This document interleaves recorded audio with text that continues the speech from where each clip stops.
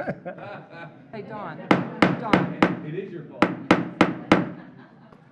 Good morning, everyone. I would like to call to order the Pasco County Board of County Commission meeting of June 19th, 2019. I would like to remind everyone to please silence all electronic devices at this time. And would you please rise with me for the invocation and the pledge?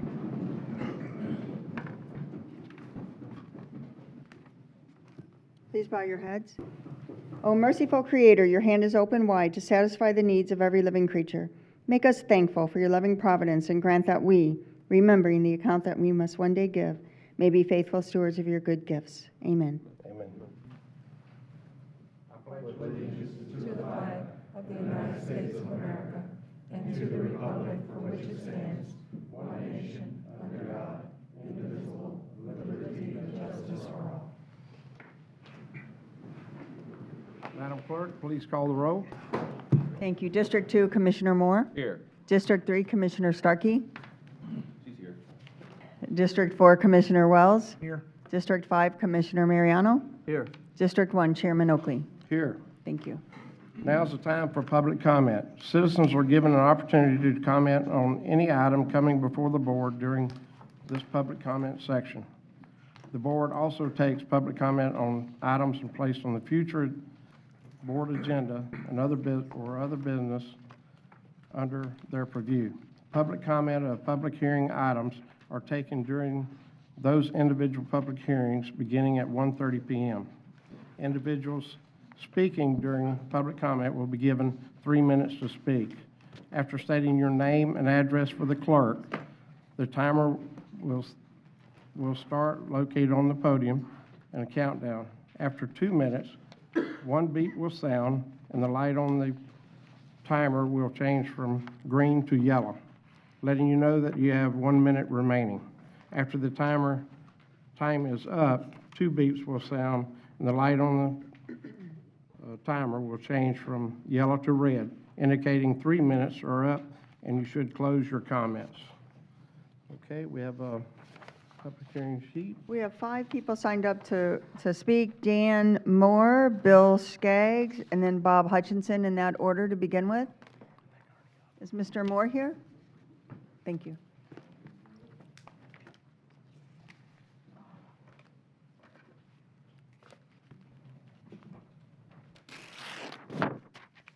My name's Dan Moore. I live at 8518 Fox Hollow Drive in Port Richey, Florida. I want to thank you, Chairman, Commissioners, for the opportunity to speak. Been here a year. I live right on the curve by Little Road on Fox Hollow. We are overwhelmed with motorcycles, popping wheelies, cars flying around each other. Since I've lived there, I've seen 3 cars on the corner flip over in people's yards. The road has no yellow lines in the middle. It's worn off. There's actually an elementary school right down from us, and there's actually a passing in the school zone, and it's a 30-mile-an-hour speed limit. And I don't see any reason why there should be a passing zone in 30-mile-an-hour residential road. All I'm asking for today is, I've talked to police officers and they directed me here. So I'm asking if we get a little cooperation, because our sidewalks are very, very close to the street. And if one child walks out there, the speed that these cars are doing, we're going to lose somebody. And I think that there's something that should be done, and I know there's something that can be done.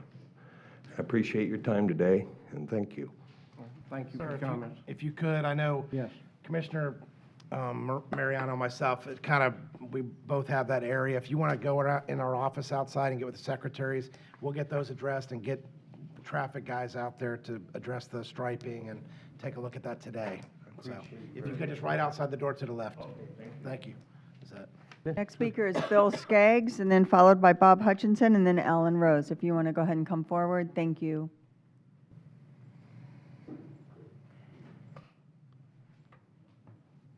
I'm Bill Skaggs, 8513 Fox Hollow Drive, Port Richey, Florida. It's, I got the same plan what he said about the rockets driving it by, and then what's going on, like the other day, there's a guy came by, I stared at him because he got mad because I walked across the street, I had plenty of time to walk across. He looked back and he went and gave me the finger, cussed me out and all that. And then there's one day I was going down a little road. There was two of them was doing that pop-up all the way down the road. That was hitting about that much. And plus, there's a lot of complaint is I take my grandchildren to school every day. Up there at the old church up there on Little Road, there's about 8 or 10 deputies sitting there just shooting the shit when they could be there at the Fox Hollow with radars. And plus, I got handicapped kids goes up and down the road on wheelchairs. I got dogs, people walking their dogs, and people just flying up the road like they're on I-75. That's all the complaints I got. All right, thank you. Thank you. Thank you. Thank you, sir. We'll address it. Okay. Okay? We don't generally respond during public comment, but I said we don't generally respond during public comment. We're not, Yeah, but something's got to be taken care of. So I got 3 grandchildren that can't go out in their yard and play because I'm scared that they're going to hit. And I almost got ran over about 3 or 4 times. I go across my friend's house there, and they're way back. They come flying there, you know, like I-75, you know. But matter of fact, I think Chase Daniels is here. Maybe Chase, you can address his concerns. We'll take care of our traffic stuff, but you can take care of the wheelies. Thanks. Okay, all right, thank you. Thank you. Thank you. Next speaker is Bob Hutchinson, then Alan Rose, then Diane Kobernick.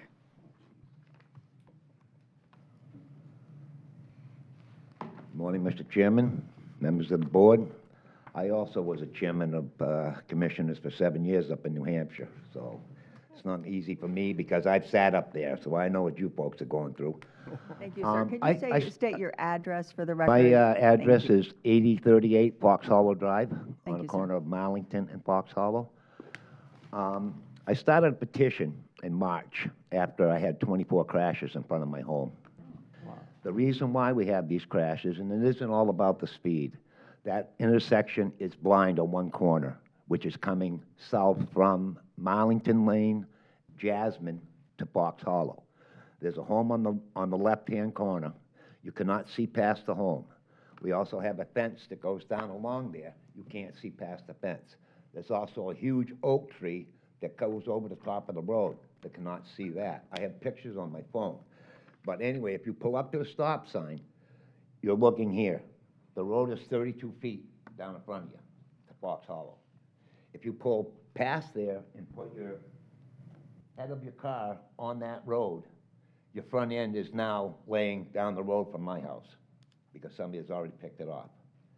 I have pictures of kids that are crossing that road. Their parents do not want them walking Fox Hollow. So they come up, go down Moorhead and come up Winthrop. When they get to that corner, I happen to be going out one day, I see these 3 kids, first grade, second grade, or whatever, crossing that busy road. 1, we have no crosswalks. 2, do we need a crossing guard? I don't know, but I've been crossing those kids from March until the end of the year, whether it's right or wrong, those kids, and I've got a picture, you would not believe it, there's cars all over the place, and they're bolting right across that road. All we want to do is make this place safe. Yeah. That's all we want to do. We're worried about the kids. People run into each other all day long. I've seen cars drive up over top of each other. They just cut the corner. They don't care. Nobody cares. They run into each other. They back up, say hi, bye, and go. I'm worried about these kids. I'm a 68-year-old man. I'm from New Hampshire. All my grandkids are up there, and I'm hoping somebody's taking care of them up there also. But I really would like a visual. Yep. And I think I already know Commissioner Marino anyway through a buddy of mine. We built a house down on Boat Ramp. Okay. Ted Yeah. Krasinski? Yeah, very good. Yes, I am the drummer. Okay. So anyway, I want to thank you all for your time, but I would like a visual. So I can walk through this, I'll because come- besides the phone, Yeah. seeing is the picture. I've driven it many times, and I never felt comfortable going down that hill as you get to that point anyway, so I know what you're talking about.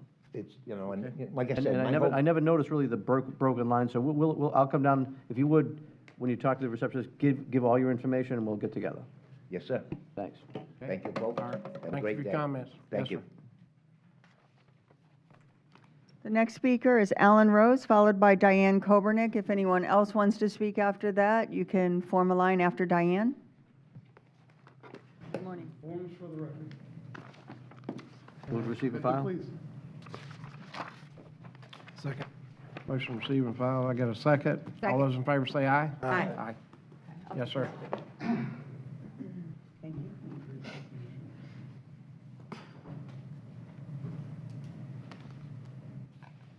Good morning, my name is Alan Rose, 10221 Hilltop Drive, Newport, Richey.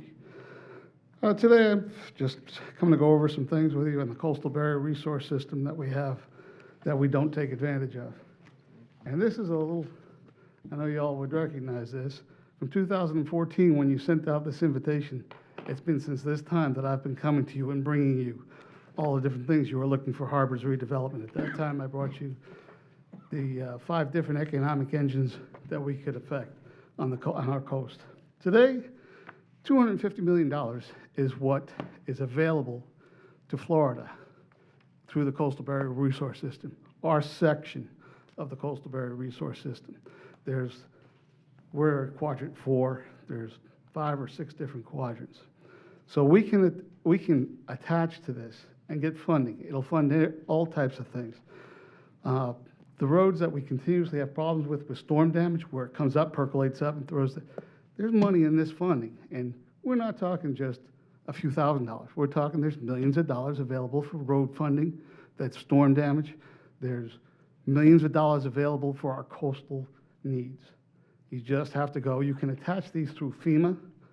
You can attach these. The program is actually under the Department of Interior, but you can go to FEMA and go right to them, and they'll help you get through to this. Mr. Chairman. Mr. Chairman. Yes.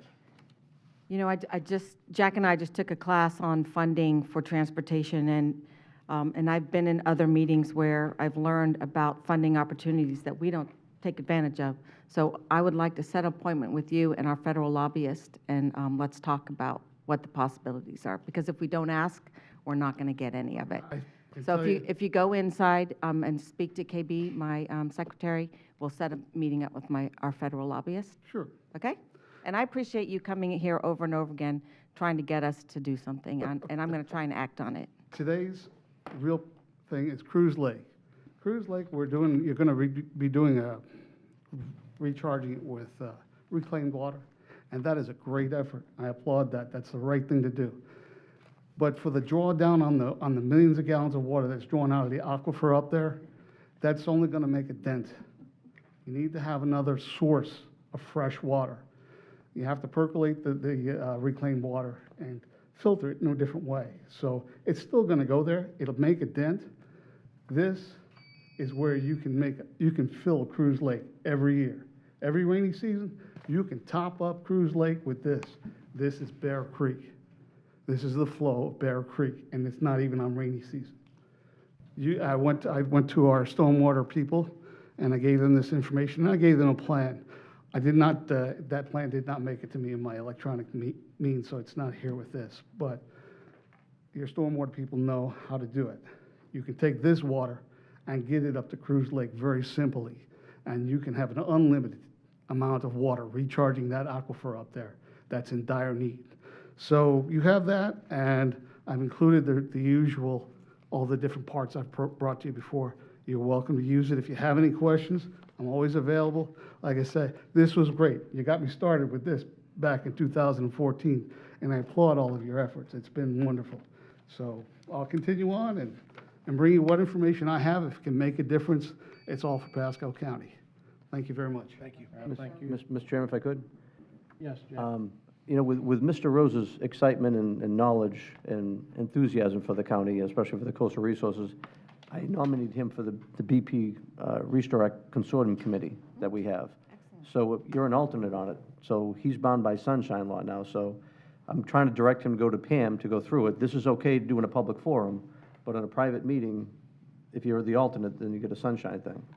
Well, I don't, And I'll that's talk why to I the brought it attorney under about the that, CBRS but we're going to versus we're going to be meeting with the lobbyists to see what opportunities are in That's fine. Washington. I'm just trying to caution, just be careful of the road, because I'm trying to get him Yes, to you have couple educated me well on that. with sir. leveraging with the monies we can get, so just a note of caution, that's all. And that's why I separated it with, this is the Coastal Barrier Resource System Yeah. under the Coastal Barrier Resource Act versus the Restore Act. Yeah, no, but again, if they come to leveraging together, we've got to be just cautious of it, that's all. And I greatly appreciate all your efforts. All right, thank you. Thank you. Thank you.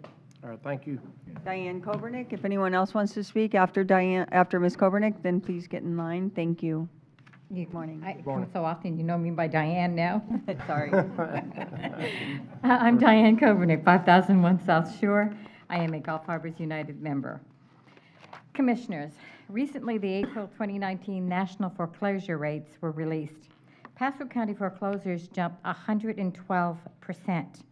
Pasco ranks 9th in Florida, but nationally, there's a decrease of 13%. You all approved all this new construction along 54, and recently and even another 7,000 acres more, bringing 30,000 people to the area. You waived many dollars of impact fees. Foreclosed, empty, abandoned homes and businesses do not help Pasco's images. Here's a reality that must be considered. Although the property taxes in Pasco are a little lower, you've created an abundance of non-ad valorem taxes that are out of control. You increased stormwater last year by 67%. Your recent decision of recycling has created a 35% increase to your constituents. Street need paving? You created paving assessments. My quick research of PVAS, that you call, found under 100 different paving assessments. Property owners receiving PVAS bills from $1,000 to $13,000. Per your own documents, the value added to the tax bills is over $13,143,000. Dark streets? You created streetlight assessments. My quick research showed 11 streets had streetlight assessments. Thousands of dollars to property owners. This provided an additional $100,000 of revenue for Pasco, and those rates have just been increased. You created MSBU and subdivision to manage the subdivision, in effect creating mandatory HOAs. For example, Fox Ridge, where you assess property owners $2,293, I'm never going to finish, and implement the desired road to clean the major ditches in the subdivision. That created 63% tax increase. So I'm going to finish, because obviously I'm not going to finish my speech. With all these MSBUs, MSTUs, the penny for Pasco, you've now created so many non-ad valorem taxes. It's no wonder why people are just walking away from Pasco County. I suggest that Pasco County will not be known as Sports Coast. It's going to be rather known as the foreclosure capital. You approved so many millions of dollars for studies and lobbyists and remodeling your offices. That's your spending. But the people that need the money, that need help, such as Jasmine Lake for their water, Gulf Harbors for their water, you now worry about the extra taxes on your constituents. Thank you for your comments. If anyone else wants to speak, you can come to the podium. See no one, or are we at, okay? Seeing no one come forward, then this ends the public hearing. Public comment. This morning. And at this time, before we go to the consent section, I have a emergency item that I need a motion for. Move the emergency to consider change the modification of the consent agenda and the addition of the published addendum. Second. Okay, I got a motion and a second. All those in favor say aye. Aye. Motion passed. Okay. Consent agenda. Have the following items pulled. C15 revise, C10 revise, C43 revise, C12 revise, A-C1 revise, C52 revise, C27 withdrawn, C28 withdrawn, C9, pull and discuss. C21, pull and discuss. C29, withdraw. Okay. Entertain a motion for the balance of the items not on this list, pull list. Move approval of the remainder of the consent agenda. Second. Got a motion second. All those in favor say aye. Aye. All opposed, like sign. Motion passed. First item will be C15. Good morning. Good morning. We pulled C15 to revise the error in the fiscal impact section of the agenda memo. With that, we recommend for approval. Move for approval as amended. Second. Got a motion second. All those in favor say aye. Aye. Thank you. Okay. Motion passed. C10.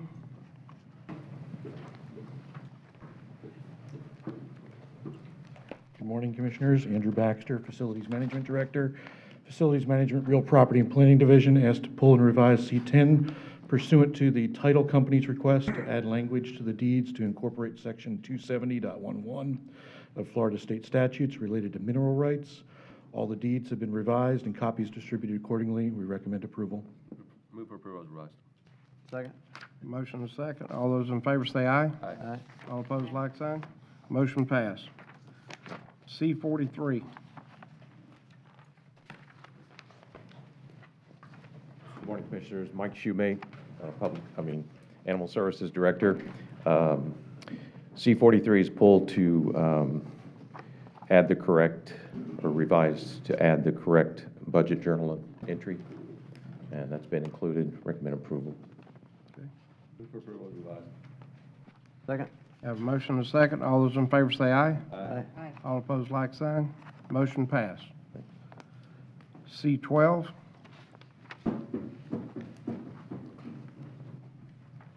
Good morning. Brent Wall, Fleet Management Director. C12 is a pull and revise to update a fiscal year 19 remainder projection cost to a reduction of $186,000 approximately. Move for approval as revised. Discussion? Yes. Yes, I was going to be pulling this item. I know it was back in last August that you guys started this thing, or November.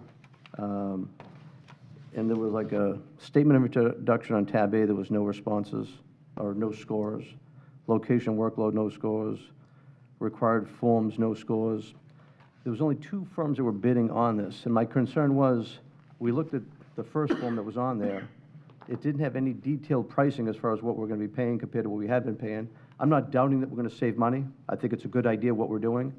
But the comparison from one to the other is not there. There's nothing about the firm B. There's nothing to say what we're actually going to pay for these supplies, even though those have one little comparison sheet about what it's supposed to be. I would like to get better information about what the other firm was going to do. You know, it's great to hear about service and how we're going to save based upon a 10% markup. But if I don't know what that base number is for the markup and what these parts were compared to what we're paying, I think it's too quick to go pull the trigger. I'd like to get it continued 2 weeks. I'd like to go look at what the other information was, go compare it, go look at some numbers, if they're there. If they're not there, that's even more concerning to me. But I think I'd like to continue this 2 weeks until I can get more information. Okay. What's the pleasure? Got a motion but no second? Second. All those in favor say aye. Aye. All opposed, like sign. Motion passed. All right, A-C1.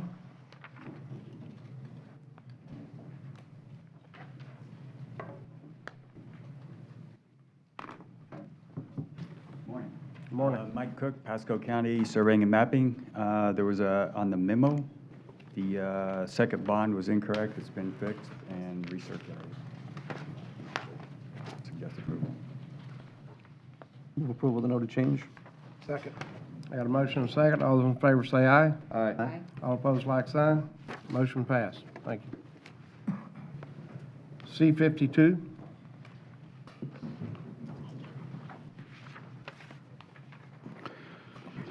Good morning. Kurt Scheibel, Pasco County Public Transportation Director. There are a couple of changes to the pull and revise.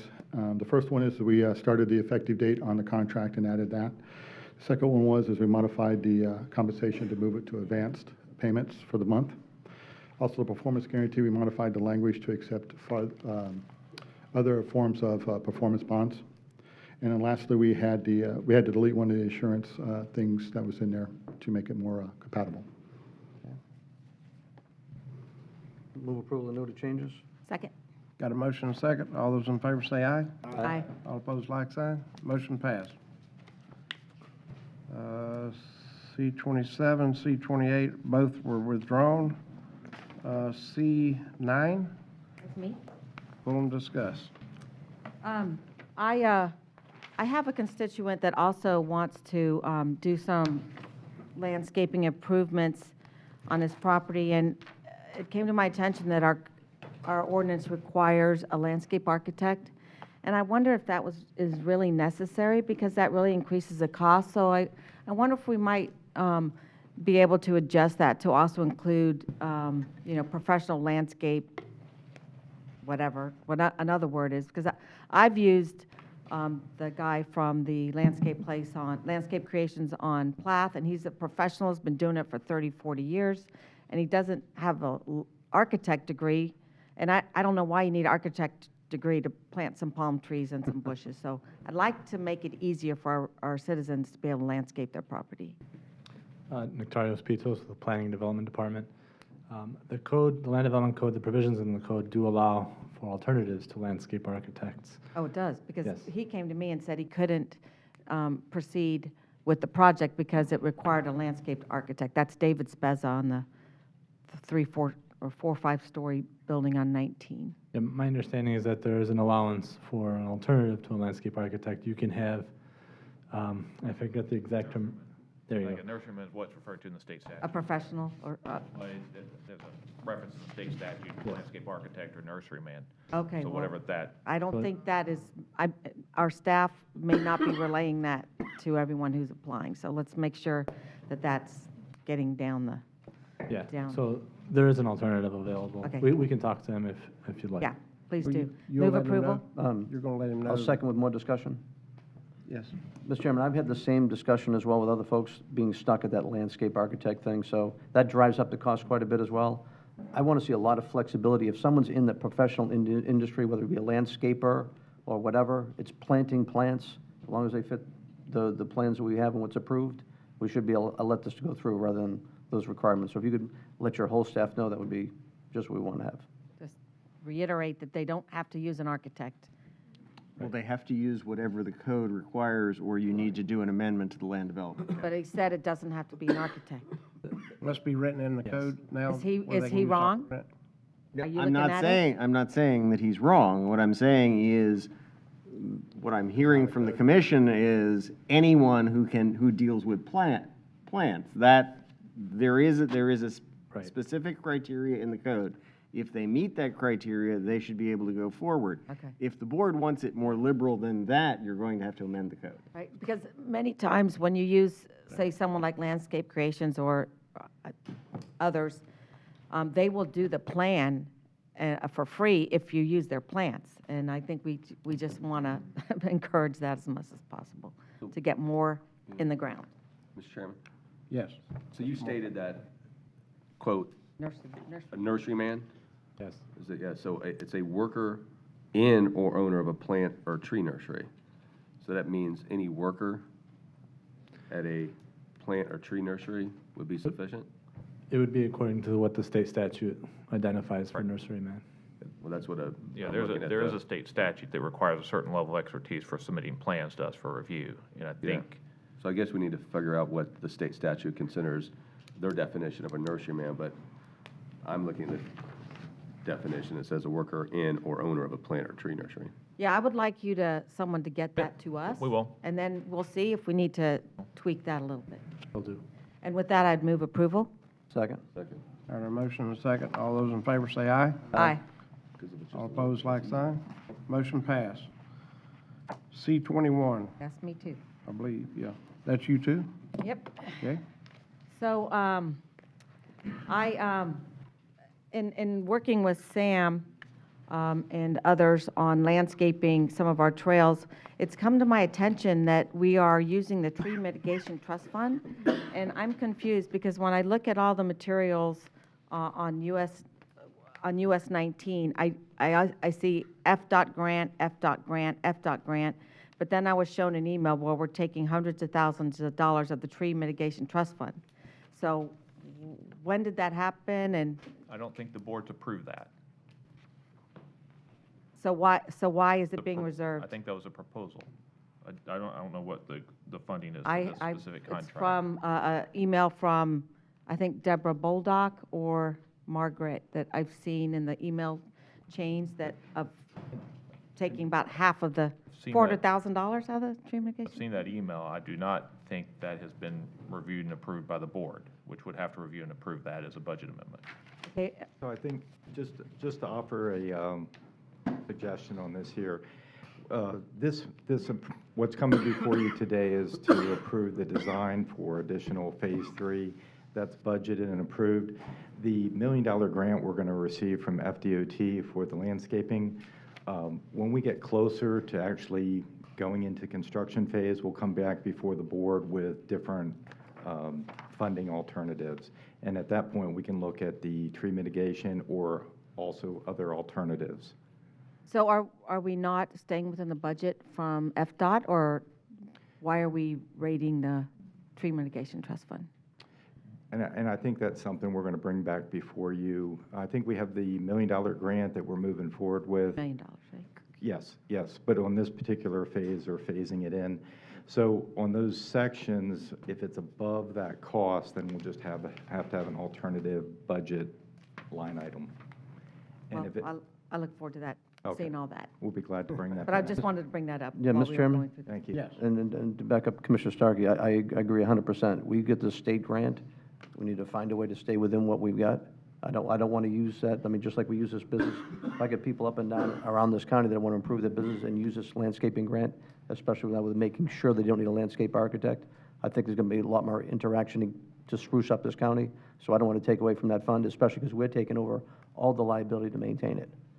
And if I could, the trees look phenomenal out there. Yes. You guys doing a great job. Getting a lot of positive feedback. I appreciate everybody's support, and FDOT is working with us right now to approve the alternative design standards for the Phase 2. If I could caution, just take a look, if you would, on the lower part, I think it's by Daily Aluminum that's out there. Yes. There's some of the lower lying bush that's there that's really not adhering or looking that good. A lot of it, most of it, pay extra 95% it looks phenomenal, but just that little bit of start, maybe it's kind of getting washed out a little bit, just keep an eye on it. Absolutely. All right, They thank you. have to maintain it, right, for how long? 1 year. Yeah, 1 year, so. Thank you. Okay, so move approval? Second? All right, a motion and a second to move approval. All those in favor say aye. Aye. All opposed, like sign. Motion passed. The final item we had on the list was C29. It's withdrawn, so that ends the consent agenda.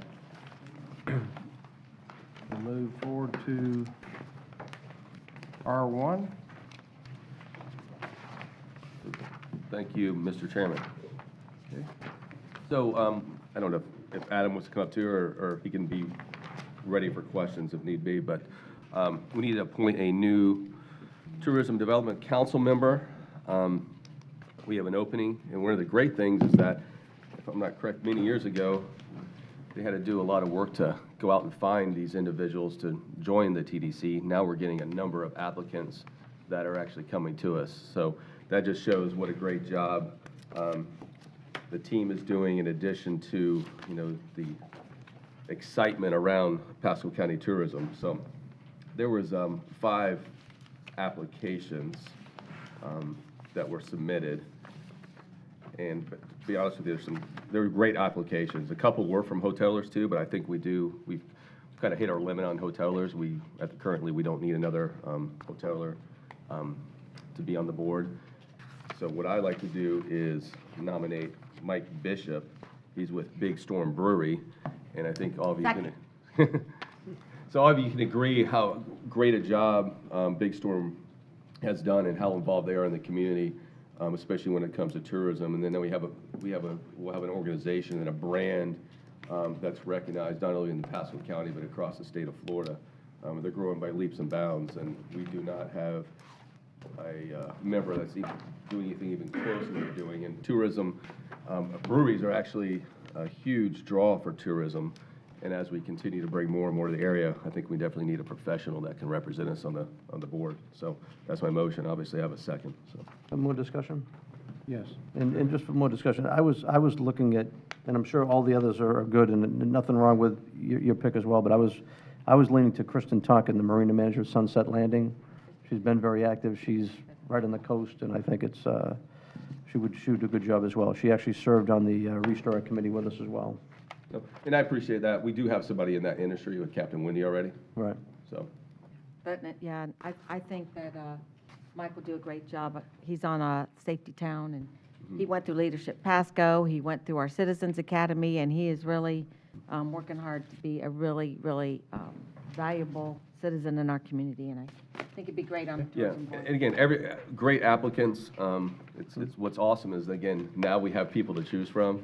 Again, before we were having to reach out and almost beg people to join at times, but now that's not the case anymore. So over time, we'll open up, and if there's another opening, we have some great people that are willing to step up. So, but I suggest for those people that did apply to, attend the meetings and get involved in any way they can, in addition to, what they're doing out in the community already, but there's a lot of things they can do to get involved. Suggestion, why don't we start thinking about subcommittees? Well, Thought. Yeah. We've got a lot of people who want to serve. Right. Perhaps there's some work that could be done in So some. we can have that discussion with Adam and Right. see if that's a possibility. I think, Adam, can you just come up real quick?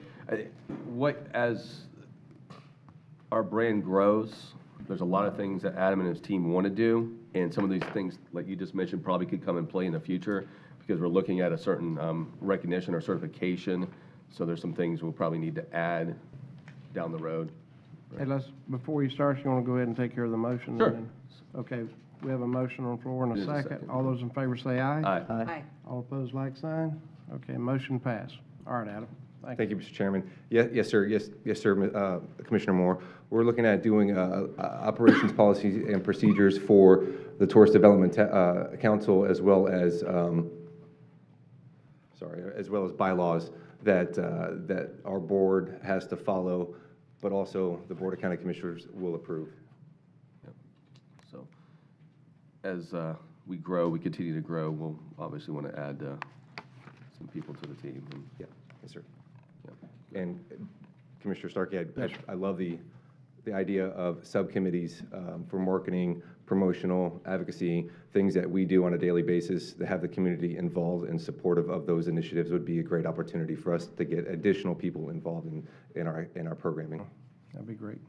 Thanks. You'll reach out to Mike and let him know that Yes, we sir. hope to see him. When's our next meeting? Next Wednesday? Next Wednesday. Yes, sir, right here. All right. We'll look forward to seeing him then. Thank you very All much. right, thanks. Thanks. All right, that's it for me. Okay. At this time, we have time certains that starting at 11 o'clock, so we'll move right now. Commissioner? Nope, that's on a time certain. Commissioner? Yes. R1's here if you want to R2's here if you want to go with R2's R2. here? Yes, sir. Okay, we'll do that. Yes, sir.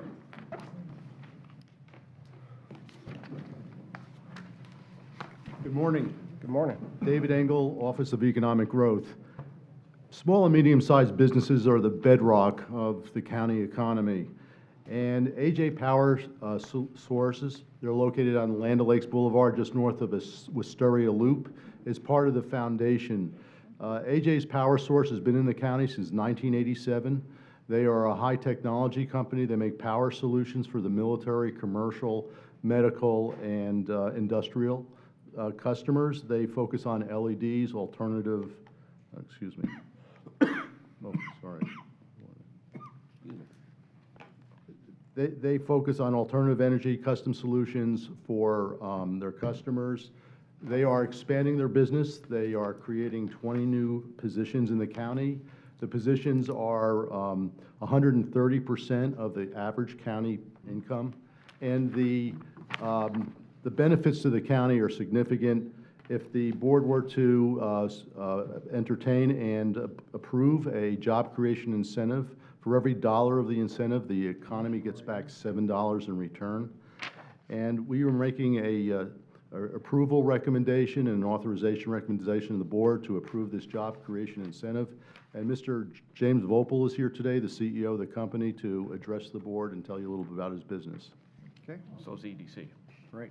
Oh, and the Pasco EDC is here too. Yeah. I'm James Vopel. I'm a CEO of AJ's Power Source. As Do you we stated, need his we've been- name and address for the He just- record? Did we get, yeah. You have it on the agreement. We got it. It's on the- Okay. CEO of Does AJ's it, Power doesn't have Source. to be? It's on the verbal? agreement. Okay. It's on your record. Okay. We're primarily a defense contractor. We design military power systems for military vehicles. We support Tier 1 government contractors, people you know, Northrop Grumman, Lockheed Martin. We are expanding, and it's been wonderful to work with the EDC and the Pasco County Group to help with that expansion. The job incentive program is great for us, so thank you for your time. Excellent. Do you do manufacturing? Do I understand that? We do. Great. Well, there's someone here that's going to chase you down when you walk away from the microphone. I don't know if you saw our AmScales van out front when you came. You did not? Okay. Well, I know you'll see it when you leave, but we have a manufacturing training program that can help you, and we get federal and state money to help you train your employees. So Really? Tom Great. Madano is here somewhere, and I'm sure he'd We're going love to get him. Huh? We're going to get him because he's up next. Okay. Yeah, stay. Okay. Stay I'll for a do few that. minutes, and we're so glad that you're expanding and that we could help you. I appreciate it. Mr. Chairman? Yes, sir. Yeah, before I'll make the motion to approve in a second, but yeah, we're so excited for you. Happy that you're in Land Lakes, in that area. Amazing things happening, obviously, across Pasco County. Great to have a defense contractor and a veteran like yourself. So thank you for being here. Thank you for adding those jobs. We look forward to you expanding even more. I'm sure you will. But I've only heard good things about you from the team, so we appreciate you. Thanks. In everything that you're doing. So with that, I make a motion to approve. Got a motion and a second. All those in favor say aye. Aye. All opposed, like sign. Motion passed. Thank you. Thank you. Thank you, and he'll be right in. Yeah, board, would you like to come down and get a photo? Yes. Yeah, oh, sit down for a picture. Thank you.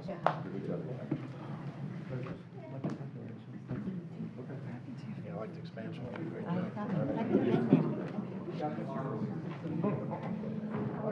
That's my home job of wrapping in the Squeeze it in, Right. squeeze it in. Congratulations. Thank you.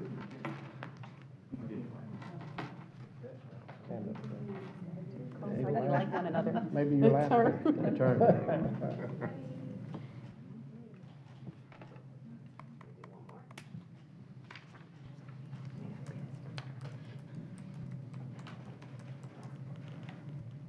One more. Perfect, thank you. Thank you. Thank you. Thank you. Appreciate it. Yes, sir. Congratulations. And I'd love to come to your facility. Absolutely. Okay, probably maybe in September. And Tom's coming down, in a little bit, we're gonna do. So we will have time to do, He'll be here at 11. Tom Donald, the next R3. OR3. Yeah, they'll be here at 11. So we can do them at 11 and 11:15. So if you want to go to miscellaneous business, start. Well, yeah, we can do business. Yeah, that's what I was gonna do. Yeah. Hmm?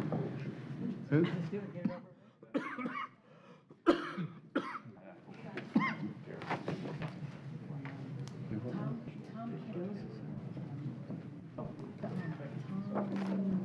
He's gonna be here at 11. Yeah, and Dr. Bills, I'm hoping is gonna be here for Tom's presentation. I might check whether they need this or not.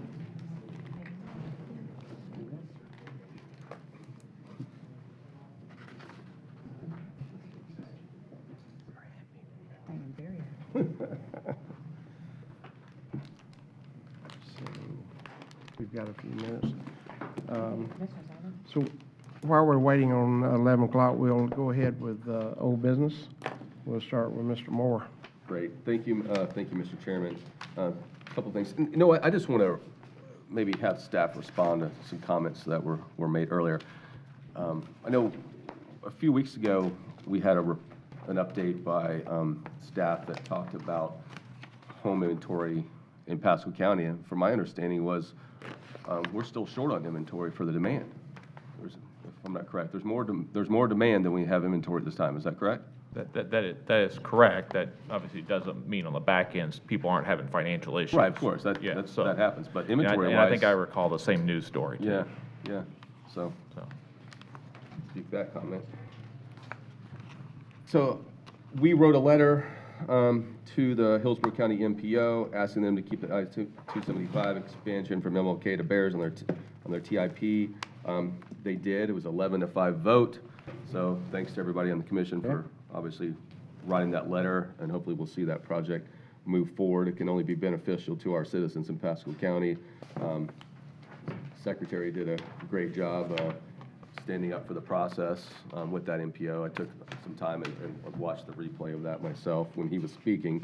Did not watch the whole entire meeting because I think it went till like 1 or 2 in the morning, if I'm not correct, but I did watch the portion where Secretary Gwynn spoke, and he did a great job. I think they had like 4 hours of public comment during that meeting. Going back to our last MPO meeting, we had a vote in reference to the Kennon-Mansfield emergency connection. What we did was we asked staff, we gave staff direction to work with Hillsborough County and Tampa at that time. Well, the MPO cannot give the county administrator direction, so we need to do that today. So I'm just asking to give the county administrator direction to reach out to Hillsborough County and the city of Tampa to see if they're still interested in paying their share of the emergency gate and bike path / sidewalk connection. Again, we gave that recommendation to, or that actually, we actually gave that, we told staff to do that at the last meeting, but we have to do it here today. So, Just for discussion, although I'm all in favor of that project, I just wonder when we need, say, Pinellas County or hope that they will widen East Lake Road and that intersection at Trinity and East Lake, or do something for our citizens who are heading south, will they ask us to pay for it? And should we? I mean, that's just that's a Pandora thing that we're opening.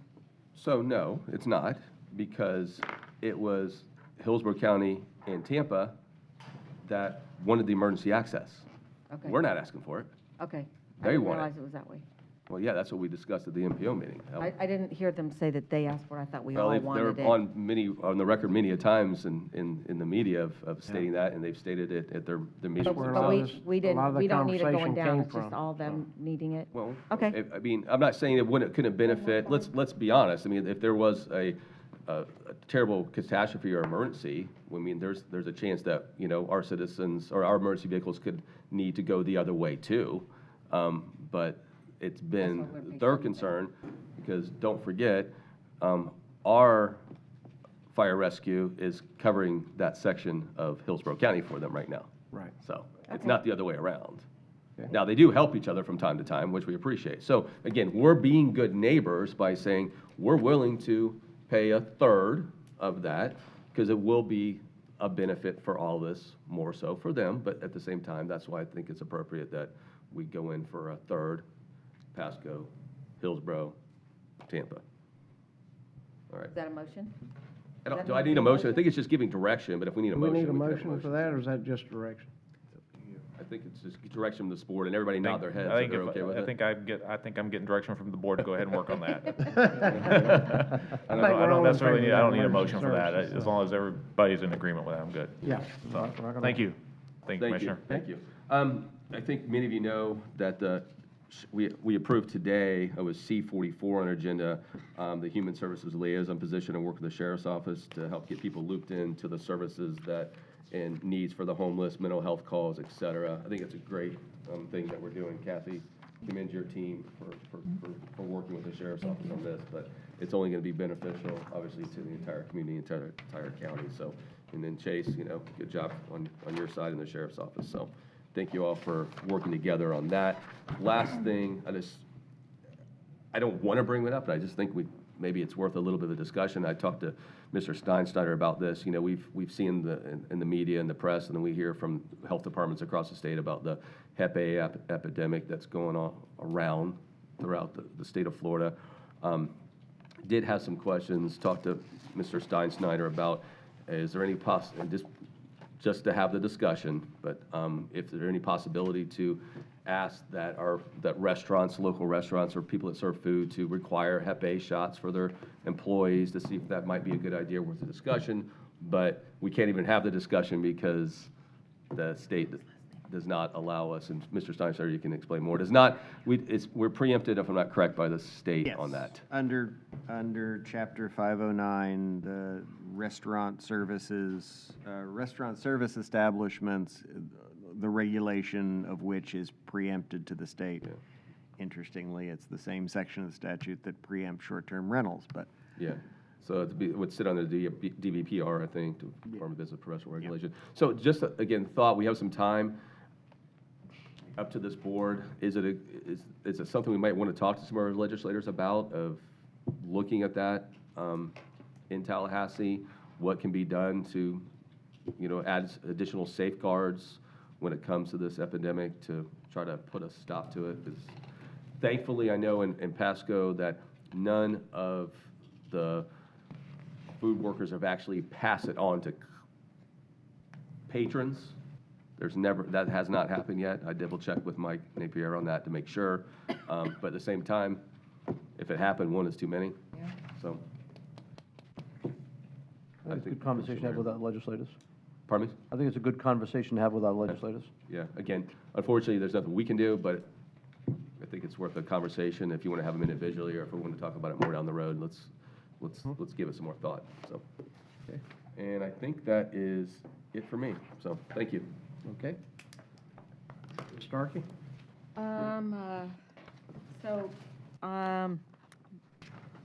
Many of you participated in the CARES waiter benefit luncheon, and I think it was very successful. They had a record amount of people who came to be served by some of us, and I want to thank Bonefish for opening up their restaurant like they do. As you know, I'm chair of NACO's International Economic Development Task Force, and we hosted our spring call on June 6th. And one of our speakers was Anna Ashton, who's the Director of Business Advisory Services for the U.S.-China Business Council.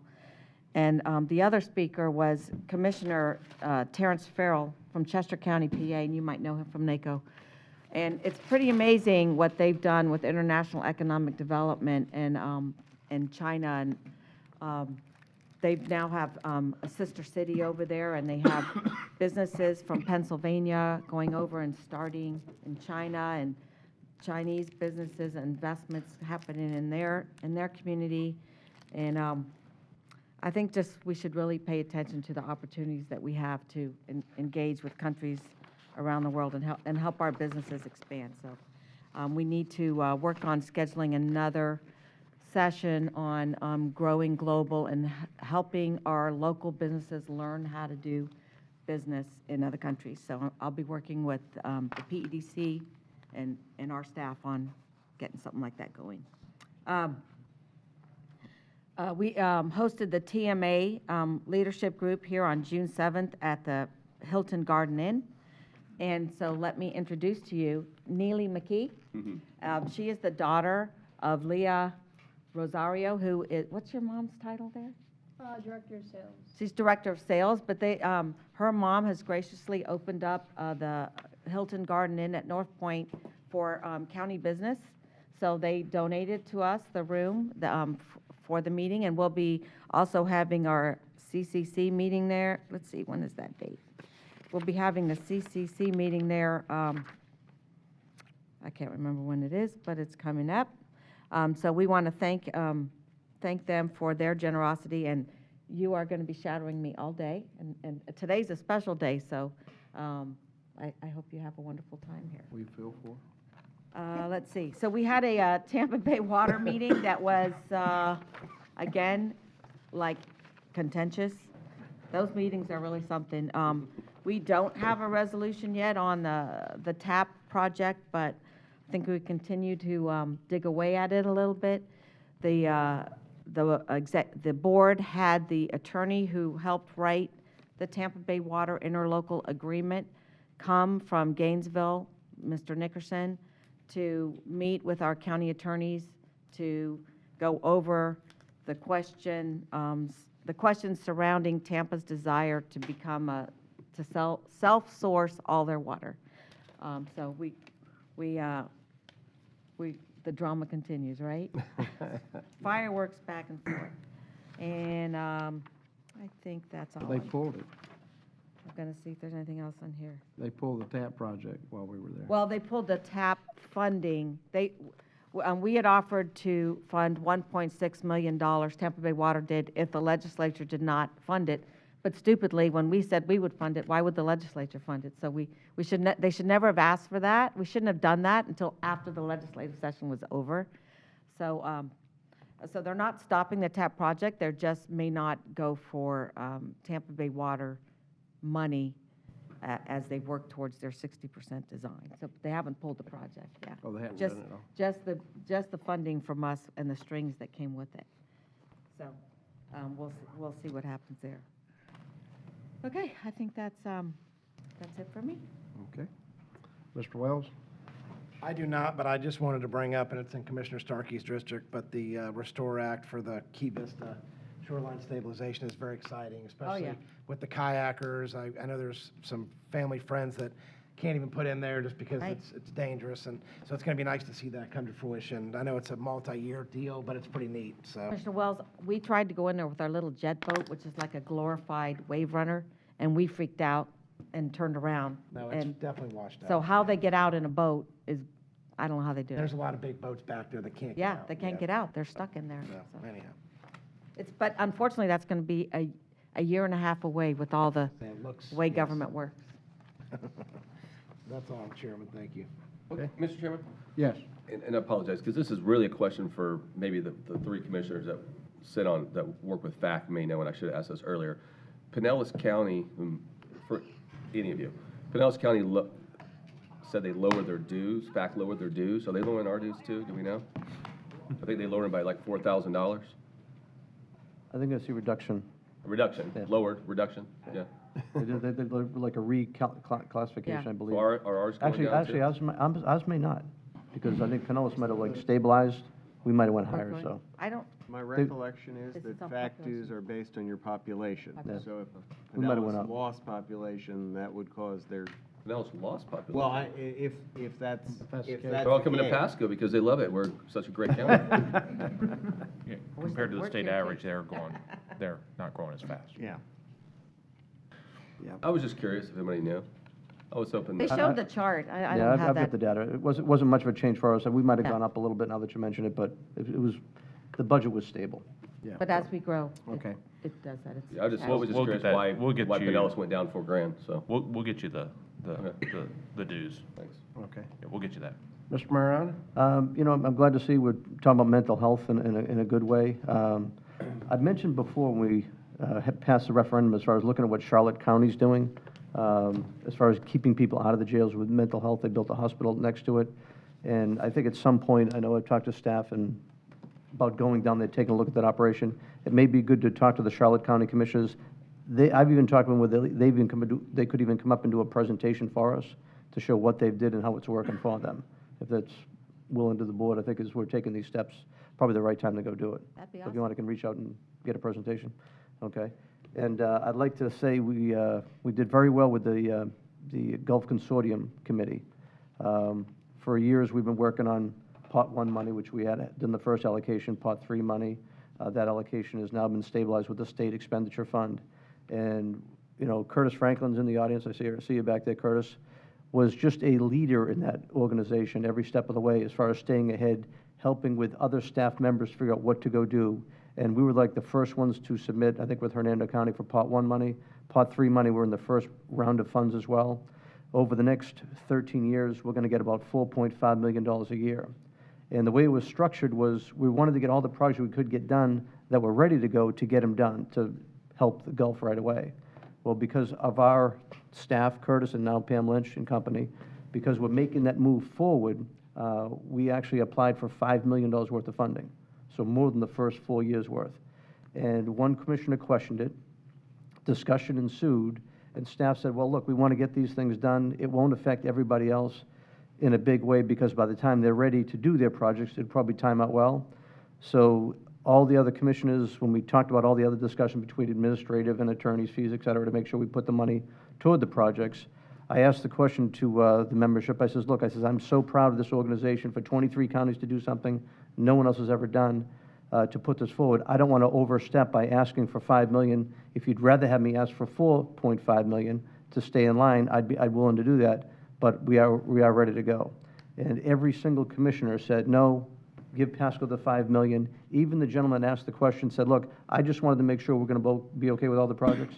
So because of our staff's great work, we were allocated the first $5 million with our project, and it's the Port Richey outfall project. So I think we're, again, Curtis, you led the way, our staff pushed it all the way through, Pam Lynch, Rob, et cetera. So I think we're in very good shape. Awesome. Thank you. On another note, we had the Florida Association's annual conference, and in it, Commissioner Starkey didn't make it, so I wanted, Commissioner Starkey, no, she was there for the whole thing, but she missed the presentation of awards, so I want to present her award for the, I'm going to read it to you. Commissioner Catherine Starkey, Pasco County, has completed the Advanced Leadership Program, the Florida Forum for County Leaders, and hereby is conferred the designation of Advanced County Commissioner, presented the 13th day of June, 2019. And she's also got a little thing, if you would like to take a picture and present this to you. And I want to say, Commissioner Starkey, from the time you stepped on this board, you saw the benefits to outside education, outside involvement, and I think this county has grown stronger and better for it, and I want to thank you for that. You know, it's because I saw it and was involved in the Florida School Board Association. I saw what you could learn and what you could get accomplished. So that's why I devote the time to the state efforts and the national efforts. So thanks a lot. So, board, what do you say we present this to her? Okay. Down front. Oh, down front? Yeah.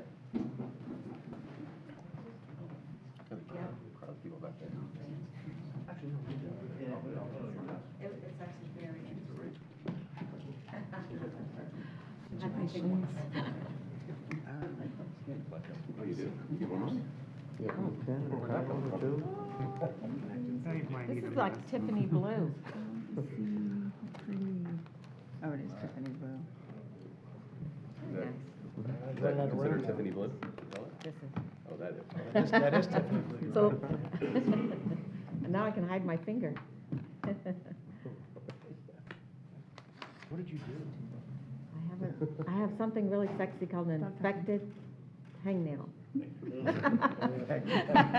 Over her whole finger. Does she get to keep it? Yes, I got yeah. a box for her too. Okay. Oh, thanks. Congratulations. Oh, thank you very much. Thank you.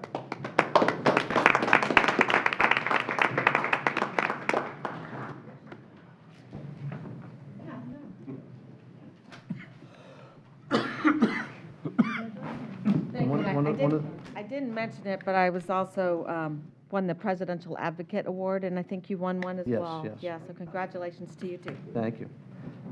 And I've got one other award that the county was given, was for 2019 County Government Best Practices Award, presented to Pasco County, Connected City, America's first gigabyte community built from the ground up, for outstanding achievement and effective management of county government facilities, processes, and programs. And this is an award that was very few of these given out, so our team is all here? They're not all here. They're actually working upstairs, so. All right, if the team you'd come forward to, this is a tremendous award, they got a lot of accolades as well. So, Who's team here like to come up?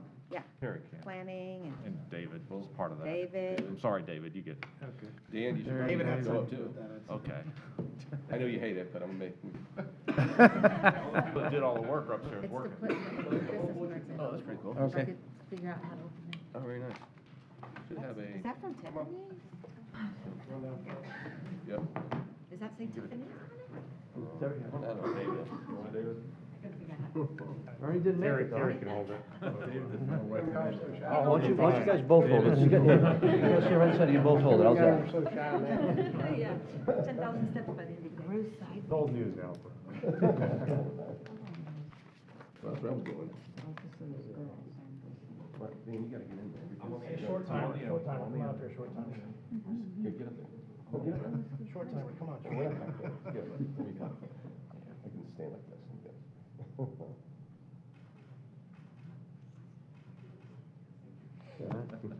Congratulations. Good job.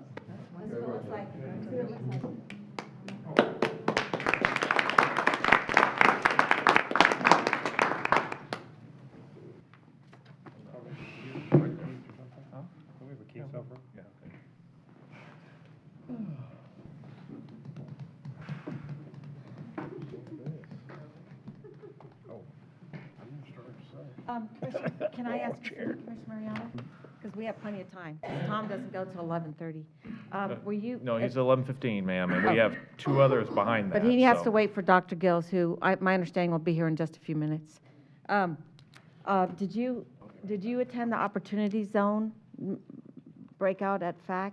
I think I only got part of that. I think it might have been when the consortium meeting was going on. Right, so I had wanted to bring up Opportunity Zones. Are you okay if I bring that up? Absolutely.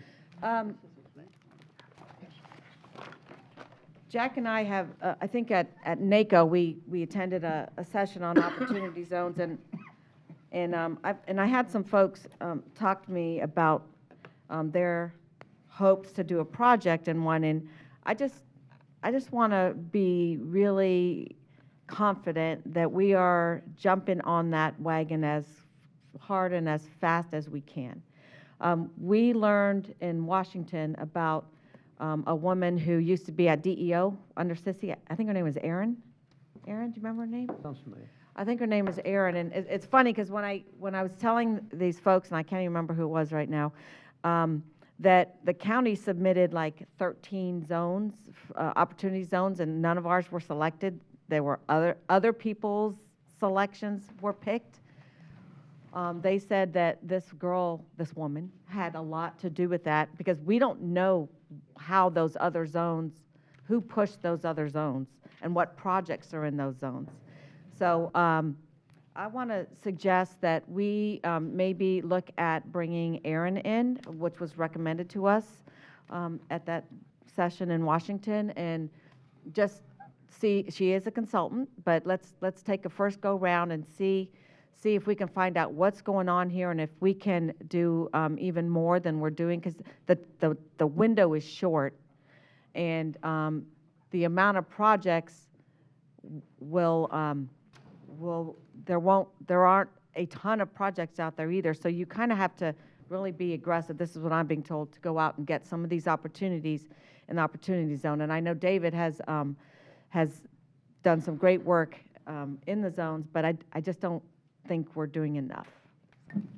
Mr. Chairman, to follow with that, I think it's a good idea. Maybe if we even had an agenda item where we kind of brought the opportunity zones back, at least show us on the map which ones were picked, and as far as which ones could have been picked. Because we may have a project in one of our districts to say, you know what, this could work out well, whether it be Lakuchi, Holiday, Hudson, whatever. We may say, you know what, I've got something that could actually work here to make something fly. And if the public saw that, they may say, you know what, I'm right in that area, let me go do something. Yeah. So maybe we could do an agenda item, bring it back forward with the ones we picked, and then the future ones that we could have picked that we could adjust later on. Just to be clear, the state picked all the opportunities. Oh, I know. zones. When I talked to Sissy, who was the head of DEO at the time, about how those got picked, because those were not the ones we asked the governor to pick. She said they only picked the ones that had projects that were going to move forward. And so I said, where is the list of the projects that the state saw that they felt that they would use those zones that they would pick those zones? And apparently this person, Erin, is the one who knows those projects. So I'd like to find out if those are real and how we can partner with those people who are behind those applications to the governor for those specific opportunity zones. Okay. And Mr. Chairman, one more thing, and I think you've all heard me trying to find a way to get dredging up and down the coast. Right. I'd say at this point, after the last meeting, maybe even the previous meeting before that, the new information with the boating fees, where we can only use half of it, is really not much of a source. to cause dissension amongst the whole county is not where I want to go. So if the board is okay, I'd like to do maybe a public workshop. I can either pick this location or a neutral location and just start a dialogue with the people to see what type of involvement, what type of interest I have, what type of ideas I can draw from to go. And I'm thinking of people that live on canals who are very willing to go forward, and then we can probably look at the Gulf Consortium money for the Part 3 balance of money, or even Part 1 money, to try to, like, what can we do to kind of make this all happen and bring some ideas back to the board. Now, okay with the board members? To do a workshop here? We can do it here, or I'm thinking the West Pasco Board of Realtors might be a better location, but just something to do a Harbors. public workshop. Gulf Harbors Community Center. Might not be big enough. Might not be big enough. I don't like doing workshops unless they're in our building. Wait, I don't, Okay. it doesn't sound like it's a board workshop. No, It no, sounds like I'm you're sorry, wrong gonna phrase. I'm not have looking for a workshop individual- itself. I'm just saying Workshop like out with an the open people. forum, like a town hall meeting type thing. Much like the stakeholder meeting this afternoon on the Cody River project. Yes. Okay. So much Yeah, like that. I'm sorry, I Yeah, used the that's wrong right. phrase. Maybe Sorry we about set that up to be one of our team leads that, and then you're there to help facilitate. So we can. You know what might be good too is the Newport Richey Chambers. Isn't that bigger than this? We'll look at some locations with the commissioner. Okay, All right. that'll work. That's all Well, I have, sir. I want to be involved in it too, so it would be a publicly noticed meeting with at least two commissioners. I would think Commissioner Wells would probably attend as well. Yes, absolutely. I don't think you're done. You got a young lady beside you Oh, there. I'm sorry. Peace Center for Girls. Okay. Wanted to spend the day once and learn about it. She was here at the previous meeting out in the audience, and now she just come up, and we're going to keep the Pace Girls coming in because we think so much of them. The program is great. Glad you're taking advantage of it. Gail, thank you very much for keeping this going, so thank you. I'm just trying to get out of class, is that what you're doing? I wanted to be here. I'm messing with you. All right, I appreciate you. good. Oh, thank you now. Mr. Biles?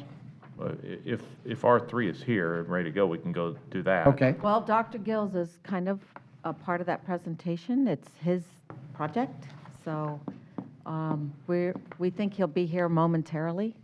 So Okay, well, I'll be on quick with then. the So you can- commissioners' so I item. just have a few Or we could things. do Ms. Paula. Well, She has to wait for her team. Well, I'm gonna cry. Oh. So let's do this, and then You're supposed to Dr. be Gills, happy and and then not be me crying. last. I am very happy, Okay, well, don't forget about the crying then. but I love you guys. and it's hard. all right. So do you want me to go with my items? Yes, let's go Okay. with yours.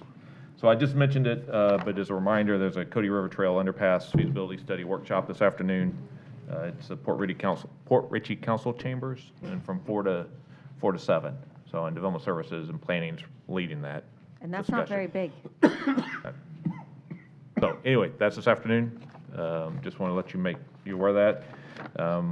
And we have just now, within the last 30 minutes, closed on all the general obligation bonds, which means the money is in our account for the first issuance of that. And so moving forward, on schedule for that right now. And note from Parks real quick, I know each one of y'all are real big proponents of partnerships, and that they've fully now implemented the joint use agreement between us and the school district, with the final implementation at Schrader Elementary and Bayonet Point Middle School to joint use. Which one? Schrader? Schrader and Bayonet Point Middle School, I think, were the last two. What happened to Enclote Elementary? Is it still in?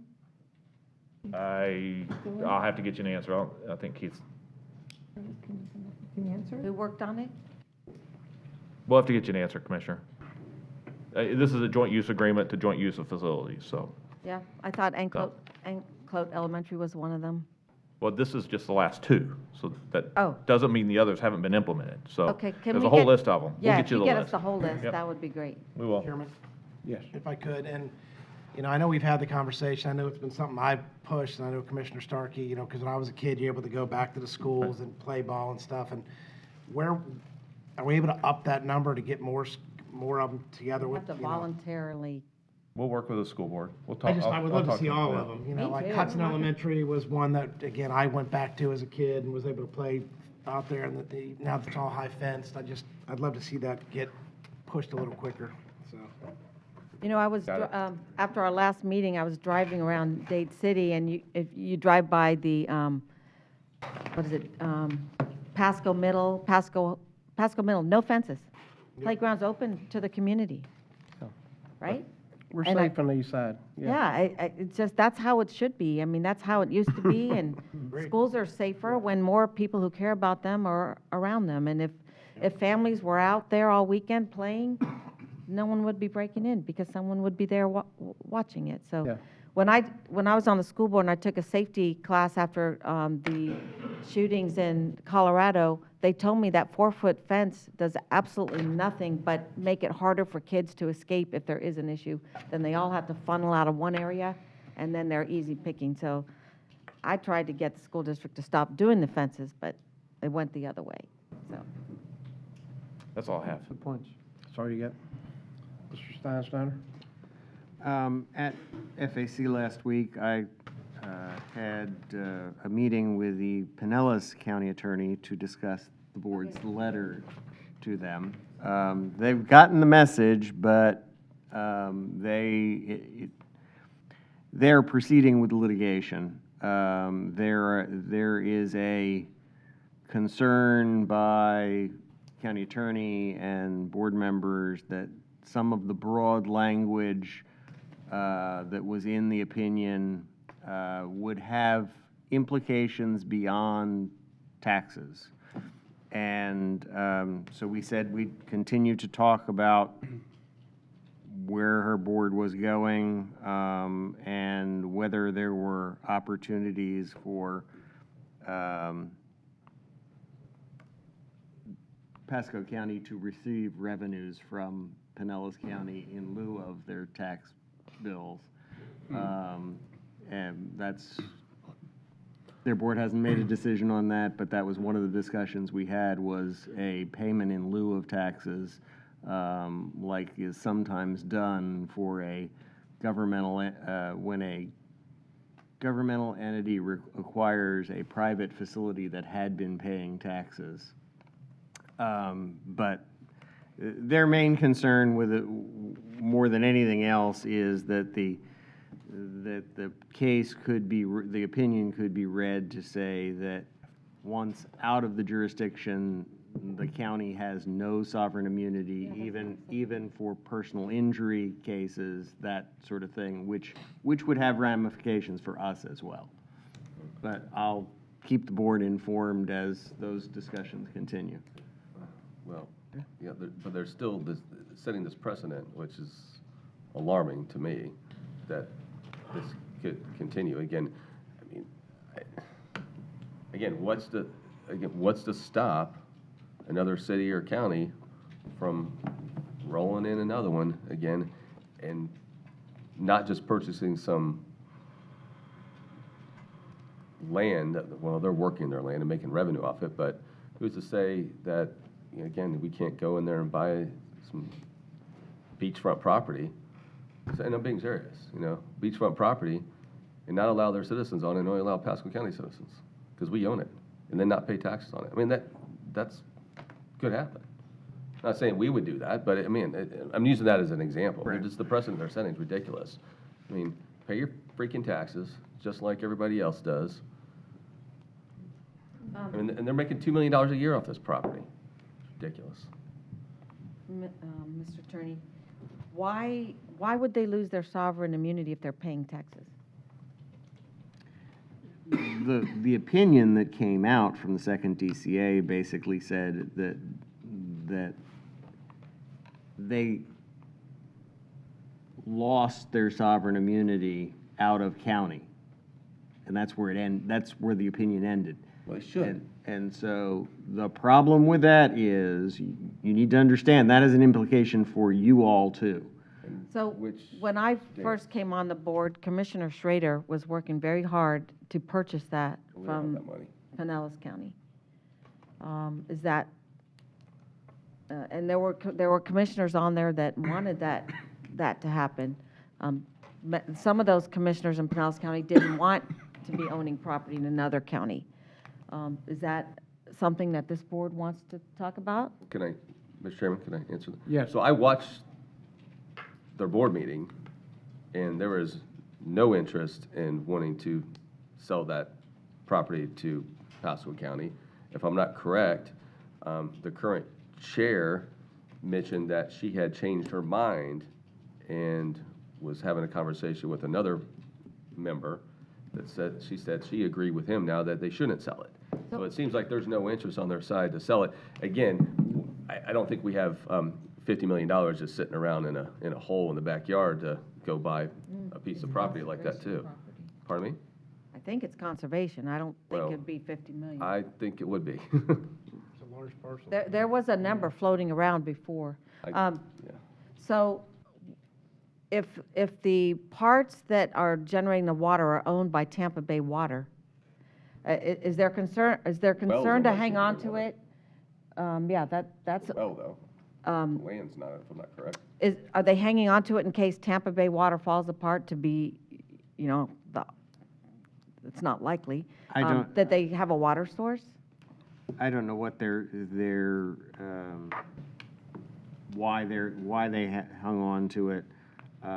It appears that in Hillsborough, the well facilities and the land surrounding it were conveyed to Tampa Bay Water. Pinellas, when that decision was made 25 years ago, they hung on to everything, but all they gave up was the wellhead, Right. basically. Right, and the And whether water. it's a matter of trying to protect it from development, or whether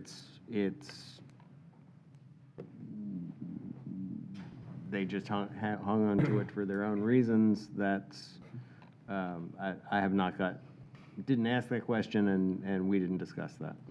One more question, Mr. Chairman. Yes. Could citizens of the county not file a class action lawsuit against Pinellas County over this?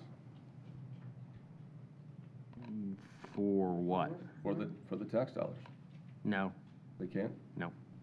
I don't see it, I don't see a claim. You don't? As a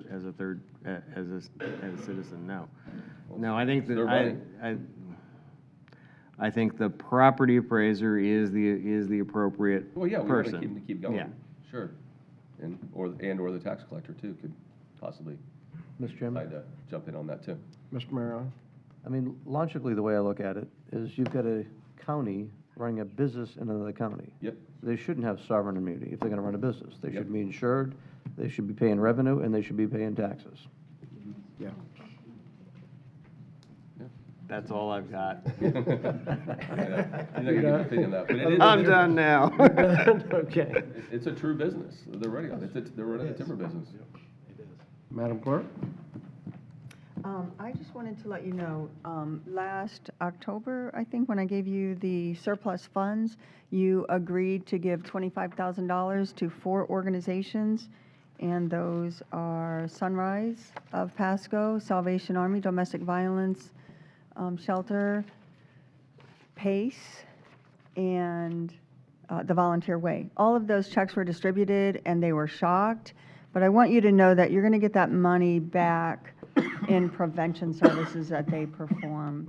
That's going to go much further. All 4 of those agencies affect my office, and we work closely with them, so I appreciate you letting those surplus funds that you weren't expecting go to them to do wonderful things. Thank you. Okay, that's it? You don't want to say more? I don't have anything today.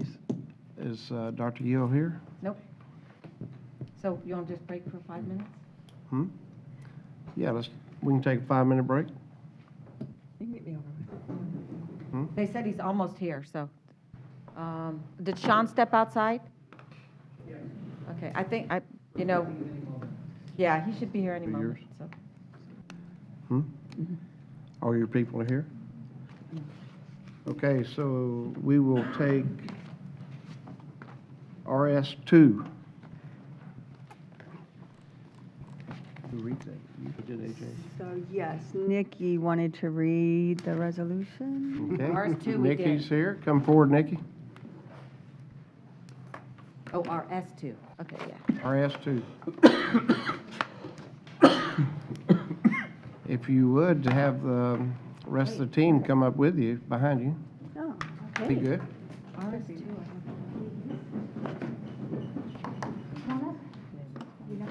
Is it RS1 that we're doing?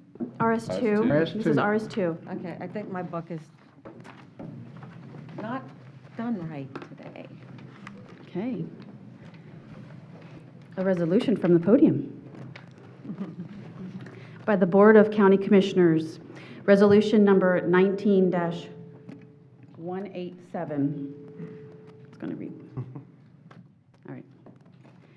A resolution by the Board of County Commissioners of Pasco County, Florida, expressing appreciation to Dr. Paula S. O'Neill, Ph.D., Pasco Clerk of Circuit Court and County Controller, for her nearly 32 years of outstanding service. Whereas Dr. Paula O'Neill was born... Thank you, Harold, our tech. Maybe I should stand back. Okay. Whereas Dr. Paula O'Neill was born and raised in the heartland of our country in St. Louis, Missouri, where she played collegiate softball for and graduated from Missouri State University in 1976 with a Bachelor's of Science degree. And whereas Paula began a career of public service as program director for Charleston Air Force Base, followed by teaching, something she continues today, and pursued her passion for athletics and park and recreation by joining Charleston County, South Carolina Parks and Recreation Department in 1985. And whereas fate brought her and her family to Pasco County in 1987, where she was hired by the Pasco County Board of County Commissioners in its Park and Recreation Department as the Administrative Division Manager, coordinating the financial and operational aspects, including the implementation of a voter-approved bond referendum for parks and recreation, which expanded the park system the county enjoys today from 22 to 36 parks. And whereas in 1993, Paula transferred to the board's Community Services Department as its Administrative Services Manager, where she oversaw numerous grants and special funding resources that provided critical services to the county's citizens, such as social services, veteran services, animal control, and sexual abuse victim services. She played a critical role in the automation of the Pasco County public transportation system, improving dispatch, scheduling, and office administration. At the same time, she continued her passion for education at night and on weekends to earn a Master's of Science in Management from the National Louis University in 1993. With this new credential, she returned to the classroom as an adjunct professor at Pasco Hernando Community College. And whereas in fall 2002, the Honorable Jed Pittman, then Clerk of Circuit Court for Pasco County, convinced Paula to join his team, where she swiftly rose to Chief Deputy Clerk, all while further pursuing her educational goals of becoming a certified public manager through Florida State University and attaining a doctorate in philosophy in applied management and decision sciences from Walden University in 2010. And whereas on November 4th, 2008, Paula was elected to succeed Mr. Pittman and began her first term on January 6, 2009. And whereas Paula's vision and leadership led the office to implement numerous technological advancements, which provided efficient business operations and convenient online access to services for customers.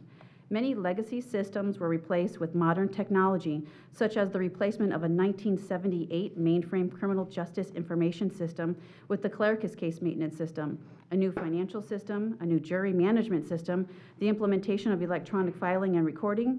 So many more improvements could be listed, but we're running out of space in this resolution. And whereas Paula adopted an office mission of we serve with integrity, professionalism, and compassion as we safeguard our customers' interest. And a vision of excellence always. With dedication to these standards, demonstrated knowledge, and recognized leadership, Paula was subsequently re-elected twice on November 6, 2012 and November 8, 2016. By such an overwhelming majority of the voters showing confidence in her ability that she was referred to as Dr. 80 by some of her fellow elected officials.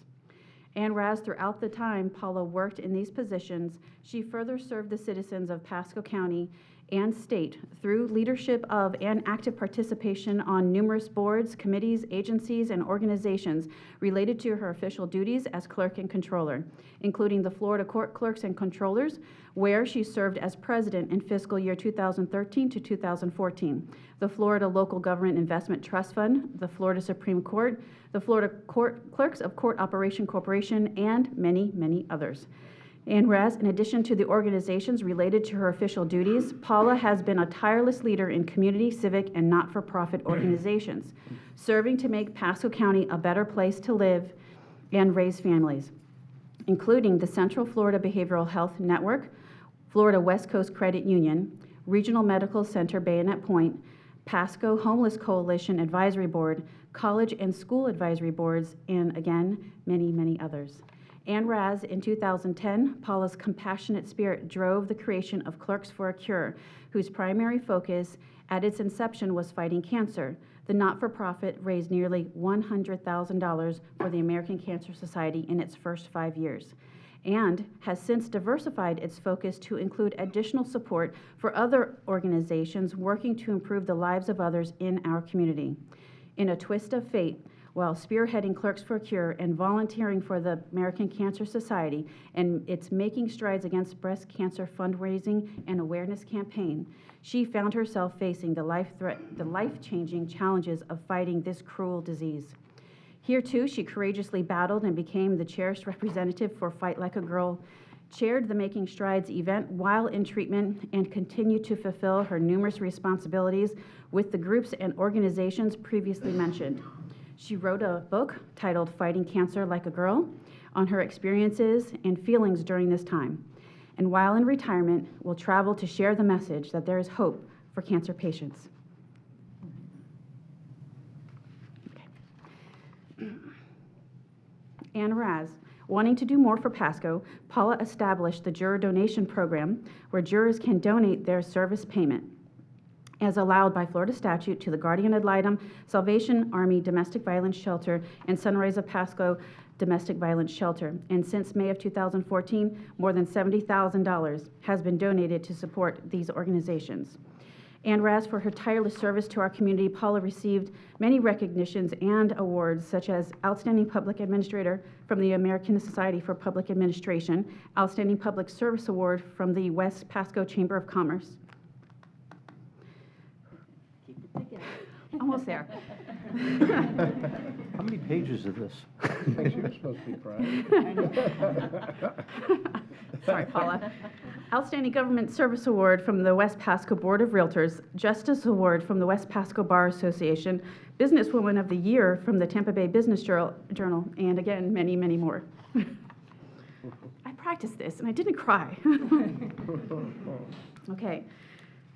And whereas Paula led an award-winning office recognized for its many innovations and best practices, such as 10 Achievement Awards from the National Association of Counties, certificates of excellence in financial reporting from the Government Finance Officers Association continued from 1983 through 2018, and Distinguished Budget Presentation Award from the GFOA every year since 2012. Last page. And whereas Dr. O'Neill's dedication and dependability in the performance of her job duties as the clerk of the board for the County Commission has made her a truly valuable asset for the board, its departments, committees, and operations. And whereas during her many years as a public servant in Pasco County, Paula diligently and conscientiously served our community, the citizens, and businesses in her positions, ensuring integrity while providing outstanding service. And whereas Paula chose not to seek re-election and retire from the office of the Clerk and Controller on June 30th, 2019, and whereas it is no surprise that it is no surprise that Paula will not be the retiree who chooses a slower pace of life. Rather, she plans to spend countless hours with her beautiful granddaughters, travel the world, volunteer in the community, continue to help cancer fighters, write more books, and continue teaching as an adjunct professor for St. Leo University and the Florida Center for Public Management at Florida State University. And whereas the Board of County Commissioners and Paula's Clerk and Controller team deem it appropriate to officially recognize Dr. O'Neill for her outstanding contributions to this board, the county, and its citizens. Now therefore be it resolved by the Board of County Commissioners of Pasco County, Florida, that said board hereby expresses its deepest appreciation to Dr. Paula S. O'Neill for her nearly 32 years of service to the citizens of Pasco County. Done and resolved in regular session with a quorum present and voting this 19th day of June 2019. Move approval. Second. Got a motion and a second. All those in favor say aye. Aye. Well, this was All put like sign. my resolution, I'm pretty sure. And I just, I'm going to miss you, but I'm also jealous that you get to go and and have a whole nother career now. I know that you will continue to do things, but that resolution and what was read, and I'm sure we could have put even more in it, doesn't begin to describe the value you have to this community, to this citizenry in this county, and it's just an incredibly impressive written record of what some of what you've accomplished here, and you know you will be missed, and you will always be a legend here in this county. So I'm really happy to sponsor this, and I know we are very proud of you, and we are glad that you are our clerk. Yeah. We're all proud of you. Yeah, so I want to just go down the line, we'll go down the line here. So, Dr. O'Neill, now, just like Commissioner Starkey just mentioned, you are a legend for the county, and you'll continue to be a legend for this county. You do so much good, not just your position, but just, again, for so many people. And you're an inspiration for so many people. And I had a great time sitting next to you for that year when I was chair. We had a good time, right? But you'll be missed, but we'll see you around often. I know that. You won't disappear. We'll probably see even more functions now because you'll have a little extra time when you're not working to enjoy some of those things. But just enjoy your family. Thank you. You know, enjoy your family, enjoy your granddaughters. And yeah, that's pretty cool. You get to travel too. So I am a little jealous of that. But again, I hate to say you will be missed here, but we won't miss you in the county because we're going to continue to see you and hang out with you and have a good time, right? So. You good? Well, I've known you since I was literally a kid. I was little at one time. And I really wish my father would be here too. Wow, you know, for me, who would have thought I'd be sitting up here, you know, with you? I don't want to get choked up, but it truly is an honor. You know, I can remember from the first day I got elected, you invited me over to visit your team, and what I envisioned Pasco County being with the team being bought in, just engaged, excited. That's what your team is. That's how they are. And I tell you, we have a great team at the county, and they're there. I mean, it's nice when you go on to county departments now, all 57 departments, that's how they are. They are happy to see folks, and it wasn't always that way. You know, you've been here, but you truly are a great leader. Loved my time with you, as Mike said. I was sat next to you a couple years, but it's good to bust chops with you. And I know, again, your team, I know everybody wishes they could be here, but you have to still let people pay tickets and everything. But you'll be missed, but don't change your phone number. I'm still going to bug you. So, but yeah, excited I could be here for this. Mr. Mariano? I tell you, it was such a great resolution, so in depth, and the history, and not knowing really how much involvement you probably were with that Parks referendum that really made a difference in this county. I know I could just feel your impact on that. From the meetings we started with Golden Corral when I first was elected, you'd kind of bring us in, we'd kind of meet and talk about a few different things. I'd say when we campaigned back in 2008, you and I spent a lot of time together going everywhere. And then we were kind of like, where are we going today? Where are we going today? And just on and on and on. And just watching how hard you worked at it, how much passion you had for the position. And the presentation you put on made you just a completely impressive candidate that not only showed what you were going to do, but then, as Nikki just read, implementing it every step of the way, what you've done. From coming to us looking for bus passes to help the jurors get to where they needed to go, made a lot of sense, and the boards were always fully supportive of it. So what you've done has been tremendous civically. I don't think anyone's done any more charity work in the planet than you've done. And I tell you, when you reach out to the girls from PACE, knowing you're making a difference in those lives for all the people in Sunrise as well, all those groups that you've affected and made a positive influence on, I just thank you so much. You've been a great asset. Well, getting close. A few more days. And we have another presentation right after this, Yeah, I real know quick one. that. Yeah, I mean, for But Paula. I'm going to finish first. Yeah, for Paula. Just watching the time. Paula, it's been great working beside you this year. Thank you. And I put you to work a little extra. I didn't know me adding a little something to your schedule up here that it would cause you to want to retire. But I guess I overworked you and you said it's time to go, so. But I can't believe all the things they read and how great they are. I find it hard to believe that at your young age of 21, that you were able to do all those things, you know? So, but I've appreciated your support. I've appreciated watching you with your team and their support. Actually, it's amazing their support for you. And of course, vice versa, your support back to them. It's been great. It's been nice. I probably won't be able to sing on February 14th anymore. You're gone. Oh, yeah. But unless Mike joins us, I can. No. Team will want you there. I was trying to hide during that. But I've enjoyed being with you and watching all that you've done, and you've been a great asset for Pasco County and a great friend, and we hope to see much more of you in the future, so you'll be more relaxed maybe. So. I enjoy bringing the grandbabies by to see me, so. I will. That's good. Okay. Anyone else? So we have another plaque. Should we do it now and then take one big photo, or should we do two separate? Okay. Yeah, do it now. Could the Commission on the Status of Women please step up to the podium?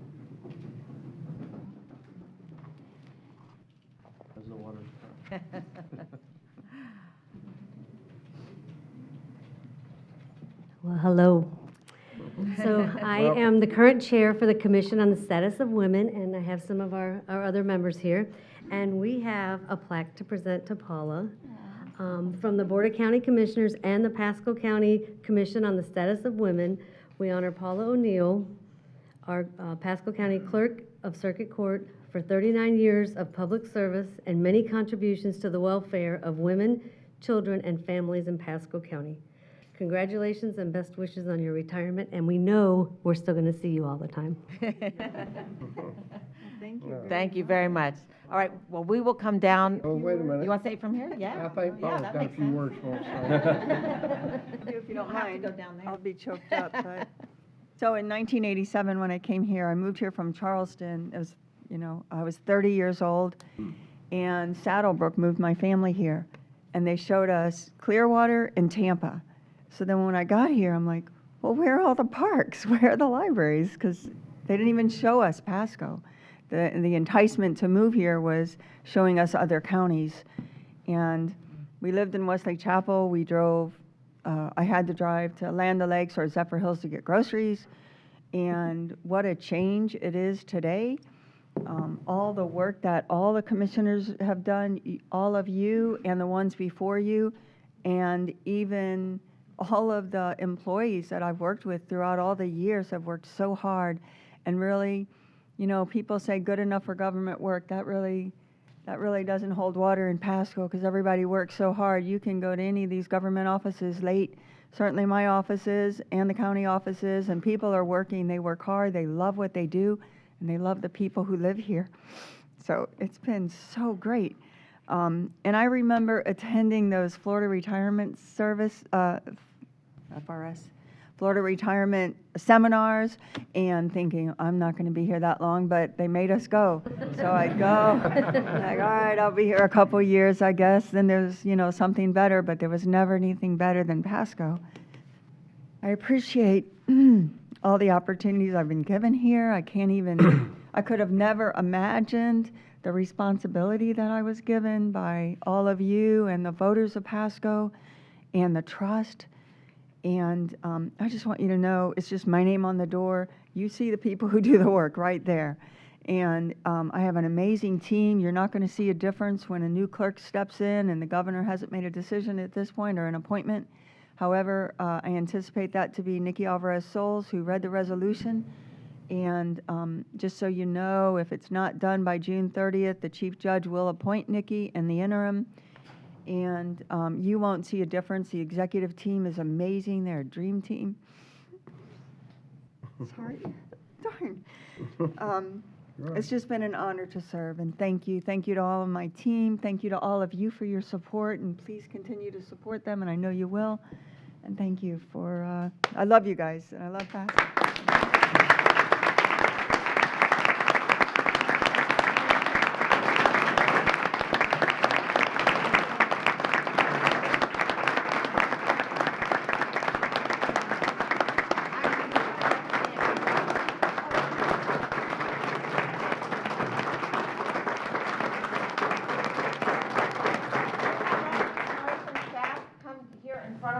Yeah. And Paula, you can either get front and center down there, or you can stay front and center up here, whatever is your wish. And the Commission on Status of Women. So,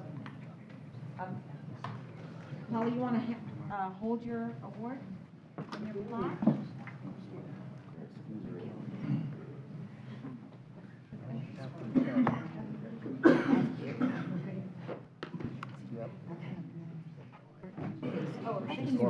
She's going down in front. 2 pages, that's it? I thought it was like 4. Tighten up, guys. Looked like 4 or 5. Yeah, y'all come on back in here.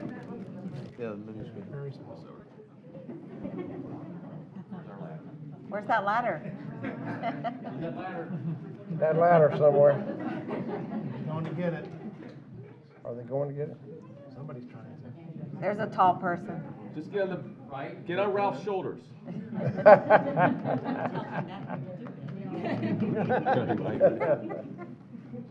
you're all the way out on the end, you're not in the photo, can I get you to come to the other side for me? Eddie, I think you have to go to the other side. Yeah, there you go. Yeah, the dark side. It is the dark side. There's a ladder. Mr. Starkey, could you move over just a little bit, please? Thank you. No.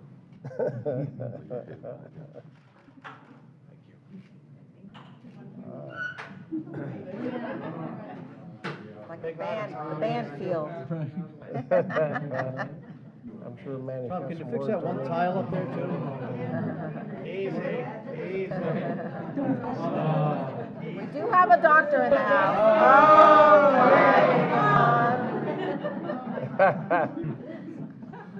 Big resolutions? Debbie, you gotta go that way, or Tim's gotta go there. We go. Oops, I'm holding my finger. And tilt that down a little bit. There we go. Brilliant. Thank you so much. Oh, you guys look great.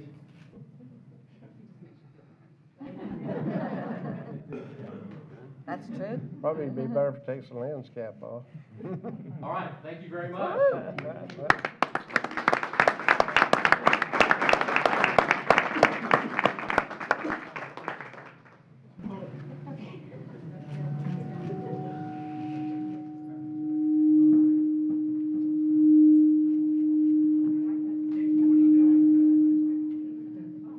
There you go, just a little bit. Thank you.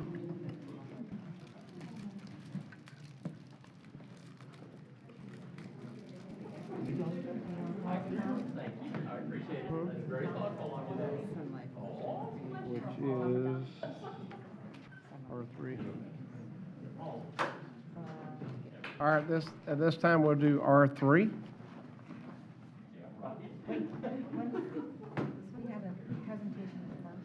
What now? The AMSCO presentation. That's what I got, R3. R3, yes. Oh, yeah, I'm looking at R2. Or S. Oh, thank you, thank you. Come on forward, Tom. Welcome.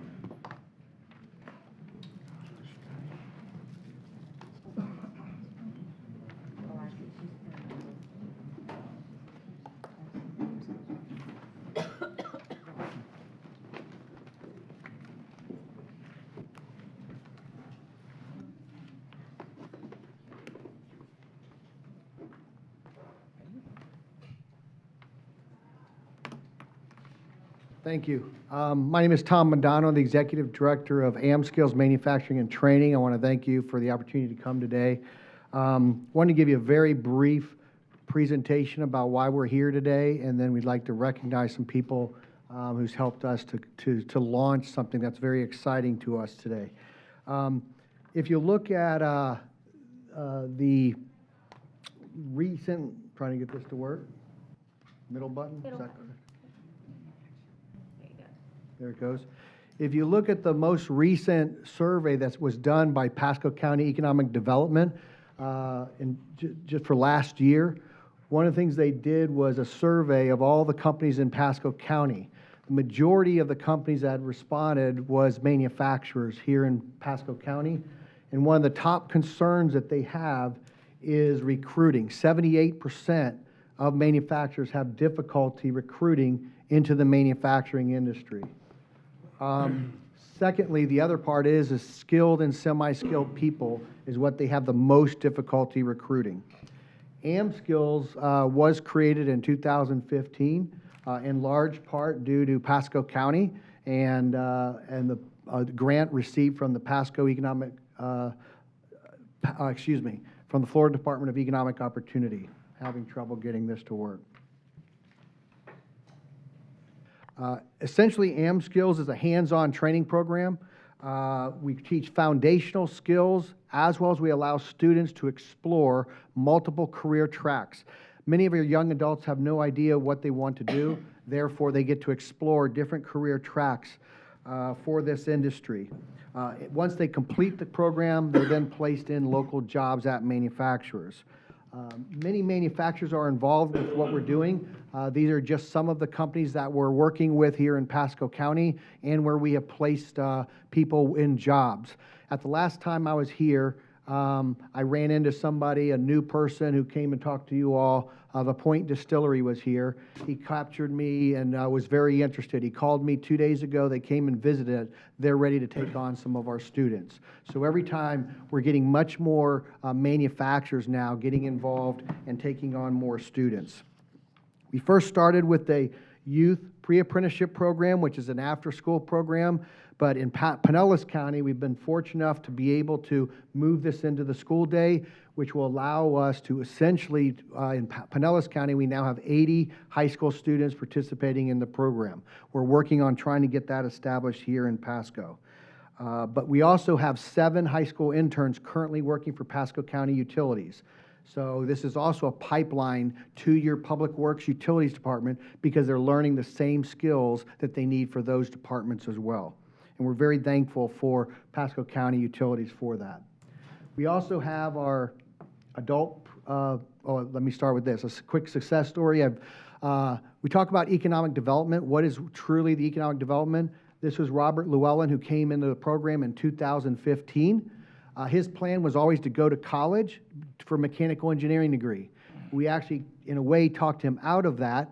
He was going to go away to a college. Instead, we got him a job locally. He went to Pasco Hernando State College, got his 2-year degree. He just transferred to University of Central Florida. However, the company manufacturing PharmaWorks is paying for his tuition to go to Central Florida. He will then return to Pasco County and live as a mechanical engineer for that company.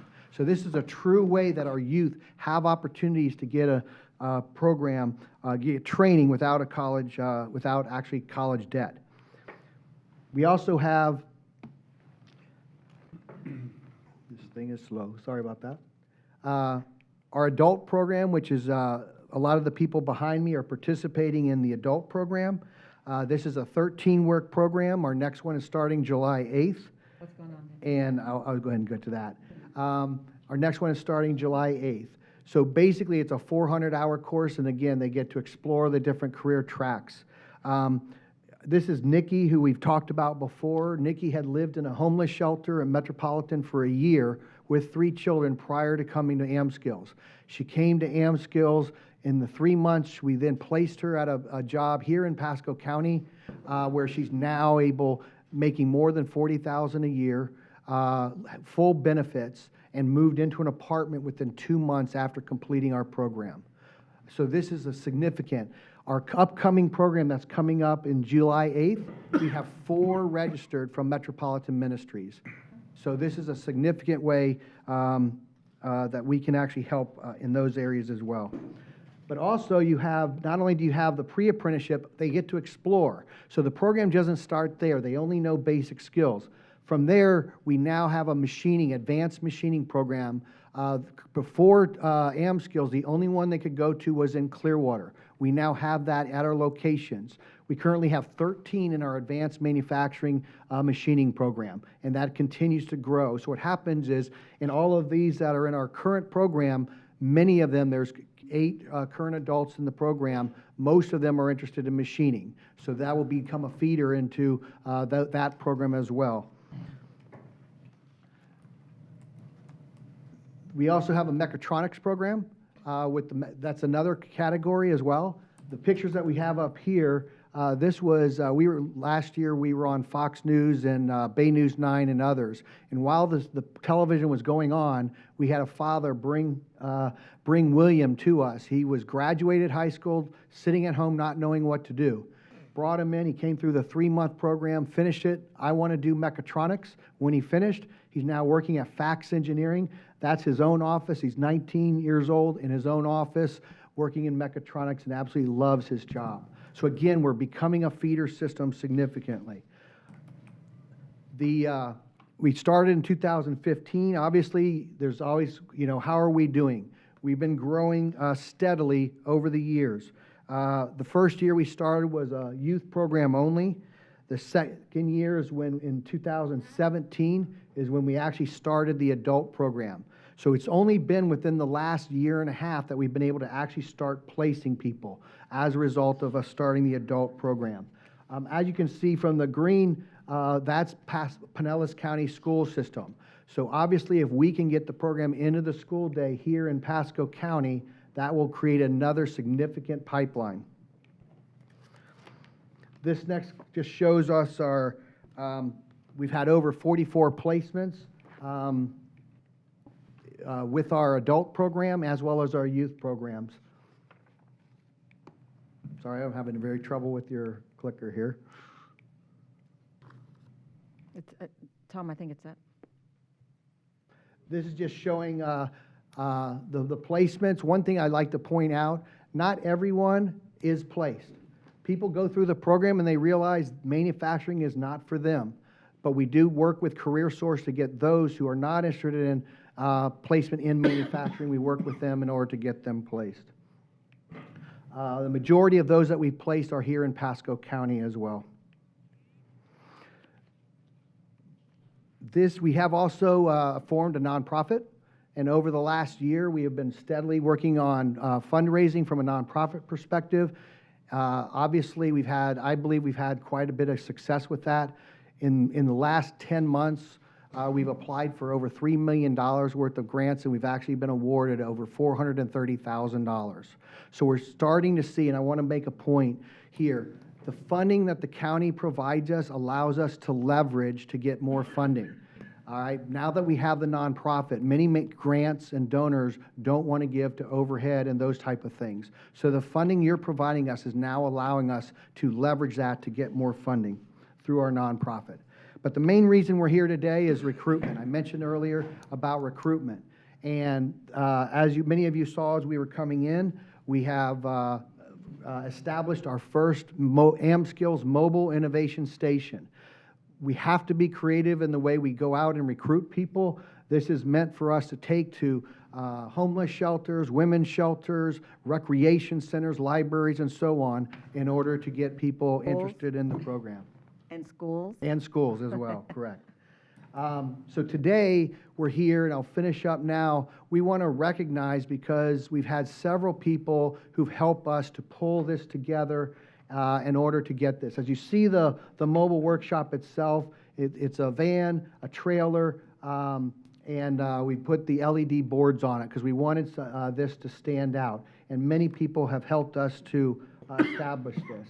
The trailer itself, we received a grant through the city of St. Petersburg, the LED boards on it through a grant through the Florida Department of Education. I'd also now like to ask the Community Foundation of Tampa Bay to come up. I have Genevieve Boyle and Jesse Coraggio here because they actually helped us with a donation towards scholarships towards the pre-apprenticeship program. And with that, I'd like to present them with a plaque and thank you for your contribution, because what you're doing is helping a lot of these gentlemen to actually get through our program. So thank you very much. And we appreciate your help on this mission. It's greatly appreciated. Yeah. Thank you. On behalf of our donors, our mission is to build a better community. And Pasco is one of the communities that we serve, and we're so proud to be able to support a fine nonprofit like AmSkills and be able to uplift those in the community. So thank you for the opportunity to serve you. Thank you. Thank you very much.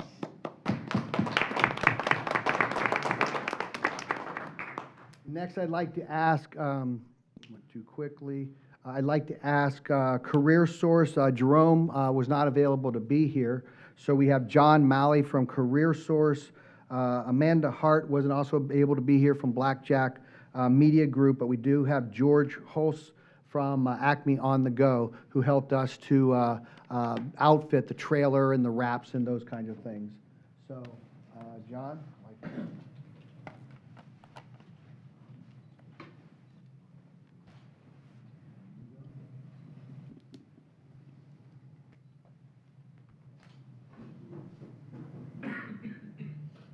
And while he's presenting those, we thank you too as well for participating in this program. Thank you very much. Thank you.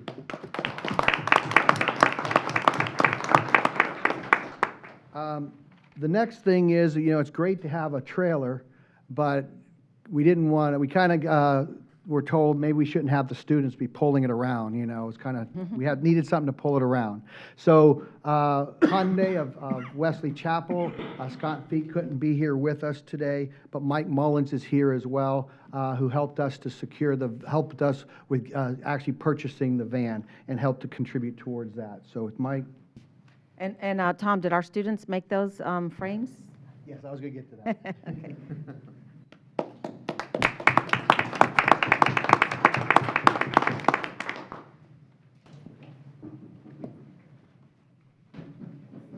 And lastly, I'd like to introduce Dr. James and his wife, Heather Gills, who were, let me let them come up.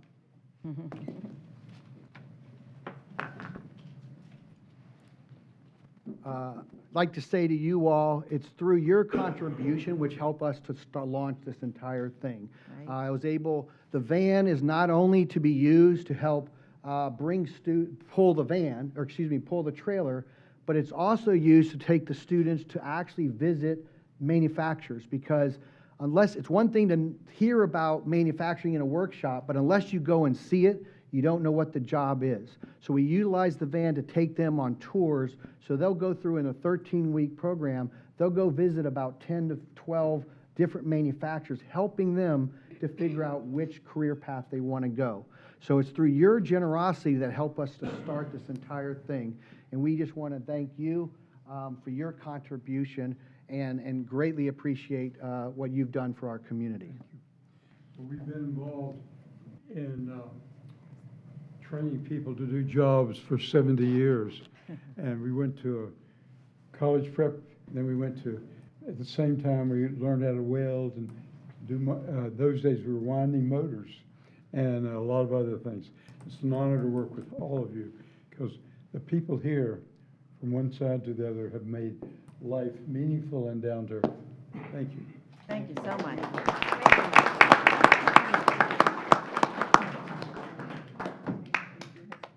And Dr. Gills and Heather, if you would stay there, we are going to do your award in just a second, your recognition. I have one last one. It's kind of a surprise one. Michelle, Michelle, if you could come up.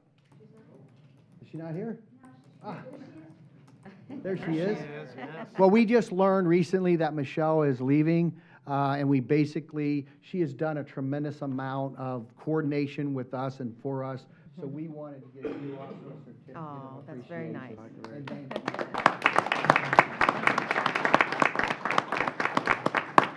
That concludes what we're doing. We greatly appreciate your support. We want to invite everybody to come outside to see the mobile workshop in action and what we're doing. So thank you very much. Thank you, Tom. Thank you, Tom. Thank you. And thank you to all the contributors. We really do value your contributions very much. Thank you. Now we move to RS3. RS3, that's Jim and Heather Gills. Dr. Gill, come back. You can't get away today. Okay, resolution number 19186.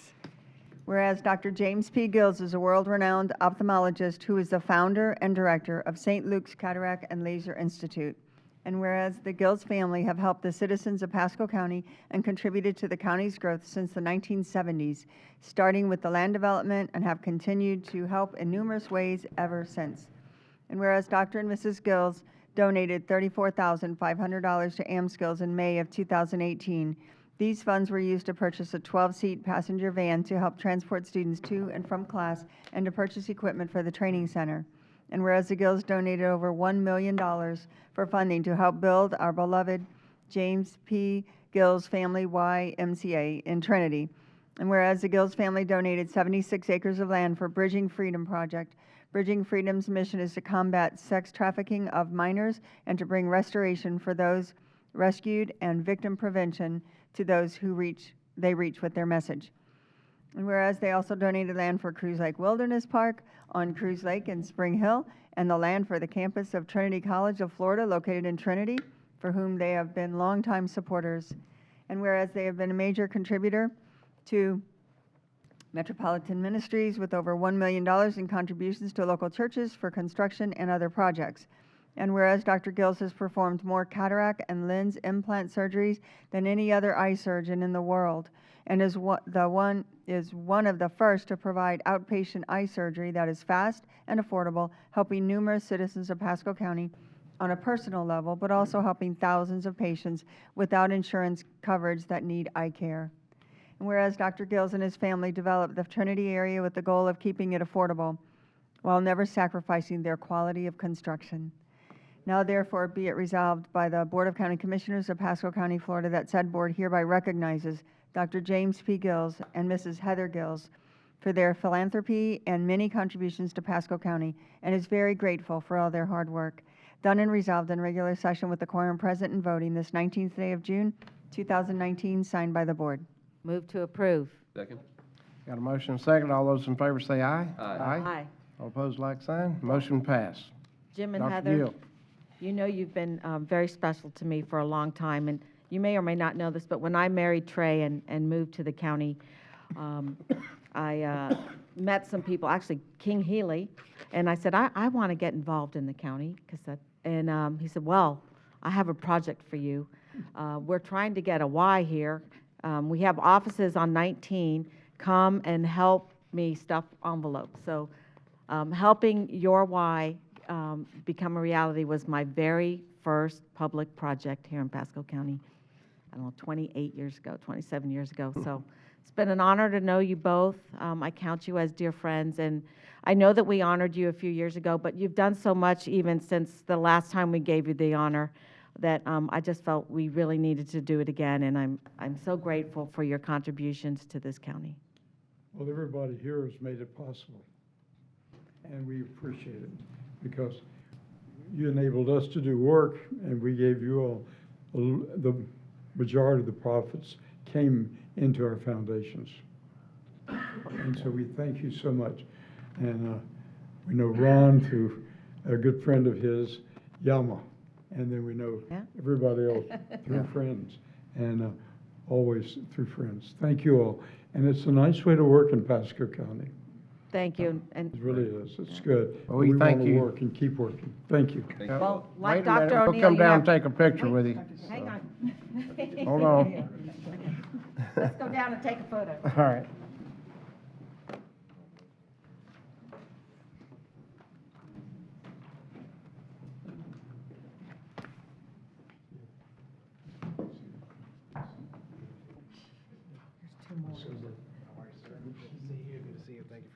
Oh, good. This is for you. Yes. It's for both of you. Thank you. Yeah. Thank you. Great to see you. Oh, that's my homemade wrap job. We're going to take a photo over here. Okay, that's right. Yep. Good to see you again. I know.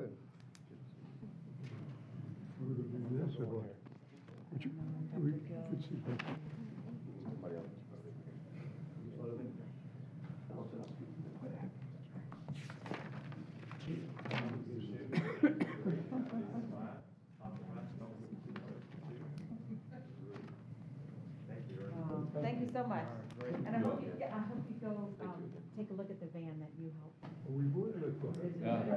It's very eye-catching. Yeah, when people see it on the road, they're already calling out as they're driving down the road, asking for training. Yes, yeah. Thank you. Thank you. Thank you. It's not well air conditioned. I have the same problem.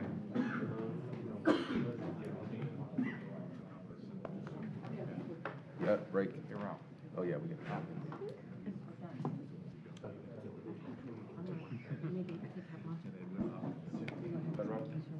We done? Yep, that ends the morning session, and we'll come back to meet at 1:30 PM for public hearings.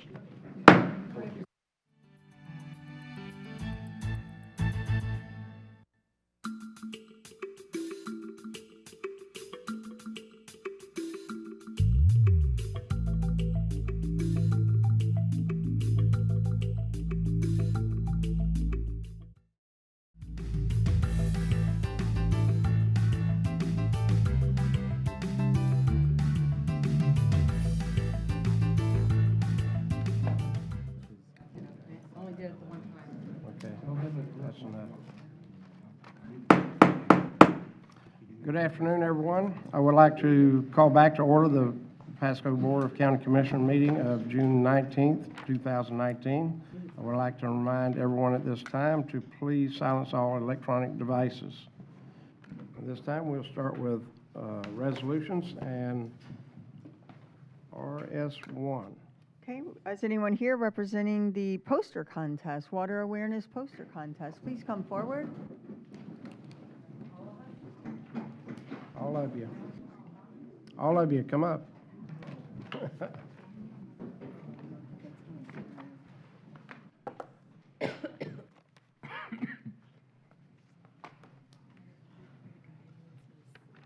Great, welcome. Resolution number 19188.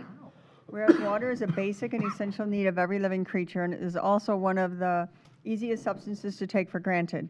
And whereas clean, safe, and sustainable water resources are vital to Pasco County's economy, environment, and people. And whereas the steps taken to protect and preserve our water through educational partnerships and positive actions should be encouraged throughout Pasco County. And whereas the Water Awareness Poster Contest has been developed jointly by Pasco County Utilities and the Florida Government Utility Authority, FGUA, in cooperation with Pasco County Elementary Schools in order to educate young citizens about water-related issues. And whereas this contest has won recognition from the American Water Works Association, AWWA, as a best-in-class program for its emphasis on community outreach and education.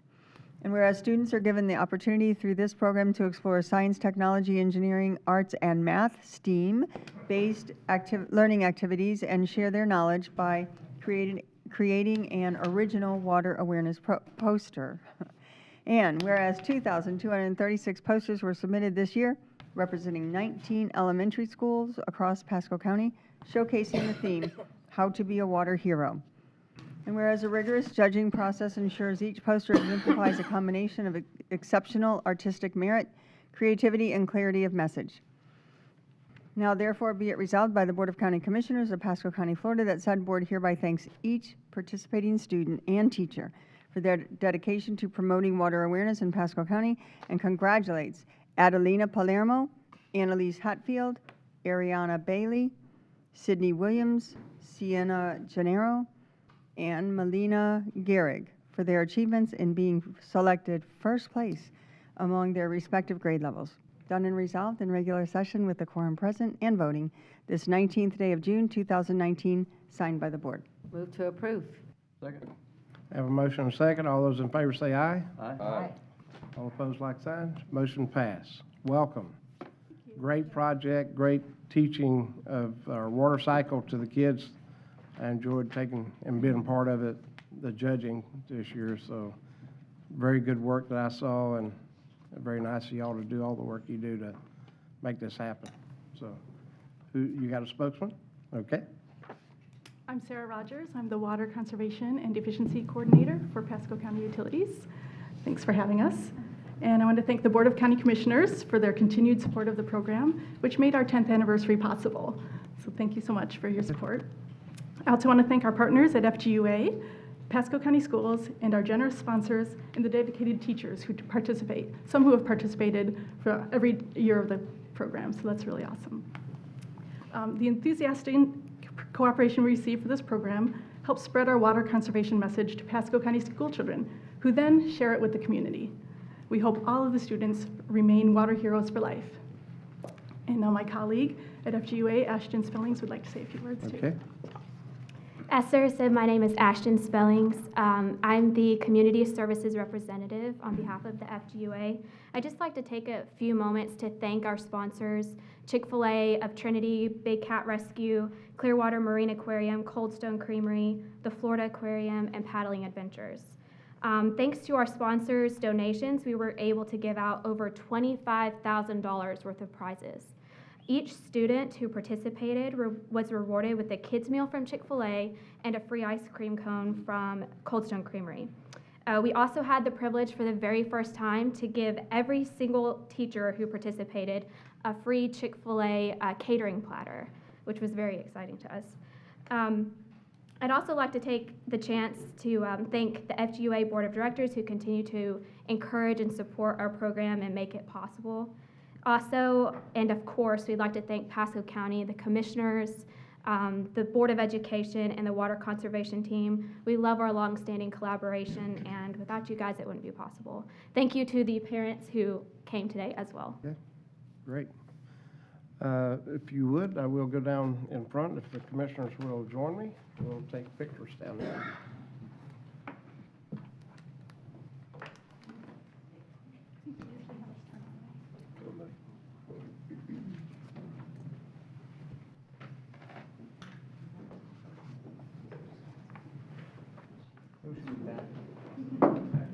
Let's come back here so we get a picture.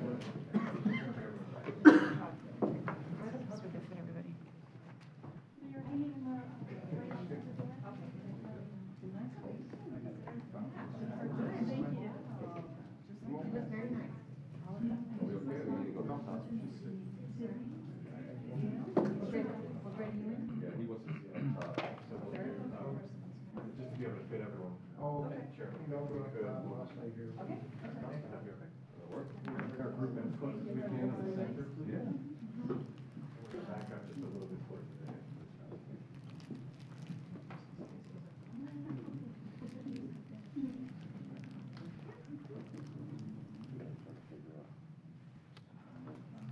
Find a way in between the people.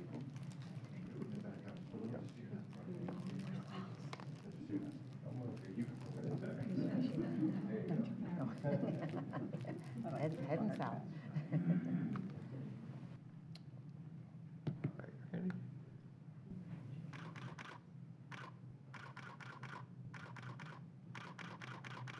Thank you.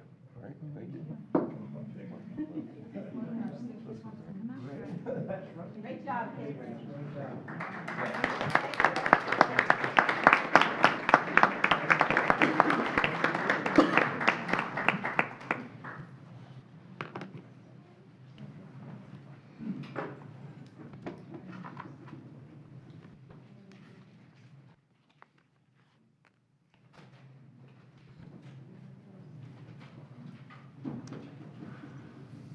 Next, we'll go to RS4.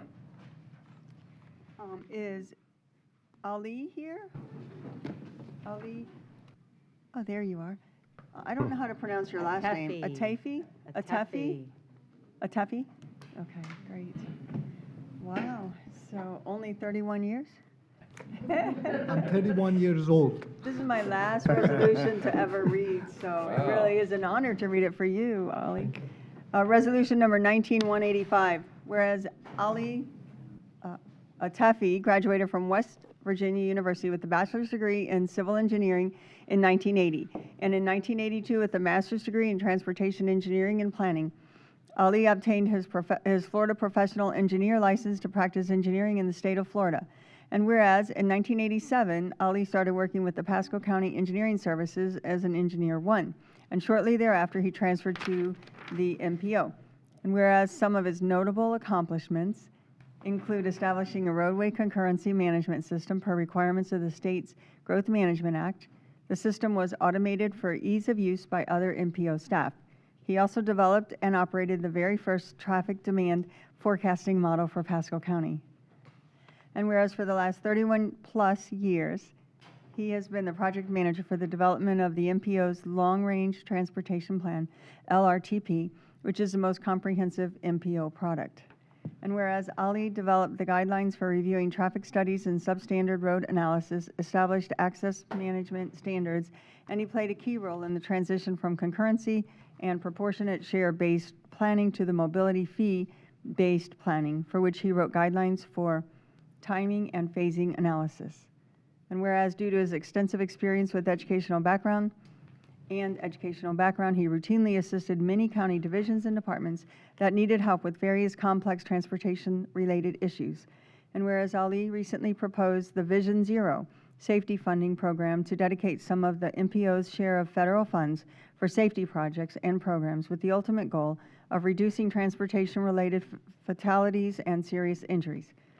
And whereas Ali's efforts have been acknowledged by his peers and customers alike, and Ali is known for the professionalism, courtesy, and guidance he provides his customers.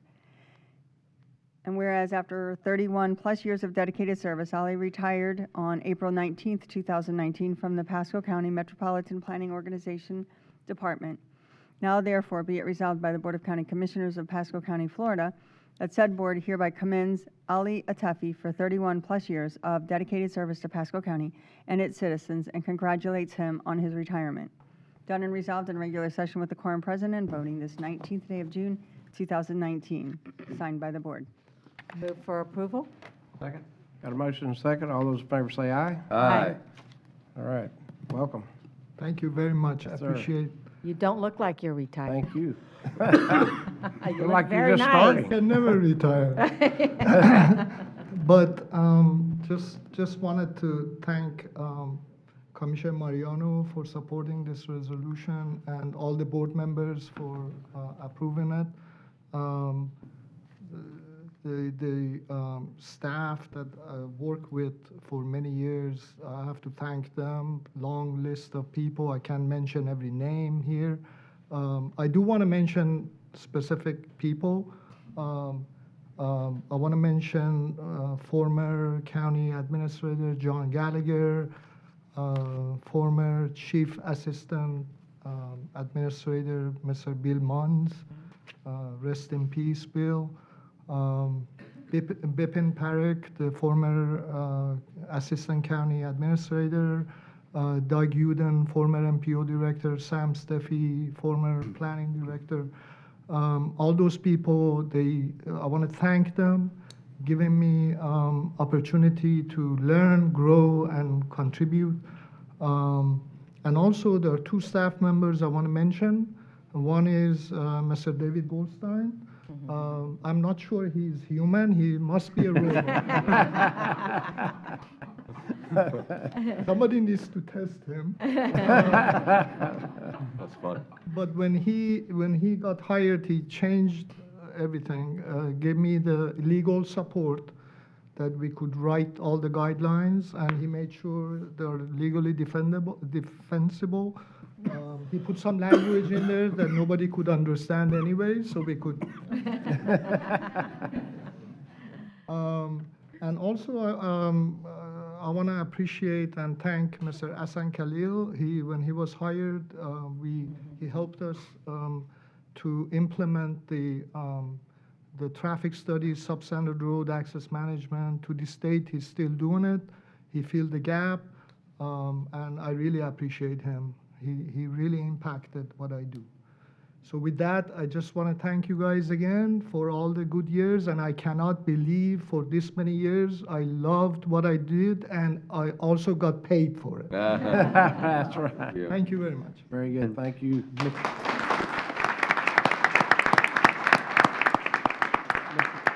Mr. Mariano? Ali, I want to tell you, you've been extremely professional, knowledgeable every step of the way. Whenever the MPO may come up with an idea to take another look at, You're always willing to go do so, dig into it, all the details, and come back with something else for us, no matter what the option was. So I greatly appreciate your professionalism. I can't believe you're retiring, though. You look way too young for that. So with that, Mr. Chairman, could I Yes, add something Mr. too? Moore. No, and I love working with Hadley, and we work together quite a bit. And one thing, very professional, like you said, but I would tell you what, and I love this, if you're wrong, he'll tell you. And that was the right thing to do, though, right? In a kind way, you would. But that was the right thing to do. You stuck up for your convictions and what you thought was best for the county, and you weren't shy, but you did it in a way that didn't put people down. How's that? But we appreciate it, and I have a feeling you're going to be probably sitting out in the audience representing some people in the near future, so I don't think this is the last we're going to see of you. But you look relaxed right now. Yeah. You look like you're retired, though. You look like you're I retired. think he's really happy. You weren't relaxed before, but I appreciate all your effort. We worked together on some of the stuff, and had public meetings, and you did a great job. So you'll be missed for sure. And I echo all those sentiments. It's been a pleasure to know you and to work with you, and I'm sure I'll see you again in the future. And stay vocal. Great job, great time here with the county, and everything you've done is very appreciated by all of us, and I'm sure all the citizens of Pasco County. So, Thank you, I appreciate that. yes, sir. Thank you. All right.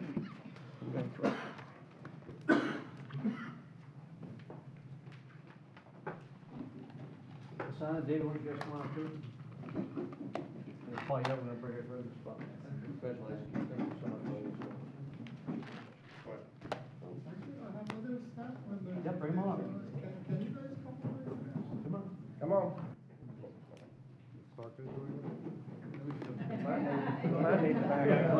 All right, let's move back a little bit. Let's all stay local. Yeah. Let's all move back. Oh, okay. Oh, you got it. Oh, you got it.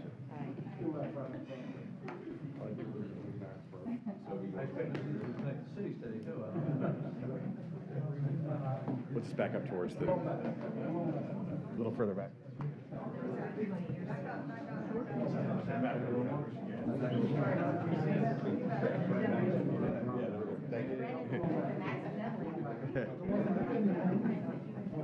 You want us just back here again? I mean, you're going to fit everybody in. That would be ideal. Okay. That was scary. I didn't want him to fall around. You're not going to stay. How are you? Oh, yeah, we were here. You're staying right on that. Oh, they're going to stand back. All the way back. All right.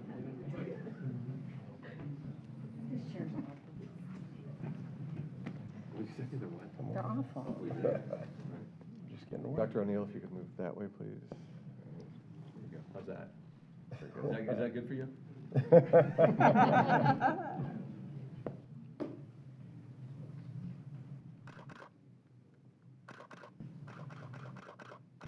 Thank you. Clark charge for that? Yeah. I didn't know you were a photographer, Clark. Hey, thank you. Appreciate everything you do. Oh. Yeah, they really don't need to be this big.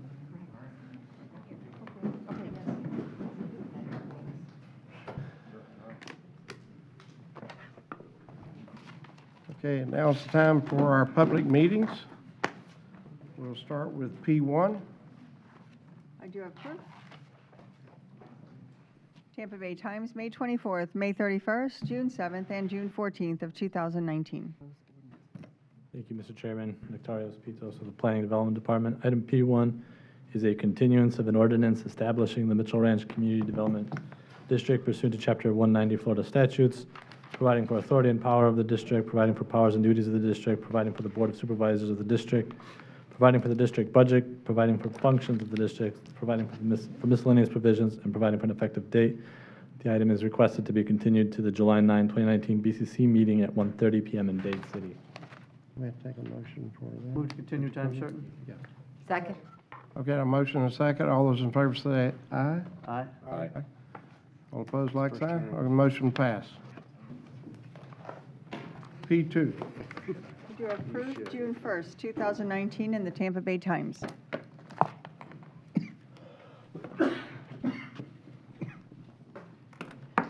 Good afternoon, Commissioners. Mr. Chairman, thank you. Before you today is a proposed ordinance by the Board of County Commissioners amending ordinance number 9 through 10 as amended codified in Chapter 102 of the Pasco County Code of Ordinance by amending Sections 102 through 186 and 102 through 188 to provide for the local collections administration and enforcement of the tourist development tax by Pasco County Tax Collector's Office as authorized by Florida statute, providing for inclusion in the Pasco County Code of Ordinance, servability, conflicts, and an effective date. Just wanted to give a brief history on the tourism development tax collections in September 1990. The Board of County Commissioners adopted the first 2% of the local option tourist development tax. August 15, 2017, the Board of County Commissioners increased the tourist development tax by 2%, and 4% is thereby imposed on short-term rentals within 180 days or 6 months. Pasco County tax collections are currently remitted to the Florida Department of Revenue. The benefits for Pasco County in switching to the Pasco County tax collector is regulation, enforcement, ongoing audits of transient properties, property liens on non-compliance or delinquent properties for taxes, faster remittance back to us from the tax collector. There's a little bit of a lag time from the state in getting our revenue back to us. Monthly and quarterly and annual collections from the tax collector, and then capturing additional revenue that is not previously captured over the course of a year. And a couple items to note: currently, there's a cost of administration and collection, and that cost is 3%. And once we leave the Department of Revenue, we can no longer go back in collections.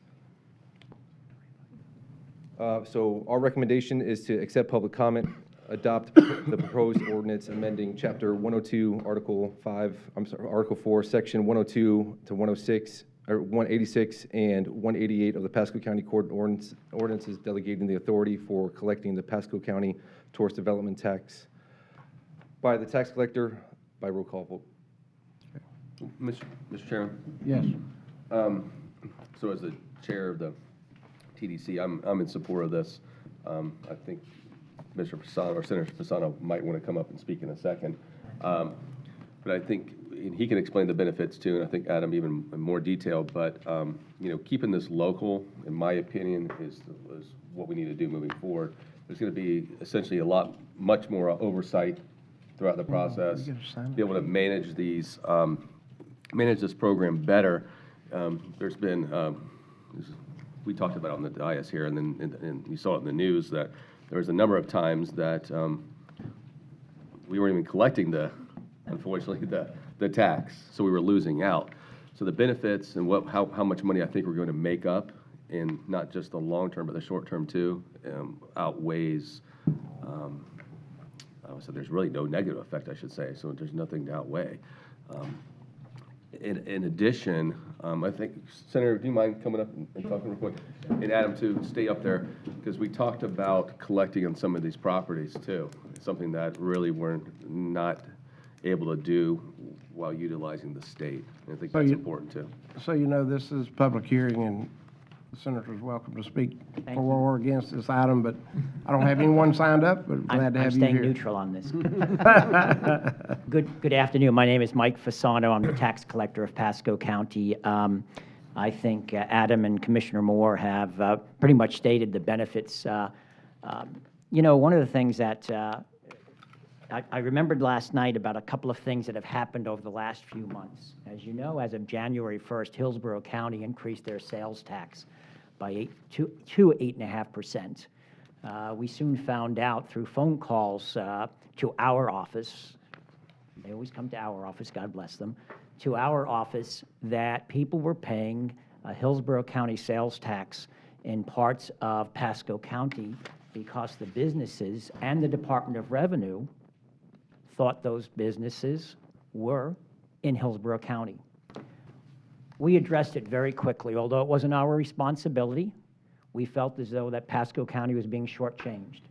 In fact, they were shortchanged to a total of $624,000. And because of the tax collector's office stepping up And working diligently with Dr. Zingali at the Department of Revenue, we were able to find, or they found $624,000 that was collected and given to Hillsborough County as far as sales tax. Now, this is not just because of the increase. This is going back years and years and years. We also found that there was a hotel in Pasco County, the Hyatt Hotel out there in Wesley Chapel, that was paying their tourist development tax to Hillsborough County as well. And because of the office, our office being aggressive, I believe the Pasco County received a check, or it went to the Department of Revenue, which came back to you of $58,000. These are the little things that we can do locally. Most importantly, though, I believe we have to educate people. You have a lot of short-term rentals out there, whether it be someone in a community that you may hear about that is renting their home less than 6 months or less, and not realizing that they're supposed to collect a tourist development tax. We believe there are a lot of short-term rentals out there that need to be addressed. One of the first things we're going to do is educate. We're going to have to spend money within our own tax collector office to do that by putting flyers out in people's annual tax notices, by doing all kinds of other things, maybe some advertisement. We want to educate. We also have the ability to enforce. The Department of Revenue does one thing. The money goes to them, they give it back to you. There is absolutely no enforcement after that. We will be able to enforce. We will be able to put liens, garnish, and many other things. Of course, we don't want to do that, but we want to make certain that people who are renting short-term or renting a hotel to overnighters, that the tourist development tax of Pasco County is collected and paid, and I believe we can do that. Thank you. Mr. Chairman? Yes, Mr. Brown. And Senator Fasano? Yes. Tax Collector Fasano, I know you're the right guy to do this job. And by the way, Thank working you. with Commissioner Moore to take care of that sales tax thing as well as finding that hotel, great, great work. What I'd like to do is, I want to make sure we protect all the revenue we can to keep it in the Tourist Development Council. Certainly. So if we pick the number of 3% and it goes on, and I know you got a budget in play of what you want to go do, and I don't want to interfere with that. I want you to maximize what you think is going to be the best way to spend those dollars and invest it. Well, bless you. But if we get to a certain point where all of a sudden your dollars are at a certain point where now you don't need that much money, I don't want to see it go back in the general fund. I want to see it kick back in the TDC. So I don't know how we could structure it for down the road when we don't spend that much money, that we can actually find a way back in the TDC. Have you any suggestions? I know Adam and I talked Well, about if it you yesterday. will, never tell a tax collector you don't need that much money. Yeah, I'm not with you on that. No, no, no, no, no. I will tell you, and I appreciate your comments, Commissioner. As you know, that for us to do what we're going to do, we're going to have to spend money. Right. I don't know if you realize it or not, but right now, the tax collector of Pasco County and every tax collector in the state of Florida loses money on motor vehicle services. We lose approximately $3.2 million on motor vehicle services. In fact, pretty much we're having to subsidize that with property taxes that we collect. Otherwise, I'd be giving you a larger check back, because what the state gives us to provide a driver's license, a registration, title work, and so many other services that we provide doesn't even keep up with the cost the tax collector has to put out each day and each month, each year. To be able to provide the collection for tourist development tax, I've got to do several things. I have to hire at least one additional individual who's an expert in this field. We have to purchase annually software. There's other items that we're going to do, and most importantly, along with that, is to educate, which we're going to have to pay for, as far as educating individuals out there and getting our staff out to those, whether it be RV parks, other places where rentals are being rented out, if you will. We have to make certain that we're collecting that tax. I think it'll benefit you in the long run. It's probably going to take us about 3 years of the investment that we're going to make on behalf of the County Commission and the Tourist Development Council. It's going to take us about 3 years before we even break even. Okay.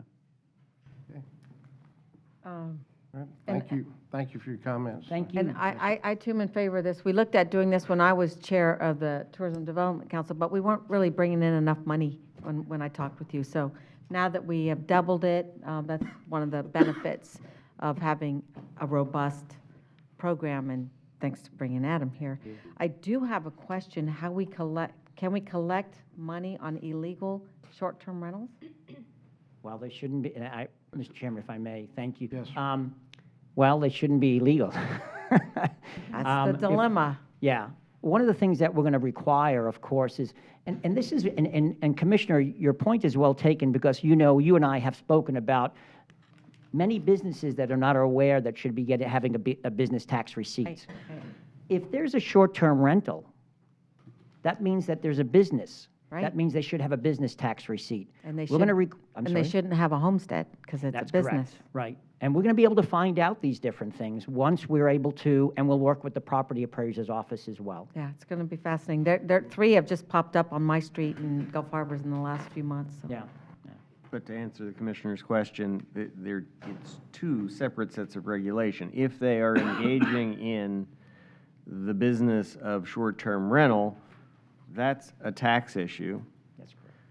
If that makes them illegal under land use, that may create a code enforcement problem, but they are still engaging in the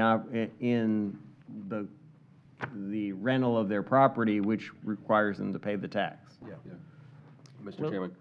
Yes, sir. Mr. And that's one of the things we talked about at the TDC meeting too, is who knows how many we're not collecting on throughout Pasco County. We know it's quite a few. And I think that once we go after them, the numbers will be staggering in my, so we definitely foresee even making up that cost and then some by going this route. Yes, sir. Okay. All right. Thank you, Senator. Yep, thank you. Sir. It's a roll call. Is vote? anyone else here to speak to this item?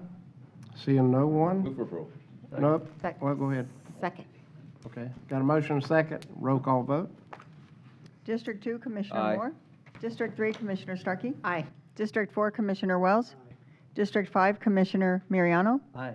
District 1, Chairman Oakley. Aye. Motion passed. Thank you. Thank you. Yes, sir. P3. We do have proof. The Tampa Bay Times, April 26, 2019. Good afternoon, Viviana Martinez, Planning and Development Department. Item P3, PDD 191050 is a large-scale comprehensive plan amendment in the name of CPEL 1807 Promenade Business Center, PD. I'm going to begin by reading the ordinance. An ordinance amending the Pasco County Comprehensive Plan, providing for a large-scale comprehensive plan amendment to the future land use maps, map 2-15 and sheet 15, changing from TC, Town Center, and Res 3, residential 3 dwelling units per acre, to PD, planned development on approximately 77.08 acres of real property located at the northeast and southeast corner of the intersection of Curly Road and Overpass Road. And a text amendment creating a sub-area policy FLU 7.1.51, Promenade Business Center PD, and a map amendment to the future land use map 2-9, adding sub-area map 2-951, Promenade Business Center PD, providing for repeal or severability and an effective date. As mentioned, the project seeks to change the future land use from TC Town Center to Res 3 residential dwelling units per acre to PD, planned development with associated sub-area policies on approximately 77.08 acres. It's located in East Central Pasco County.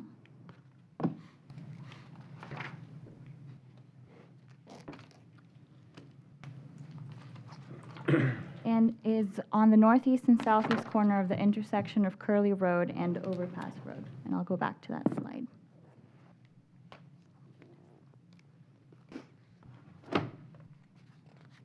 This is the Promenade Business Center's concept plan depicting some of the general range of uses on the site.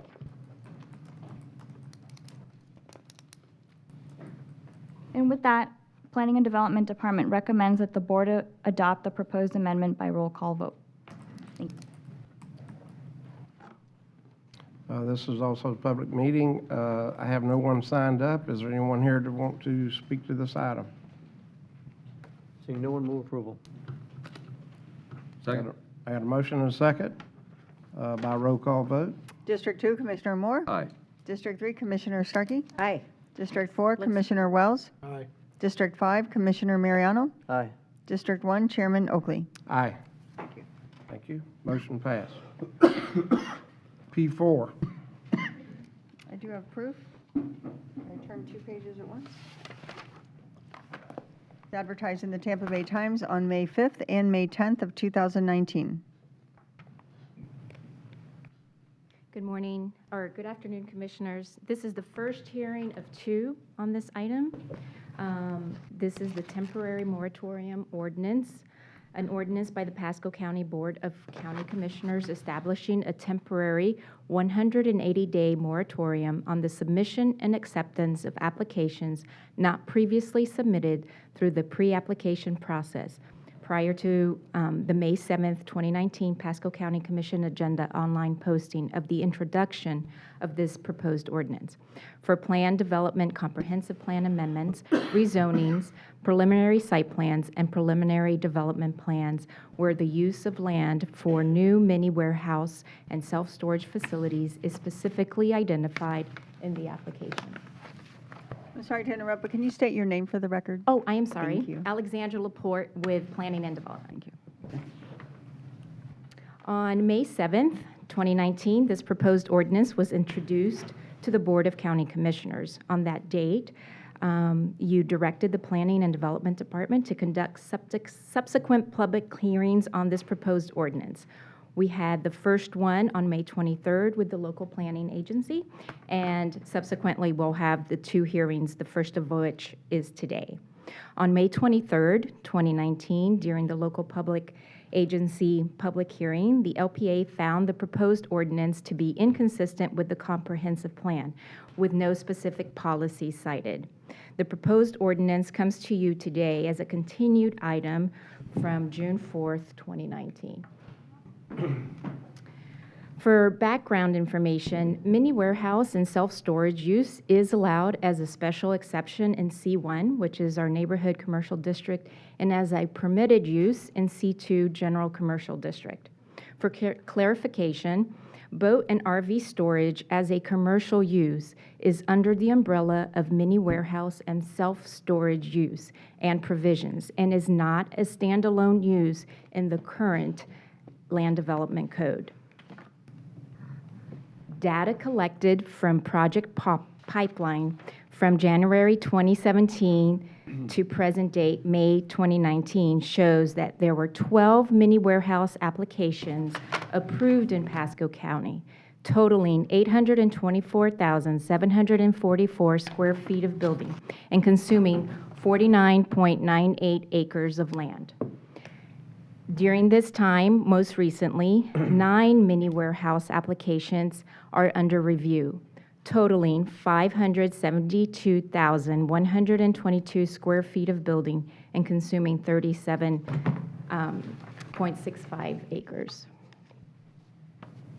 This brings us to a total divided in the 3 market areas that are most affected by them, combining the approved and those under review to 1,017,472 square feet of self-storage facilities in the South Market area, 302,665 square feet in the West Market area, and 76,729 square feet in the Central Market area.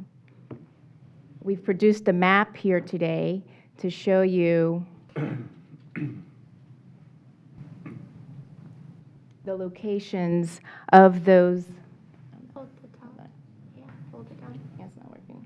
Anyhow, in the map, you can see the blue circles. Those are the locations of those 21 applications, both approved and under review. So the grand total is 1,396,866 square feet and 87.63 acres of land across the county.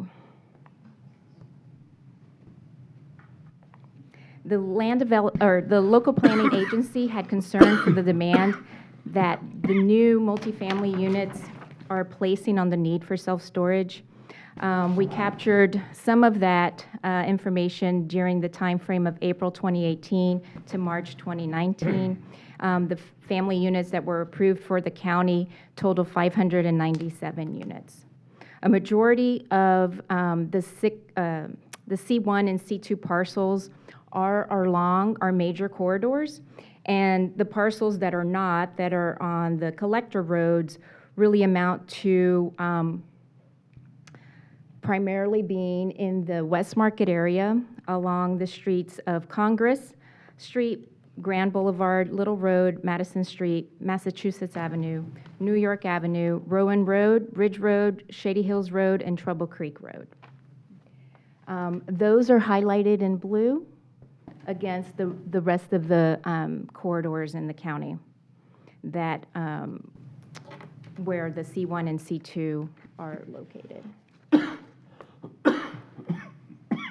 Similar ordinances have been adopted in Florida and elsewhere in the country in the past several years for the same purposes, to allow for researching of best practices for the development of mini warehouse and facilities. It recognizes that there is a need, but we also recognize that we would want to look at the most appropriate location and the standards for the building of those facilities, since they are consuming so much prominent locations in our corridor. So there are 8 comprehensive plan policies that outline standards or the provision for such standards in the comprehensive plan to address the preservation of capacity for employment generating uses, the redevelopment of commercial corridors, and to facilitate site planning and design standards.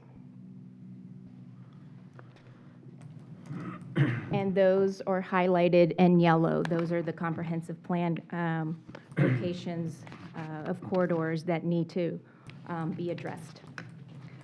The proposed timeline, there was also a concern about that this temporary moratorium will lend itself to more than 180 days. So right here is the proposed timeline of what would happen subsequent to the approval of this moratorium. In August, there would be stakeholder meetings, external and internal, with the ordinance development team. September, we would schedule for a board workshop on those design standards that we would be proposing. In November, there would be the, I'm sorry? Real quick. Yes. I've got a question. So, so you haven't even met with any of the stakeholders yet?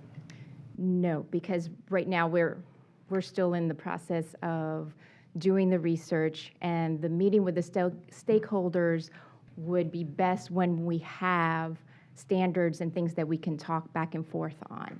So right now we're basically going to cut them off at the knees and then ask them to come in and give us ideas. I mean, you think we want to have the conversation. I wasn't at the May 7th meeting. I reviewed the notes, and I also reviewed the notes from the Planning Commission. So it just doesn't make sense to me. You think we would have the conversation with them the last 60 days that we've had to talk about their needs. I mean, we really need to hear from them, in my opinion. This, I think, and the board's heard me say it, we shouldn't be regulating. I'm against this. I think let the market decide. And let me ask you another question. When I was listening to the Planning Commission, one of the board members asked you a question about if the boat storage and stuff was going to be separate, and you said yes, it would be separate, it would not be included in this, so they would still be able to do those kind of facilities. Because I just have some concerns being on the west side of the county. You cannot find a place to put your boat. And codes out there citing people left and right, which is their job. Some commissioners call in more than others for stuff like that, but they're citing them and they don't have anywhere to put it. Mm-hmm. So I hate to see that because they're at capacity. And it happens all over. It happens in my community. The more communities we build, the restrictions are even more, but they don't have anywhere to put it. I'm not picking on you. I'm just asking. No, absolutely. So to clarify my answer, there is not a language that specifically calls out boat and RV storage in this ordinance because of the way that boat and RV storage is under the umbrella of mini warehousing and storage currently in the LDC. What I answered yes to is the pre-application. Would someone coming in for a boat and RV storage application would still be able to have a pre-app? And the answer was yes. Mr. Chairman? Yes, sir. Yeah, Mr. so Moore. that's one of the things I brought up previously too, and talked to Dan about it, because that was never the intent. It was never the intent to disallow RV and boat storage, and that was a concern. We all know that I mean, again, let's go back to why we're here, too. A lot of the big concern was on some of the frontage along 54, 56 is really where this started, with these being along those frontage roads. Now, I know some people have concerns about other areas, too. I'm just speaking for myself now. But never was it for the RV or boat storage lots.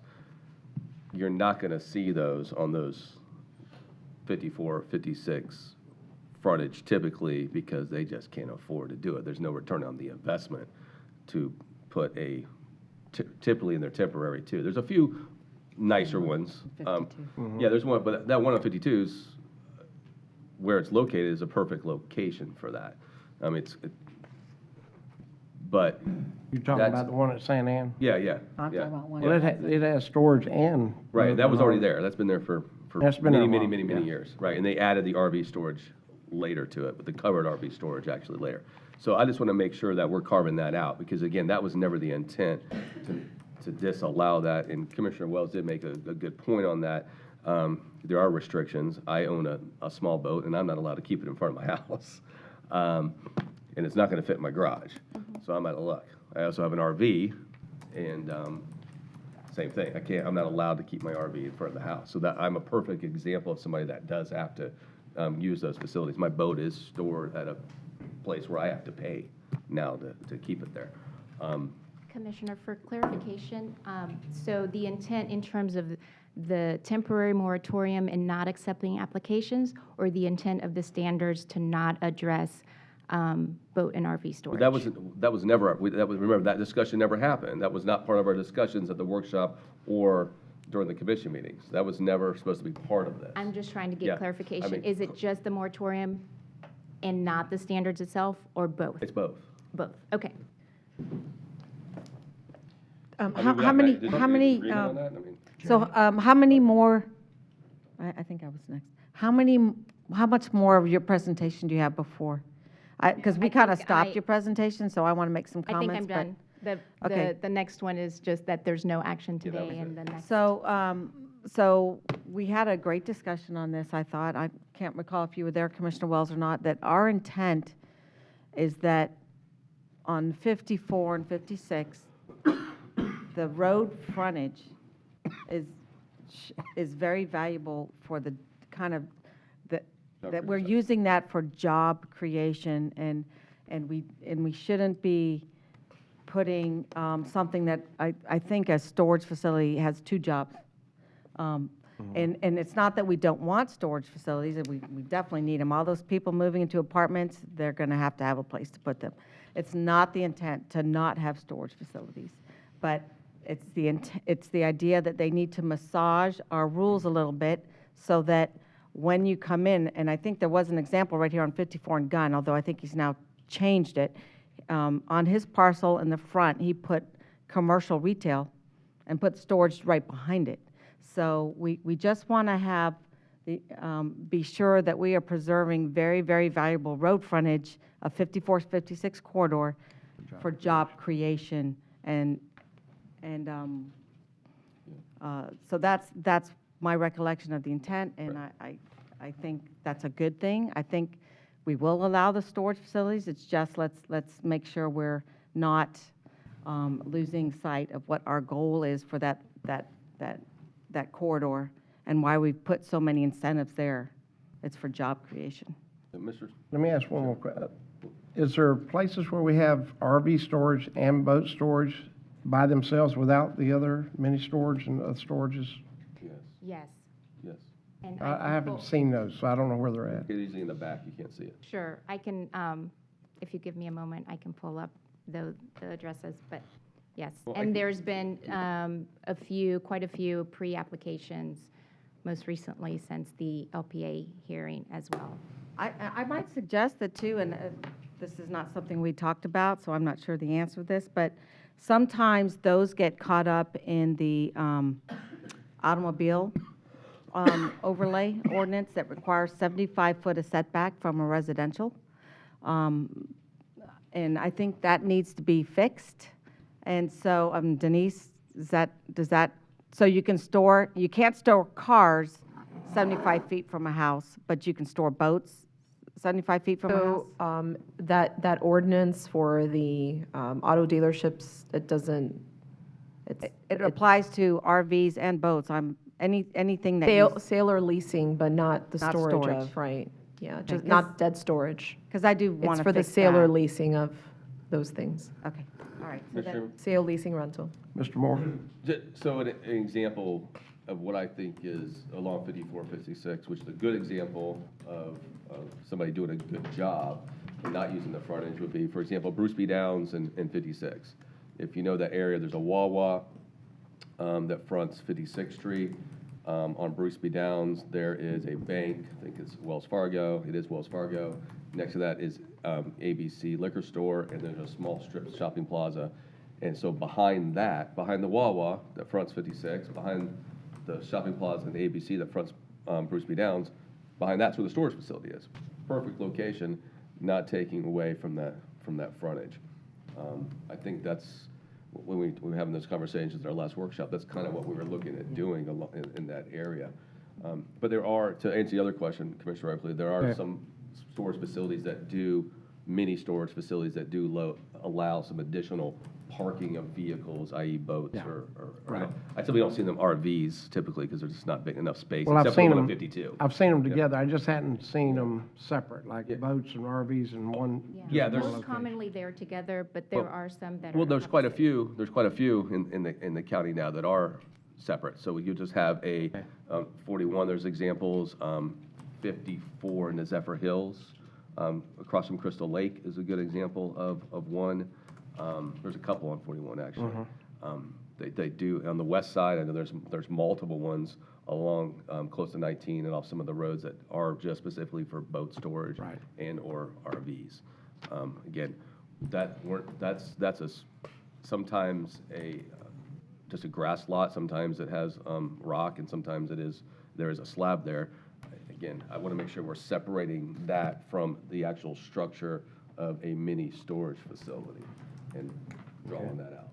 Mr. Wells? Two separate issues. That's something that we never had that discussion. Well, and that's why I wanted to bring it up now and not at the next hearing, so we're all on the same page. Now, when we first had the workshop, the discussion was 54, 56. Commissioner Starkey talked about incentives, which they get something a little bit different, and it was 54, 56, then it's dwarfed into, it's a South Market area, which has expanded a lot, so that's where my concerns come in. If we're talking about 54, 56 and only mini storage, then I'm still not in favor of it, but I would understand a little bit more if that's what you're saying, but this is morphed into being part of my district, north of there. If we're just saying 54, 56, I don't disagree. I know they do take up certain lots. I know the traffic there is nil. We have more Dollar Generals going up than we do. If we're going to regulate things, I just think we're walking a slippery slope here with this board, just being honest. But again, not banning them, right? They're trying to save our frontage, and I can go back to the apartment talk on that too, but we won't do that today. But very similar situation. So we're talking about 54, 56. I can't speak for anybody else on the board. That's my concern, and I've stated that.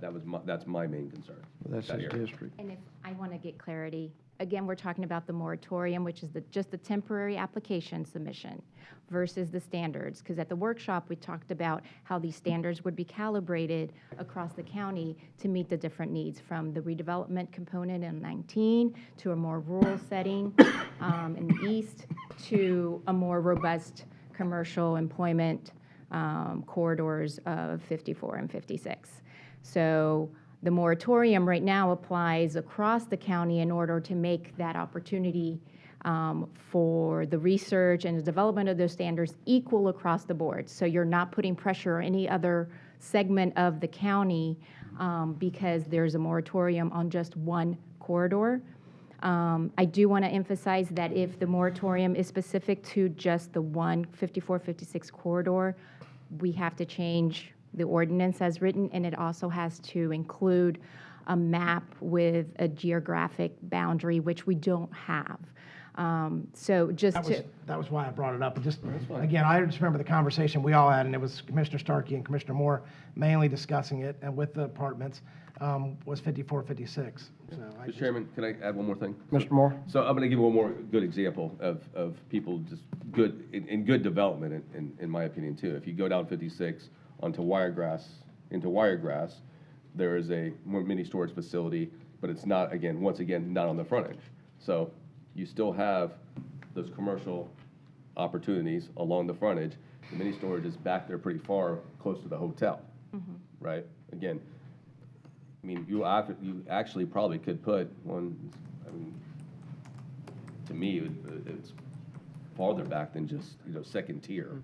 It'd probably be like a third or fourth tier is where they laid that. Again, did a good job. But that's the way they do development there too, right? They don't want that along that corridor. Yeah. I have a concern about the fact that a moratorium and it just stops any MPUD or any plan development that comes in.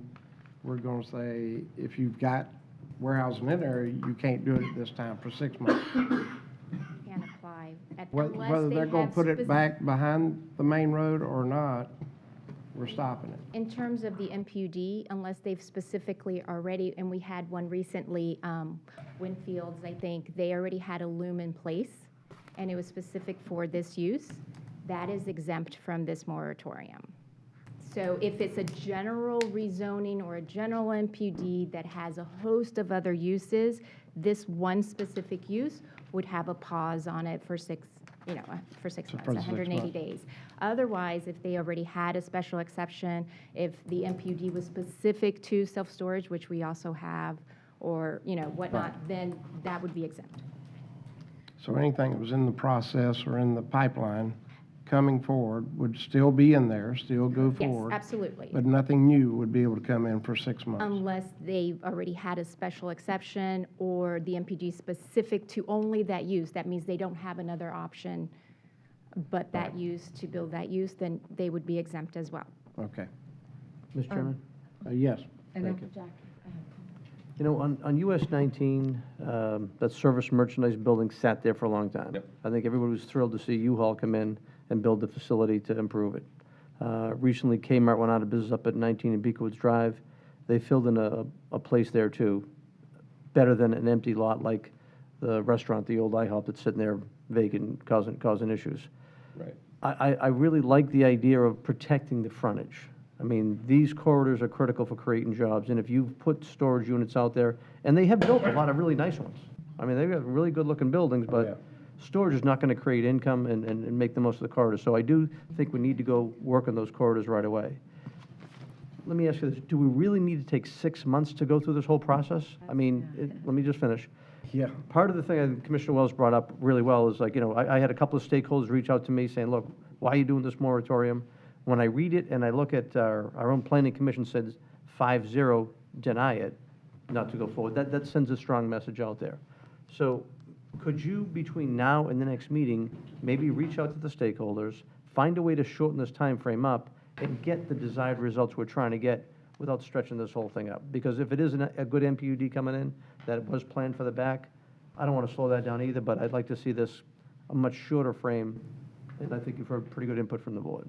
Part of that is just the process itself in terms of advertising, coming back before the LPA, coming back before you, and making sure we do reach the stakeholders and talk through designs, very specific design standards, site planning standards. And I also would like, if I interject now, the stakeholders that you're mentioning, is it citizens at large? Is it someone that we're, Professionals. in self-storage industry, engineers? Overall development. Okay. I mean, and that's. That's to make sure we're defining stakeholders the same way. Ms. Starkey was next. Okay.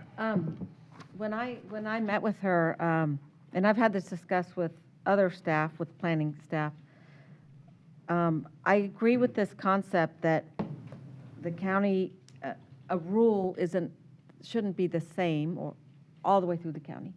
We should have certain kinds of standards in certain kind of settings and others in other settings. And I would use that 75-foot setback required for car dealers on 19 as an example. That's should not be in a setting like that a requirement.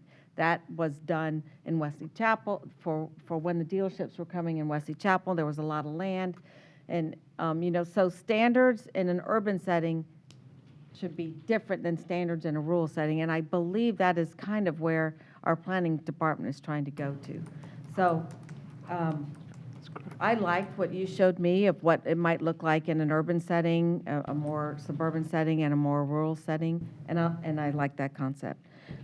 What we talked about was 54, 56, saving that frontage for jobs. Can we move forward with just pausing on 54 and 56 until you do your due diligence and have your meetings, which I think it's real important that you meet with the stakeholders, but allow it to go on in the other areas as you refine what you're going to bring back to us. And I think it'll be improvement for everybody, because what happens on 54 should be very different than what happens in rural San Antonio, Yeah. So I think, Nick. Yes? Mr. Chairman, just as a point of clarification, if the scope of the moratorium is limited to a specific geography, like 54 or 56, you just need to understand that it is going to offset the types of uses that would have gone along 54, 56 to the other areas, to other corridors. So it is sort of a prioritization of one area over another. And that means that prime commercial real estate in other communities would be impacted, because there would be a use that's such as the self-storage use that is not a employment-generating use. It's not a revenue-generating use locating on corridors such as US 19, in Holiday. I think there's a few of them around 19 and alternate 19. Well, So but we what just I need to think understand that. No, I do, but I think what we're saying is a moratorium on 54 and 56 while she does the standards for the whole county. And so maybe we'll get some in on 19. I say bring them, I'd love them. But let's let her do her research and get the standards that you want to suggest to us with stakeholder input. And then we can vote on changing all the standards, but the moratorium is where we hold that road frontage especially precious. So let me give you the legal answer is yes, you can. That's what I think. But you need to map that area, and staff's going to need some guidance. Or gateway crossings. Well, okay, if it's the whole South Market area, there's a map up for that. I But if don't have this whole South Market area includes roads other than 54, 56. That's why I suggested gateway crossings. Okay, well, gateway crossings is the whole South Market area. No, it's, I believe that's the whole South Market area, Well, which includes the interstate, includes why the don't we have a Suncoast. map of the whole South Market area? Because who memorizes all that? I don't have it. We did generate extra maps, so we'll pull that up in a second.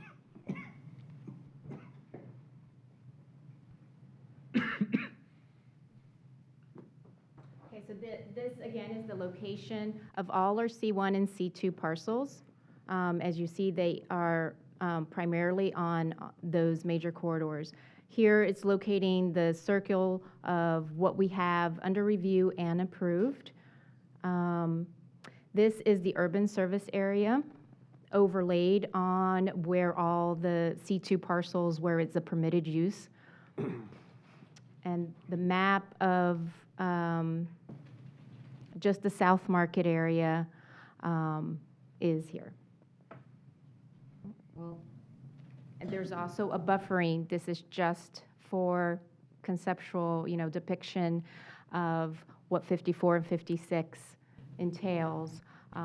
We would have to identify exactly the boundaries of this 54, 56 corridor in terms of the buffer, if you will, the setback of what would be included in that. So to be clear, if you're going to use the whole South Market area, then staff can you go create that back one? immediately. That map exists. That's that one? That- No. So that's, yes, that map already exists. Yes, that map exists. So this map already exists in the comp plan, and so staff would not need any additional direction if that's your direction to use the whole South Market area. If your direction is to use 54, 56, staff's going to need direction on how far back off of State Road 54 and State Road 56 this moratorium is going to extend. Is it 1,000 feet? Is it half a mile? Or what? They would need that they would need that direction. My big concern is, you know, the 54 corridor between here and Bruceby Downs, so.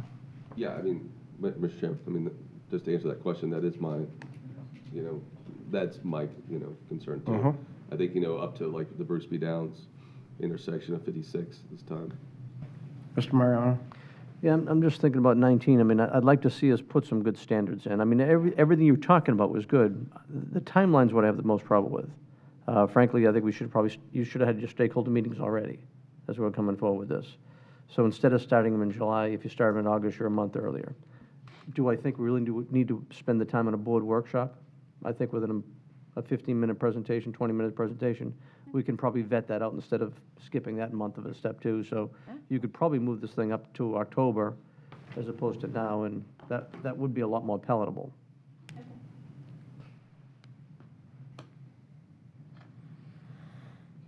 Mr. Chairman? Mr. Moore? And I apologize, Commissioner. Tell me your thought one more time, what you're... He's moving the schedule The up. timeline they've got, if you go to the schedule, they're not going to have the first meetings until August. Frankly, like Commissioner Wells says, we should have had those meetings already. I mean, you've done a decent amount of research, so I don't know what the holdup is to jump right into it. And that would let you move all the other meetings up. As far as us spending a workshop day, I don't think we need to do that either. I think we can, with all that we know and we've seen, we could probably modify this thing in probably a 15, 20-minute agenda item and pretty well handle it, or in the public forum, just a public hearing. Commissioner, I think, you know, on the timing, if we accelerated it and the board adopted the new ordinance in October, the moratorium would end the day you adopt the new ordinance, or as soon as the ordinance is effective. So if you say 180 days and we get done in 120, the moratorium goes away on that day. Oh, I understand. That's what I'm trying to do, is let's say if we're going to look at it, let's move that thing up. There's no need to drag this thing out. If we're going to do it, make a change and protect what we're trying to protect, let's just do it quicker.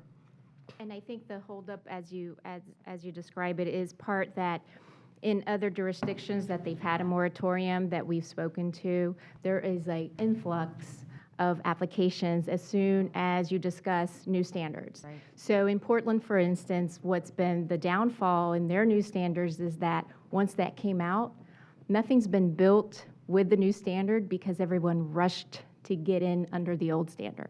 So this is trying to protect that from happening, and the gobbling up of all these available parcels, not all, but, you know, a substantial amount, as you can see from the applications that are under review right now, there are 9, whereas in almost 2 years, we only had 12. So there's a significant uptick. And this is just, if we went out to the stakeholders and did the standards, then you might have had an influx. And I agree with that 100%. We learned our lesson with the billboard ordinance, because when we did, when the commission, I wasn't on the commission, but when they did a 5-0 vote for a billboard moratorium, they still, David, I think you were there, they still accepted applications, and we got like 70 billboards, and they're still putting those billboards up that came in before the moratorium. So, yeah, we just shot ourselves in the foot. So I agree with that concept, and I like what Commissioner Mariano is saying, to shorten it by a month would be great. And removing the workshop, that's... Yeah. Yeah. Mr. Chairman, a question for Commissioner Mariano to clarify. You had mentioned US 19. Would US 19 be considered part of the moratorium? I think at this Or the point, you got West to Market include area? everything. Otherwise, you're going to see a complete influx on all of it. So, and again, if you speed it up, and I think you take 2 months or more off this calendar to make it all fly. So I like the intent, I like what you're trying to do. I think you've got enough information. You could probably have stakeholder meetings tomorrow to try to reach out and get it going, and then move the thing forward. So, Because the speed is not what we're trying to do. The moratorium is a scary thing. I don't think it's good for the development community to hear that. But I think if they can say, okay, we're going to move this quick, we're going to stop the clock for right now, move something up fast, you can get the desired results, which, I mean, there could be some good improvements for 19 as well, to, let's say, that Kmart building. Let's say, all right, we let them go do storage there, but now we're going to say, okay, we want to see you do something in the front, a little bit different. So just like we're trying to do on 54, 56. So I think there's opportunities here, but I just want to see it condensed. So similar to David's discussion on 54, 56, we would need a map, I presume, for 19. I think we need board direction on whether this is going to be countywide or a specific geographic area. If the duration is easy to deal with, if you think 6 months is too long, you could just make the moratorium 5 months or 4 months. I mean, that's Yeah. an easy change to the ordinance. I think that'd be better. But the geography is where staff needs direction on the moratorium part of this. I think they're hearing that you want design standards for the whole county, but the question is, for this particular ordinance, what is the geography going to be? The whole county, the South Market area, or just some limited part of 5456? That's where staff needs direction.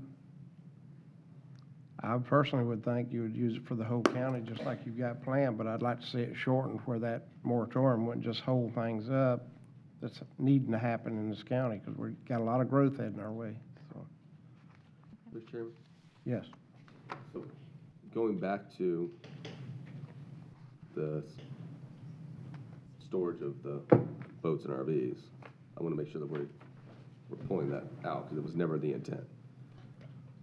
So my recommendation on that is, if that's your intent, that staff add a sentence to the ordinance that specifically excludes those uses from the Right, moratorium. and that's what I had asked for before it came And here today. And I would agree with that, but I'm okay with you looking at, seeing if we want to tweak our requirements, but we don't have to have a moratorium. Right, that's fine. If you want to look at something, do it. I just don't, that was, again, going back, that was never our intent, that was never the storage direction, units, yeah. was to, But we don't Do want that. RVs and boats stored on 54 frontage. That's not going to happen. I don't. Yeah, we still see don't want them on the anybody frontage. I don't see in a million years, so anybody's going to open up a. It is on 52. I see it on 52. I understand, but on 54, 56, open up a Yeah. storage for Right. RVs and boats, because I agree. they want to make the return on investment on the land lease. There's no way. In excluding the boat and RV, and this is probably why we haven't explicitly say that until now, and for your direction, is because once we do that, we will have to amend the LDC to have it a standalone use, which right now is not a standalone use under the commercial use, auspice, whatever. That would actually, to umbrella. me, that would actually make sense to have a standalone use, because I mean, I would have, again, going through making an assumption here, the process to put up a facility, like a mini storage facility, versus somebody putting a gate up and putting a coat, and putting a gate code or a lock on it just to allow you to park boats or RVs, there's a big difference. They shouldn't be together. They shouldn't be held to the same standards by any means. Okay. Do you have the direction you need? No. They need direction on geography. I think we need direction on geography. I think I heard 120 days, which gets us to the 7th of November, more or less, which is 2 days after the first board meeting in November, or 1 day after the first, whatever. I think it's on the 4th. So. You know my concern areas, but it's up to you guys what other areas you have concerned about. We've studied 19 and been wanting to get more and more business on 19, but we still shouldn't give up our employment on even 19. I mean, that should be protected also. So I think we need to do it for the whole county and just shorten it up and get it done as quickly as possible. So 120 days would be about 7th of November from the 9th of July. Did we hear from the public yet? No, we have not. Did we? No, you've not. Maybe give an opportunity? Yeah, Commissioner- there is a public hearing that has to Yes. happen And after Mr. you Just get had done one. your. No, and Mr. Chairman, I'm comfortable with Not what there you yet. just said. We hadn't got there, but we're not going to leave here without getting there. No, yeah. I'm a little torn on 19, and this is the reason that I'm pretty sure I've heard there's too much office or commercial retail on 19, right? Well, it's spread out. Well, there's vacancy too. Right now, how the zoning districts have laid out, there is too much of one single C2 use top to bottom. So we can't fill all of that sustainably. Right. But that's a different discussion. That's a different story. So I'm not sure I would include 19, though I want you to improve the standards. So I want the standards to be better than they are now. Yeah. But maybe I'm okay to pause till November. I Yeah. don't think that's that long. That'd be good. Yeah, all right. Keep in Mr. mind Peters. that there's 1.3 million square feet of ready inventory about to either in the marketplace or entering the marketplace Right, there's two more under construction on 54 right near us, as Hitting a pause isn't going to cause a dearth in Chairman. inventory. Mr. Wells? And to be honest with you, and I've made it clear, I'm against any moratorium, but if you would have already met with the stakeholders, they might be okay with the moratorium, and then I'd probably be okay with it. But when you haven't even met with them, that's my issue, because again, we should be, if we're gonna talk about moratorium, what about all the fast food chains on 54 frontage that don't make any money, don't have high-paying jobs? Let's talk about all the other companies through the recession we allowed to put on 54 frontage because we begged them to go there because we just needed people. That's what I'm afraid of here, is now that we're having good times, we're gonna limit and over-regulate, but then when the tough times come, we're gonna be begging people to put frontage on 54, 56. That's my issue. I just have a hard time telling somebody what they can and can't do. But again, if we met with the stakeholders, I might have a different mindset. I probably very may would have, so, you know. Okay. There's no vote. Oh, no. There's no vote. Well, you need to take public But comment. we do have, if you let us do it, I don't have anyone signed up for a public hearing to speak to this item, but if there's anyone here that would like to speak to this item, come forward. Mr. Hobby. Mr. Chairman, County Commissioners, Clark Hobby, Hobby and Hobby, PA 109, North First Street, Tampa, Florida. I wasn't going to speak today, but just two quick things, or three. We would welcome the chance to work with your staff. Haven't really had a chance to yet. I personally think doing a moratorium when you're talking about 80 total acres of frontage being affected is probably overkill. And if we just had a chance to meet with your staff based on the input that we've already gotten, we could probably work this all out in 3 or 4 months without making any big change one way or the other. And just as one example, in glancing at the map, I'm aware of at least 1 or maybe 2 sites that people had pre-apps on where I know the deal's dead because I was involved in representing the seller. So I think we may be kind of worried a lot about nothing here, but we look forward to working with your staff. But the one other thing, I did hear Ms. Laporte talk about the Winfield site, and I represented the seller, the Schickendans Brothers entity in that deal, and the buyer of that site bought it specifically for mini storage.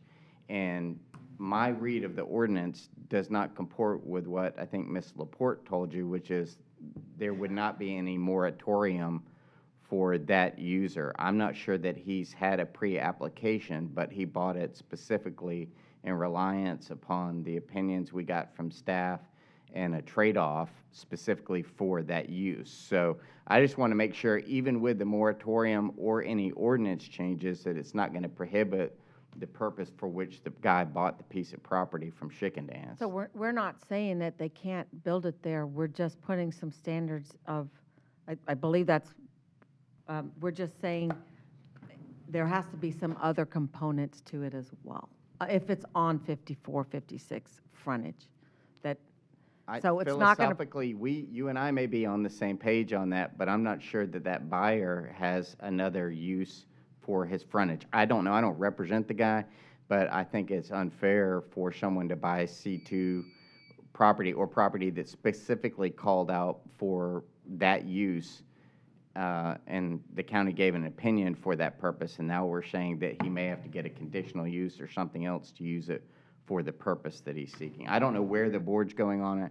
I just wanted to bring that to your attention, and hopefully we can work this out with your staff as we go. Sounds good. Okay? Yeah. Thank you. I understand. Thank you.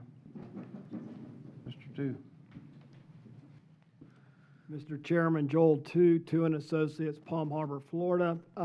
A few brief comments. First of all, I agree with Clark and Commissioner Wells. My concern is this whole moratorium thing sends a bad message to the development community. I stood here in 2005 when your predecessors decided they were going to impose a moratorium on home building permits for 180 days because there were too many houses being built too quickly in Pasco County, and we had dump trucks circling this building until midnight over that. I think the moratorium, even if well-intended, is a bit draconian. I think we're hitting a mosquito with a sledgehammer, and I support the idea of, I have no problem, I understand locational concerns, particularly on that 54, 56 frontage. I understand design buffering concerns. But the problem is, if that's really where you're headed and it's a 54, 56 issue that's locational and buffering, then if you see fit to impose a moratorium, I strongly urge you to narrowly confine it to where it is you think you're headed, because if this is a countywide moratorium, let me give you a couple examples. I have a number of MPUDs we've approved in the last 3 or 4 years. Connected City, VOPH, US 41, State Road 56, that are MPUDs that specifically authorize self-storage as a permitted use. So it's not a Euclidean C2 zoning, where you could theoretically, anytime you want to, I think you can change your C2 description and require special exception for that.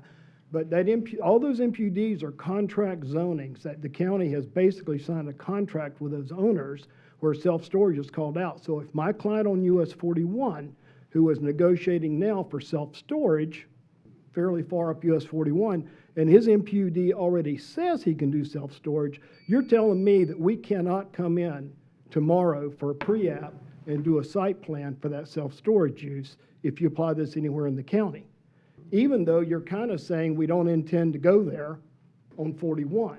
So it is going to have an impact, and I think you've got a potentially serious legal issue on these MPUDs where these uses are called out. I don't think you can amend that MPUD without that owner's consent. Now, you can regulate location. So I think you need to look at this a little more carefully, and I think it is a problem that the moratorium gets thrown on before there is a sit-down and a discussion on these issues. I heard the representation by staff. I thought what she said was it would not apply to an MPUD that expressly authorized it. Now, does that mean that if it's in the loom as a use you can convert to and it's expressly listed as a land use exchange use, does that mean we can do it? And, you know, that's not clear to me. So Okay. I think there's some problems. Thank you. Ms. Wilhite? Barbara Wilhite, 6327 Grand Boulevard, Newport Richey, Florida, 34652. Couldn't just leave myself behind when the guys were up here. Right? So In the Shark Tank. I echo the RV and boat storage. The whole time period, when I hear staff say we're going to do something countywide and we're going to figure out how to write regulations for rural and US 19 and suburban and for 54, 56, I tried to do that for many years. That's really tough to do. ULI tried to get us to do that, and we still haven't done it yet.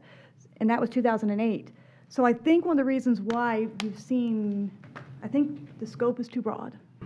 And so I think if you target your staff on 54, 56 and limit it, I think the application of what this applies to is totally confusing. Every time we heard it, Planning Commission, one thing, it's explained here. We are confused. And when Clark and Joel and myself are confused as to what the application is, it's confusing because we're pretty good at what we do. So let's try to figure out what the application is, have staff work with us. I think it's been suggested that they meet with us, and we would appreciate that. Let's keep the scope to 54, 56, give them specific direction so they can actually achieve this in 4 months. They can also work on the rest of the county, but if you let the scope be so broad and the time period be broad, and the ordinance says right now it's 180 days, or as long as it takes to adopt an ordinance. So it's actually more than 180 days. So thank you.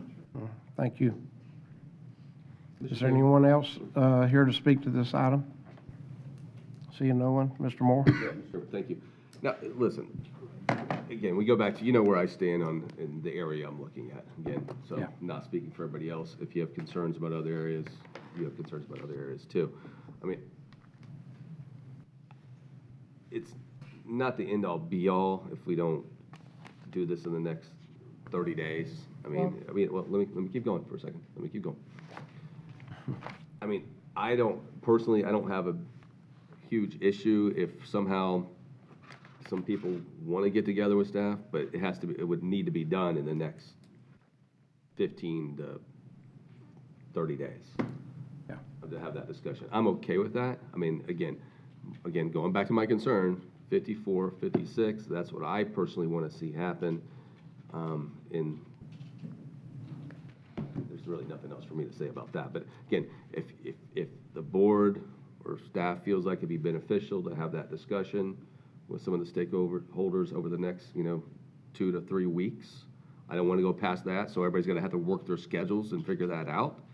I'm okay with that too. So I'll wait to hear from the rest of the board. Ms. Starkey?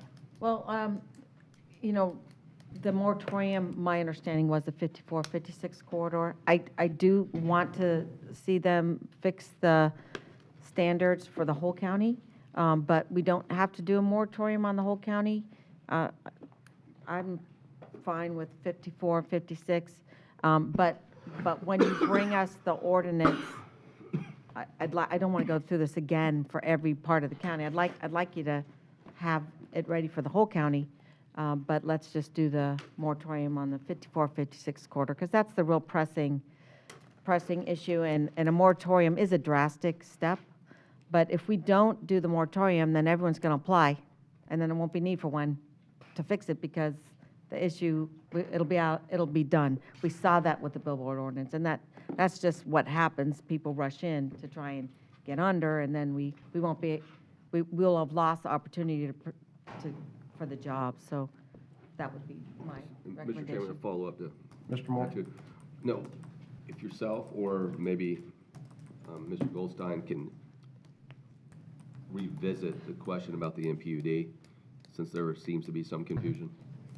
Yeah, they'll do that. Well, can you bring, right now, I'm sorry, David. Or I Jeff, just I don't wanted know. to comment to Mr. Hobbies. The project he spoke about, the MPD in Winfield that had the loom, their pre-app was on June 11th at 9:15. Okay. And they were allowed to have the pre-app.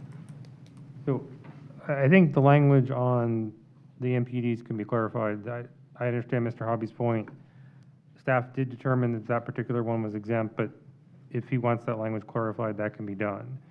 I think that can happen between now and the next board meeting. I think where staff's going to need direction, though, is if the direction is 54, 56, is it 1,000 feet off of 54, 56? Is it 500? Is it, that's where because they need to prepare a map for the next hearing. And so they're going to need some very specific direction of how far off of 54, 56 you want this moratorium to extend. Mr. Chairman? I've heard the frontage, but I don't know what you mean by that. I just want a clarification. So on an MPUD, if they had it in there, that was a permittable use, is that still permitted? So for the them to come intent was that if the MPUD specifically identified that use, that was the only use they could get was mini storage, that would be exempt. There are some MPUDs out there where it just says they got all C2 uses. Right. Well, that's not any different than just saying it's C2. So I think you have to look at the particular MPD and how it was drafted. That's why it's hard to craft an exact exemption. But we can craft it so that if the mini storage was a specifically listed use, called out as being that's exempt, or if it was through a loom that was specifically said they could get that particular use, we can exempt that. I don't think staff was intending to exempt just because they had C2 listed in their MPUD, that exempts them, because C2 is, there are many MPUDs that just say you get all C2 uses, and I don't think staff was intending to exempt those MPUDs. Let me interject if I could, Mr. Chairman. So let's see, my opinion would be if there's an MPUD that has all the uses in there, if they're going to design this whole project, they're going to look at what's best for them anyway. Staff might be able to set them up and set conditions. So I'm comfortable leaving those in there. As far as the US 19 corridor, I know long-term we're concerned about jobs up and down. I don't think the moratorium's going to cause one job guy to come in here because the storage unit was just put in, so Right. I'm okay to pull that out. Let's look at the focus, we talked about 54, 56, and kind of pick that number, though, for David to say, how far back do you want it to go? Okay. So, Mr. Chairman? Yes, sir. So, again, I used an example earlier, the one that's close to the corner of 54, I'm sorry, 56 and Bruce B. Downs, and I'm trying to get a distance. And I would, again, forgive me if I'm using the improper term here, I kind of think of it like the tiers, kind of like the second tier Yeah. behind the frontage. Now, how far back is that, right? So there's the question. What would you, We can Well, look at that if- example to see. and I'm looking Right. right now. Mr. I just- Bob? I We can't we find can, the distance. Commissioner, we can look and see what's the appropriate distance off of 56 and come back with a recommendation Okay. based on what our analysis of examples like that, right? I guess my question is, you see the corridor there on the map, 54 starts at 19 and goes into Zephyr Hills, and then you have 56. So is that the entire extent, or is it something different than that? I've heard Bruce B. Downs, so when I think 54, 56 corridor, the map that's on the screen is what I'm thinking, but I also heard a couple times somebody talk about cutting it at Bruce B. Downs and not worrying past that. So that's the other geographic. So. You already have one. So if I could just Where you wanna make a start. statement, the comprehensive plan does call out special treatment for the 54, 56 corridor. So I'm comfortable defending using that corridor as your limits. I'm less comfortable when you start chopping up just pieces of the roadway and saying it's only from here to there. My recommendation would be if it's 54, 56, use all of 54, 56. Because that's how the comprehensive plan treats it as a corridor. And I would like to give ourselves a definite timeline, as Ms. Wilhite said, or however as long it takes. No, we need to get it done. Yeah. So. That's not actually what the ordinance says. Right, that's What not the the ordinance says is it allows, if you're in the adoption process, that the moratorium extends to you finishing the adoption process. Because we've had cases where we've adopted moratoriums and had to extend it for 3 weeks to get to the final public hearing. That's what that language, and we can clarify it, but that's what that language really says. Yeah. As part of the analysis for that dimension that we're talking about, I'd like to also include the number of parcels that would be affected to see if, in the end, if we're limiting to just this corridor, it's even worthwhile. Because that corridor specifically is eaten up primarily by MPUDs and then C2 parcels. I'd like to see the number of the C2 parcels to see if maybe we've just talked a whole lot about not much. It's a different story when you look across the whole county. Now narrowing, making it so focused. If I'm allowed to, I'd like to go ahead and do that analysis as well and then come back with a recommendation. It's not enough parcels to really put forth this moratorium. That's our concern, so to us, some of us, there's enough parcels. Yeah, whatever's left, I have a concern, so please Okay. All right. continue. Whatever, okay, that's fine. Yeah, that's. Mr. Wells? But wouldn't some of these questions get answered if you had a stakeholder meeting? So, it's on hold now, so we're not taking any more applications as of May 7th, right? So, Correct. could we continue this to 2 weeks, and that'll give you time to meet Well, with the You're not stakeholders? voting today anyway. Yeah, You're I know, not but voting just till to, the 9th. because are we going to be ready to make a final decision? Because you're going to have to change things for the next meeting. It's not going to be a final vote in 2 weeks is my point. 'Cause Right we're now, not- it's scheduled to be, 3 weeks. But we're going to probably end up changing verbiage. Are we going to do 54, 56 only? 2 weeks. So I said meet with them in the next 3 weeks. Okay. Yeah. So you can still do that, even if you need to change things last minute, we can still, Well, okay. again, the stakeholder meetings are really about the final ordinance, not about the moratorium. Okay. All right. Okay. Sounds good. All right, All right. direction. Okay. All right, we have direction. Thank All you. right. Thank you. Little hazy direction, but direction. All right, at this time, Mr. Steinsteiner, would you read the procedures for rezonings?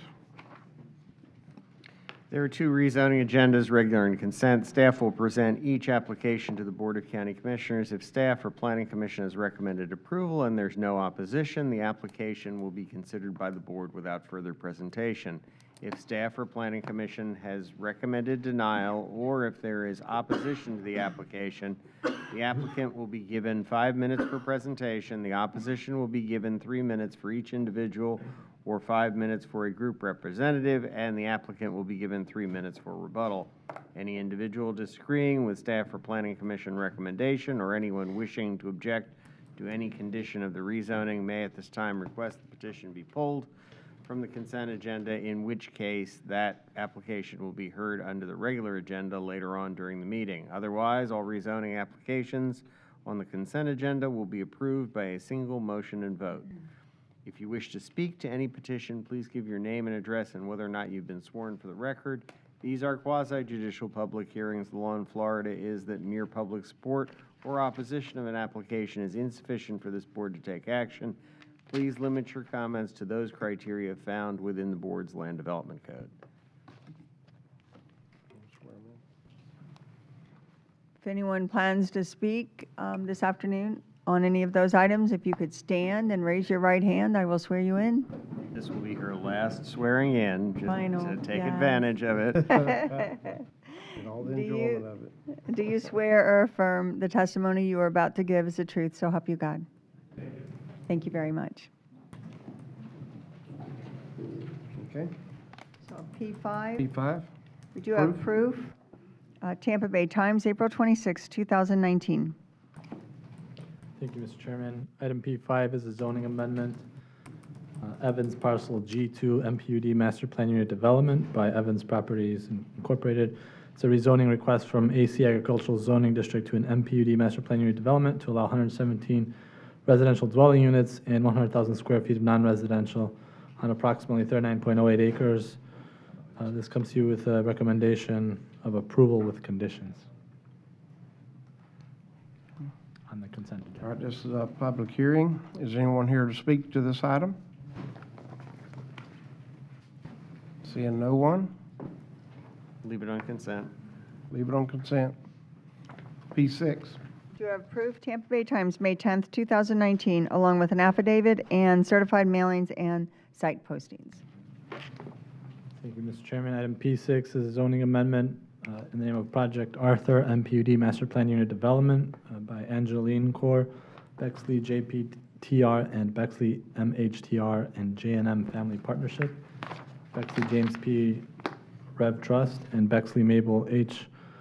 Rev Trust, and Len Angeline LLC. It's a rezoning request from AC Agricultural, R4 High Density Residential, R1MH Single Family Mobile Home, and I1 Light Industrial Park Districts to an MPUD Master Plan Unit Development to allow 11,495 residential units, 5,150,000 square feet of commercial retail office, 300,000 square feet of light industrial, and 24 million square feet of corporate business park on approximately 6,951.1 acres.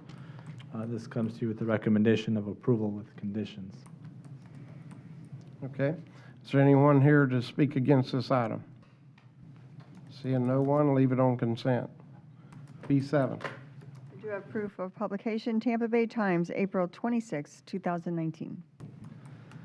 Item P7 is a zoning amendment in the name of Boger Ranch MPUD Master Plan Unit Development, Villages of Pasadena Hills, Village F, by Boger Ranch LLC. It's a rezoning request from AC Agricultural Zoning District to an MPUD Master Plan Unit Development District to allow 215 single-family detached dwelling units on approximately 85.8 acres. This comes to you with a recommendation of approval with conditions. I do have an update on the project. There were some updates that were made. The agenda memo was modified to include a discussion on landscape buffers in relation to the rural enclave status for the project.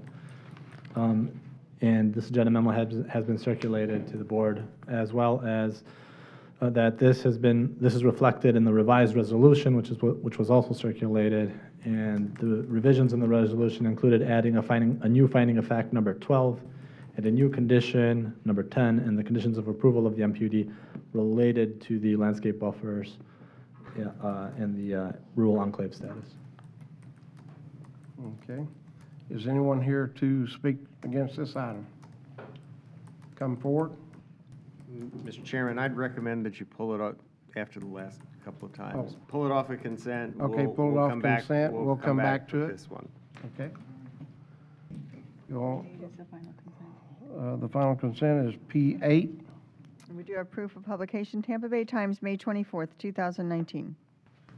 Thank you, Mr. Chairman. P8 is a conditional use request by Tampa Premium Outlets LLC, Aloha, sale of alcoholic beverages, 2 cup for beer and wine only, with on-premises consumption in conjunction with the operation of a courtyard kiosk for outdoor sales and service of alcoholic beverages in an MPUD Master Plan Unit Development District in South Central Pasco County at the southeast corner of the intersection of State Road 56 and Grand Cypress Drive. This comes with a recommendation of approval with conditions. Okay, is there anyone here to speak against this item? B8. Seeing no one, put it on consent, and then we'll take up. We'll That's take the a last motion on the consent. consent agenda at this point. Move approval of the remaining consent agenda. Second.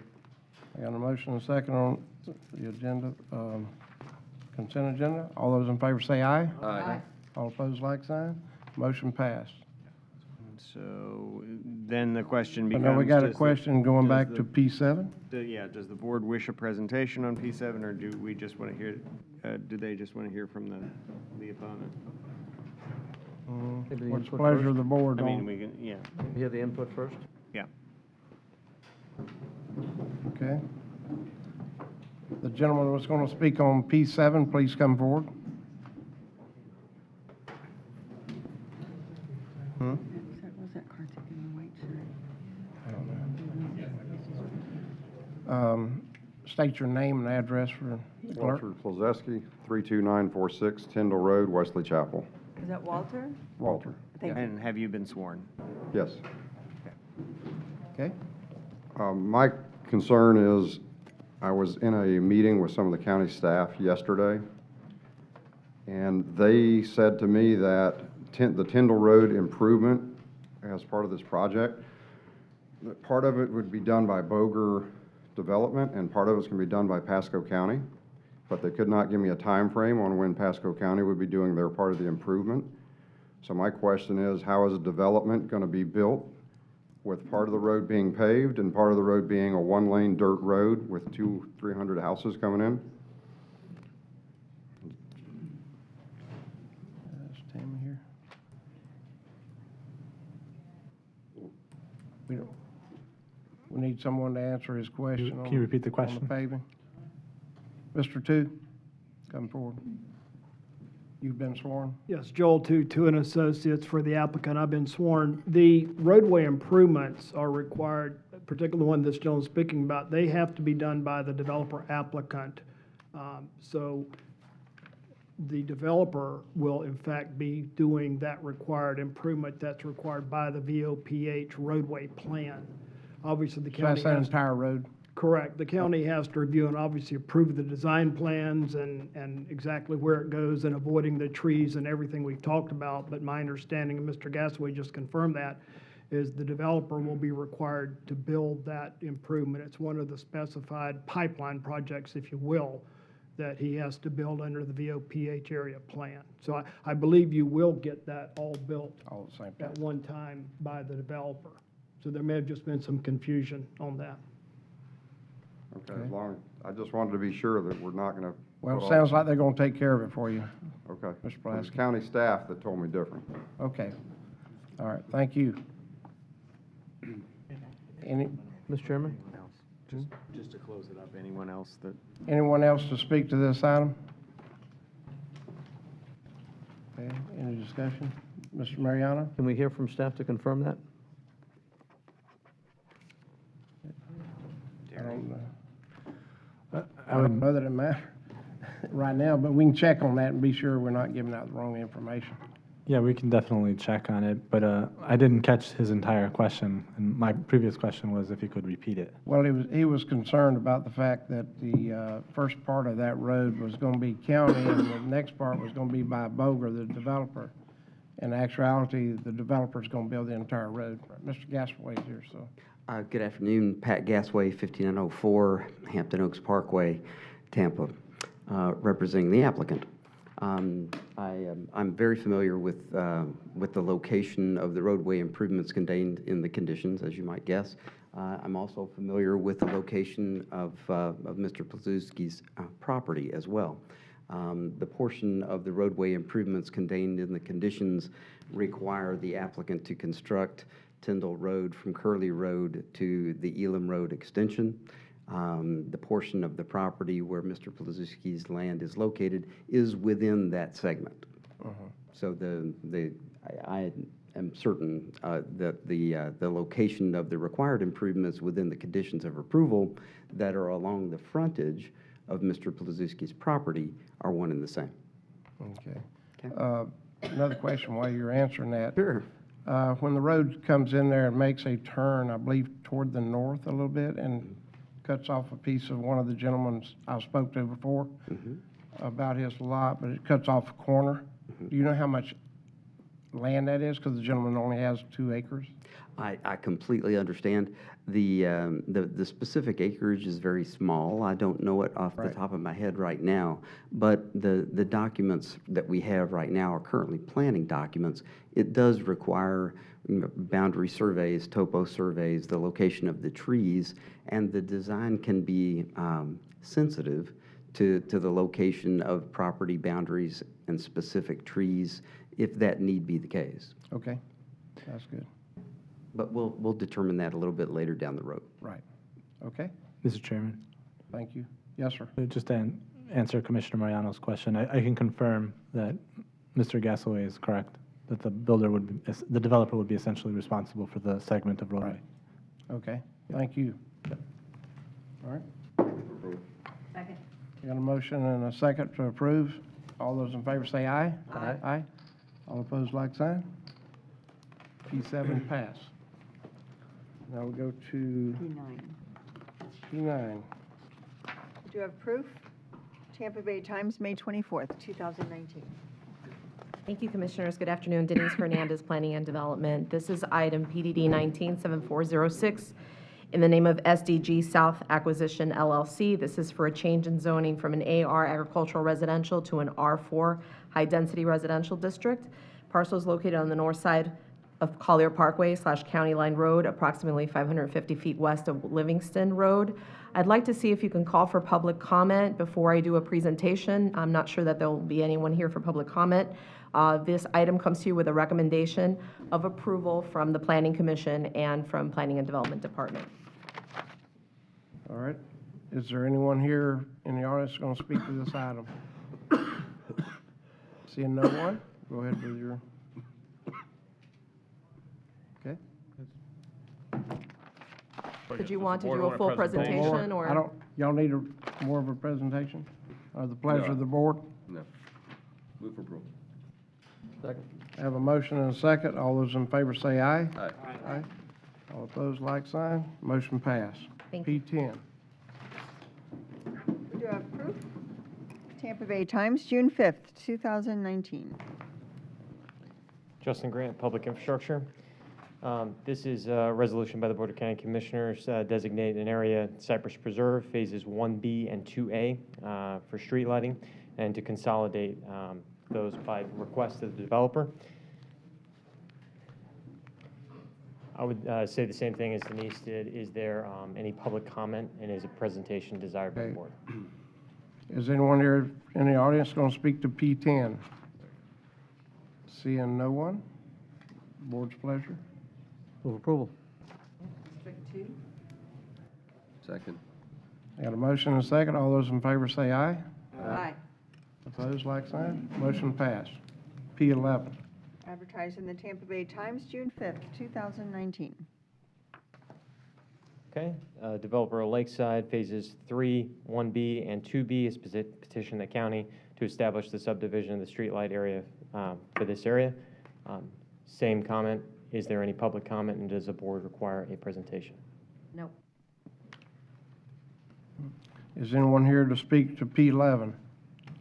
Move approval. Seeing no one? Move approval. Good. I think one of y'all. Second, yeah. You got two motions. I got a motion and I got a second. So all those in favor say aye. Aye. All opposed, like sign. Motion passed. P12. Okay. Advertised in the Tampa Bay Times on June 5th, 2019. Okay, final one, 3 of 3. This one is Bexley, phases 2A and 2B to combine with the existing Bexley South Streetlight District area. Does the board require a presentation, and is there public comment? Is anyone here to speak to P12? Seeing no one, I got a motion and a second. All those in favor say aye. Aye. All opposed, like sign. Motion passed. P13. Thank you. Advertised in the Tampa Bay Times on May 8th, 2019. Good afternoon. Ian Caldwell, Public Works. This is for the 2019 PVAS non-ad valorem assessments. Does the board need a presentation? I'll have some discussion. Okay. So go ahead. Okay. So for the west side of US 19, there are 8 paving assessment projects, a total of 34 streets, a total of 7.41 miles. We sent out a total of 1,073 assessment notifications. We got 3 written objections, and we responded to those objections. For the total 2019 non-ad valorem assessment, that's both east side and west side, there were 15 projects, 54 streets, 11.04 miles, $2.13 million is the total assessment for the entire 2019. And what will be on the tax bill for this year will be $1,005,606.39. There were a total of 2,182 total assessment letters sent out, and we had 6 objections. So this is a total for both east side and west side. Next month, we'll be taking the east side to the board. Mr. Chairman? Yes, sir. The reason I wanted him to make the presentation is when you look at the 8 items, take away number 4, because it's just a street calming. But Colonial Manor, 10 payments at 1.75. The next one, number 2, is 10 payments at 3.5. The next one's at 10 at 3.5. The next one's at 15 at 4.25. The next is the 10 at 1.75. And then 10 at 1.75, and then 10 at 3.25. Some of these payments don't even have the correlation with, like, they're really high or really low. They're still mixed in. And I'm thinking we should do a uniform number for what, not the payment number is, but at least what the interest rate would be. Oh, that was interest rates you were reading out? Yeah, the interest rates were that 3.25 and the 1.75, and they're structured around. It's not even consistent with whether it be 10 payments or 15 payments. Is there a reason why the interest rates vary so much? The interest rate is based on the annual approved by the Board of County Commissioners once per year. In terms of the 1.75, those were the storm damage roads which the board allowed us to go forward with that 1.75%. So those were the interest rates at the time the PVAS was started, Yes, not sir. the interest rate we're charging today. Not So it what- runs the whole length. That's why you have different interest rates. That's correct. Yeah, so if, Yeah. to go further, if you wanted to make them all the same, there may be some, today's rates, that means we'd increase their interest rate. No, I don't want to. You're not going to So lower, what- you're not going to lower interest rates for them to get it. Yes, the interest rate you're seeing there is different based on when it was assessed, based on what the interest rates were at the time. Right. That's why there's differences in the interest rates. And that's how it was And the approved. storm damage was lowered to That was a special 1.75, one. right. Yeah. Okay. All right. Pleasure of the board. Public hearing. Excuse me. Is anyone here to speak to P13? Seeing no one, pleasure of the board.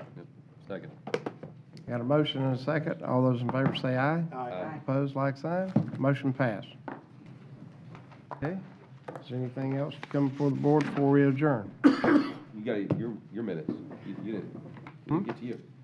I did mine. I didn't have anything. I thought you were continued. I thought you had more, sorry. Oh, well, excuse me. I have one thing to bring in front of the Ms. board. Starkey. As you know, well, tomorrow I think is Michelle's last day. So, but I won't be here tomorrow, so I have some flowers for Michelle that Where is she? I would like to give her. Down there.